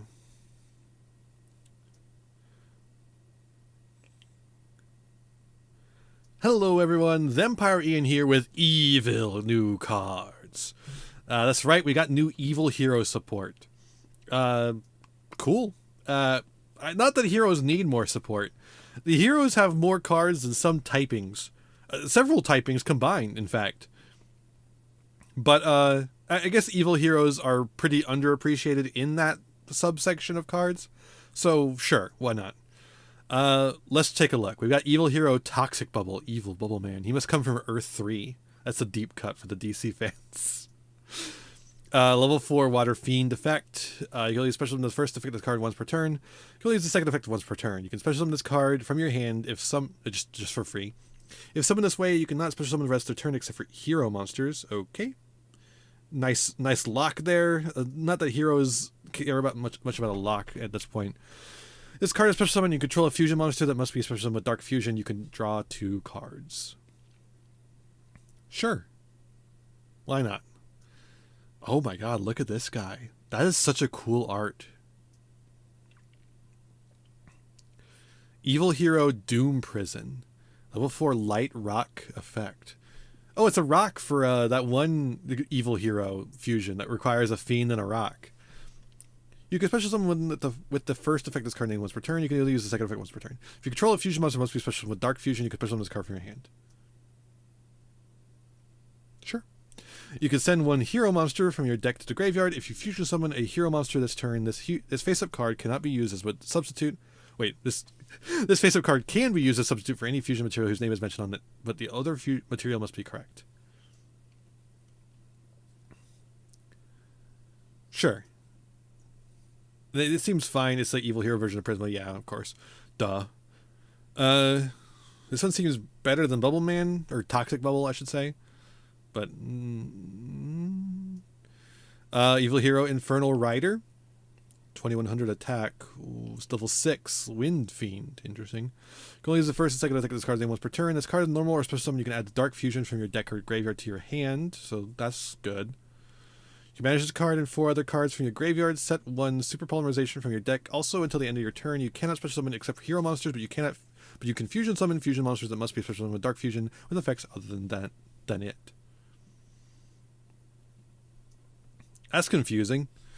Okay, so this is level 6. They're like, okay, if you manage to summon this fucker, set Super Poly from deck by banishing this card and 4 other monsters from your graveyard, and also add Dark Fusion. You get to search both of them. Fuck it. But how are you getting this guy out?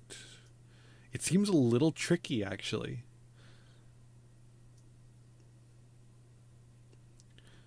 Because there are a lot of hero cards that special summon, but there's not a lot of hero cards that special summon this card, right? Am I forgetting anything here? There's a lot of hero cards is the thing. I don't know. Searching Super Poly, though, is pretty good. You could just send this guy to grave. You don't have to summon him to get the Super Poly search, at least. And then he also allows you to summon evil heroes without Dark Fusion, so I guess the idea is to use Super Poly to make an evil hero. Alright, we have a new evil hero fusion. Evil hero Neos Lord. Neos is evil now. He's evil. Level 10 Dark Fiend. He's got the Neos stats. Elemental Hero Neos, or one fusion monster that mentions it. Oh, interesting. Fusion and an effect monster on field. Any effect monster on field. Okay, that's a good Super Poly target then, yeah. Must be special summoned with Dark Fusion. You can only use the first effect of this card's name once per turn. You know, unless you use that one thing to summon it instead. If this card is special summoned, or if a monster is sent to your opponent's graveyard while this monster is on the field, you could target one face-up monster your opponent controls, take control of it. Interesting. Cannot be destroyed by battle or card effects? Sure. This seems pretty strong. I think it would certainly be worth making if it's worth going into those other hero cards to go into this, I think. We have Evil Hero Inferno Wing, Infernal Backlash. We got it's like a evil version of that other new card, recent card. Level 6 Fire Fiend, 2100 attack. Elemental Hero Avian or Burstinatrix. Avian or Burstinatrix +1 hero monster. Interesting. Must be special summon with Dark Fusion. You can only use the first and second effect of this card once per turn. This card is special summon. You can add a Dark Fusion or a card that mentions it from your deck or graveyard to your hand, except for a fusion monster. Okay. If your hero monster destroys an opponent's monster by battle, inflict 2100 damage to them. Sure. Sure. This one doesn't seem very good. I mean, it searches a lot of stuff, but like, it's not very good. Evil Hero Dark Knight. Level 8 Earth. Fiend Fusion Effect Monster. 1600 attack. Very low attack. Fiend monster plus a warrior monster. Must be special with Dark Fusion, but it makes a pretty good super poly for some decks. If you have a warrior on field, you use that effect that lets you super poly with cards that say Dark Fusion. You could do pretty well against Yubel. Wait, is this supposed to be? Is this like an evil hero with Yubel? Maybe, maybe not. I don't know. Might just be like a dragon kind of thing. I don't know. Monster your opponent controls lose attack equal to the total original attack of fusion materials used for this card's summon. Oh, so it's like a bad version of that other evil hero. Can make a second attack during each battle phase. If this face-up special summon card you control leaves the field by your opponent, you can target one fiend or warrior monster in your graveyard, special summon it in defense position.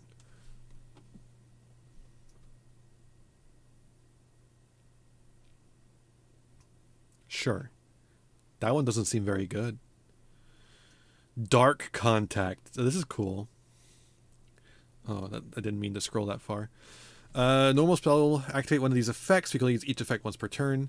Fusion summon a fusion monster must be special summoned with Dark Fusion from your extra deck by shuffling its materials from your field, graveyard, or banishment into the deck. This is treated as a fusion summon. Okay. And then you get to add Supreme King's Castle or Dark Fusion from your deck to your hand. This card seems pretty good. This card seems really good. I wonder if it's searchable. It's a card that mentions Dark Fusion, so maybe it's searchable off of something. And then we have Evil Assault, a normal spell card. You can only use the first and second effect of this card's name once per turn.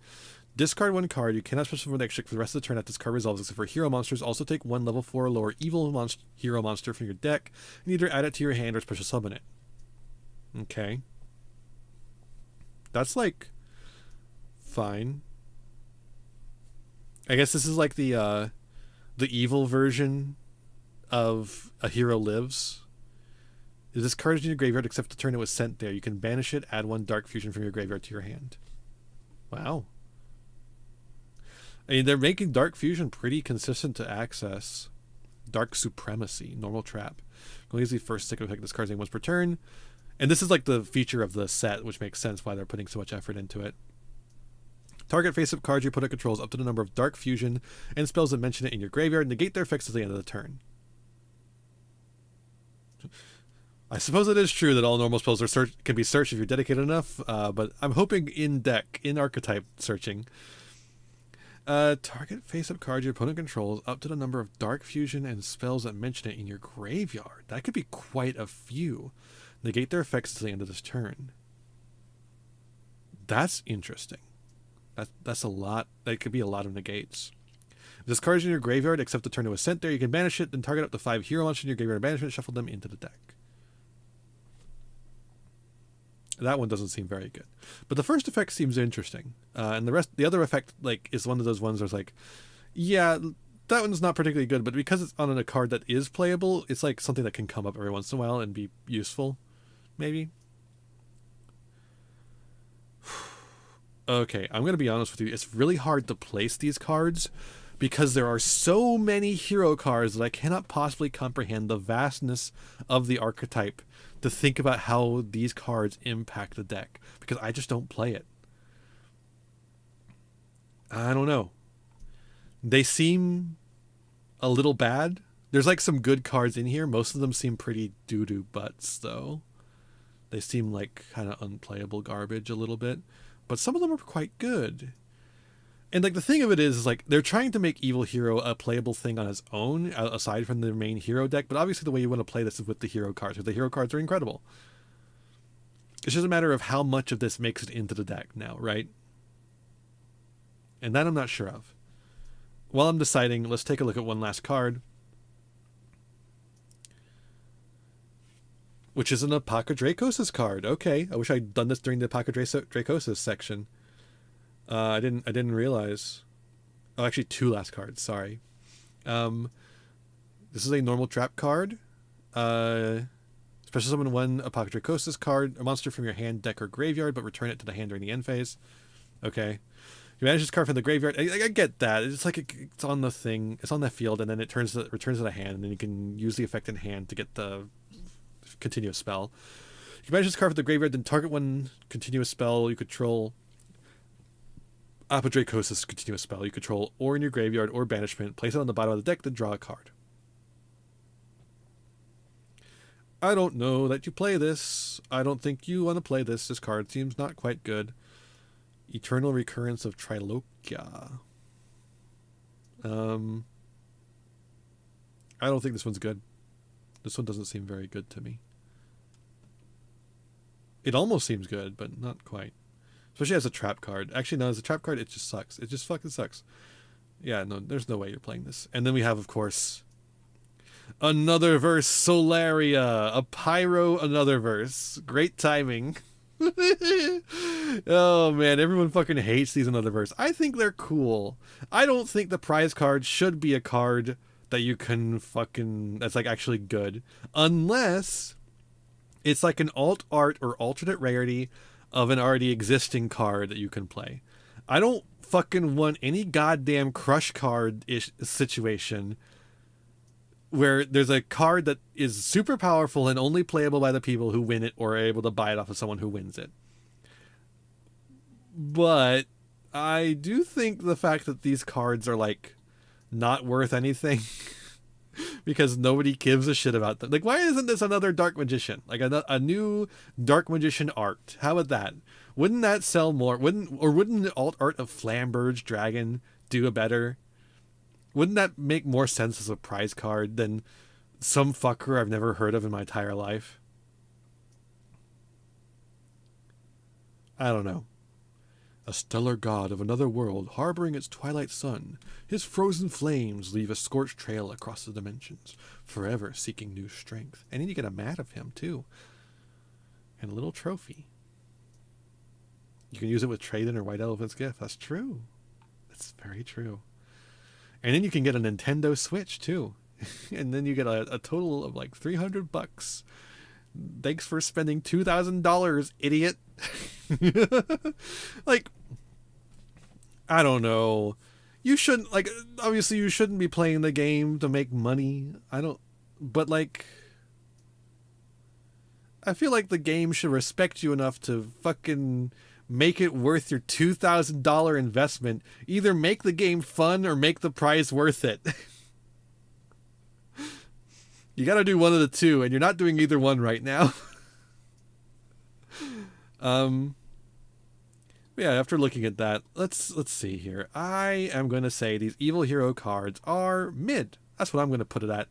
No, I think some of them are quite good. I think some of them are going to see play. Neos Lord might.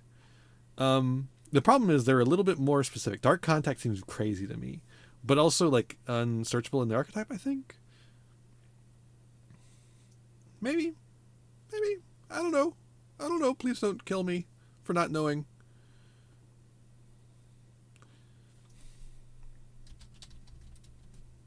I just don't know. I don't know.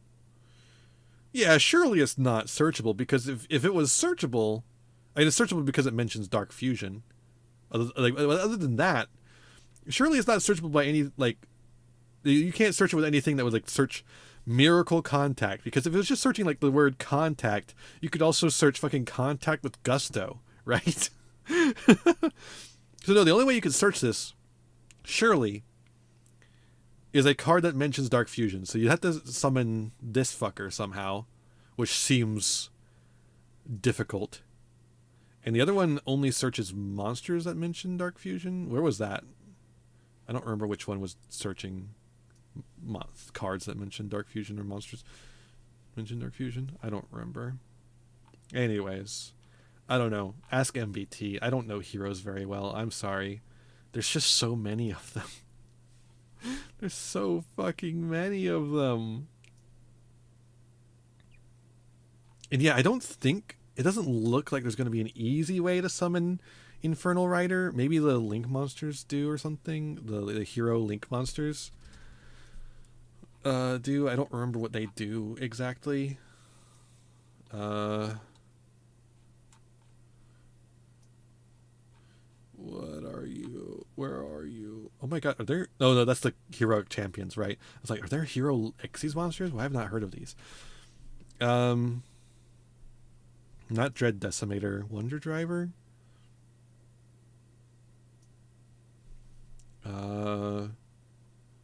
Wonder Driver could summon it from hand, but only if destroyed by battle.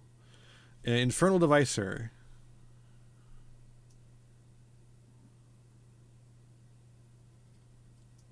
No. No.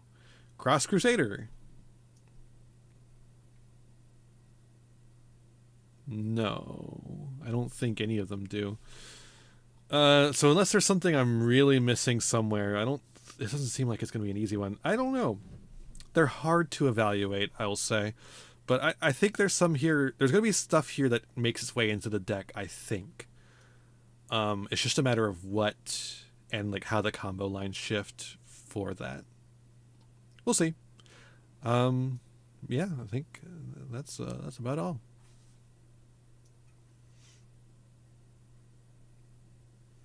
All right, we're good. Let's go to chatting.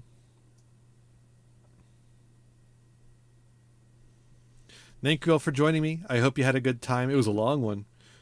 Holy moly, it was a long one. But I hope you enjoyed. This was fun.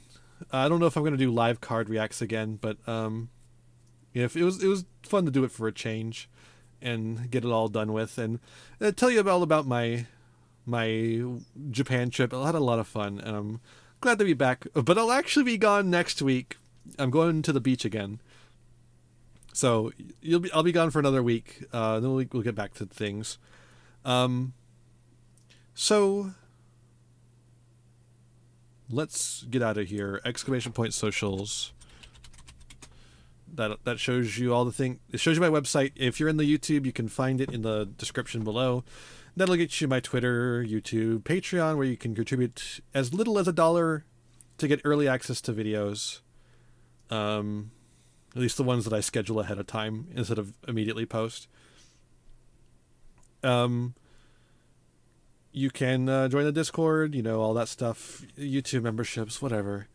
I appreciate you all being here tonight. I hope you had a good time.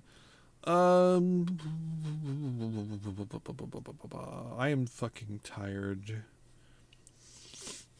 I don't know anyone that's online right now. No. Fuck it. It's okay. We'll just end here. We'll just not raid. Who gives a shit? I'm so tired. Thanks for joining me. I hope you had a good time. Check in a couple of weeks, and we'll be back to Marvel Midnight Suns as normal. Thanks for watching. Hope you had a good one. Be kind to yourselves, be kind to others, and have a wonderful rest of your night. Bye.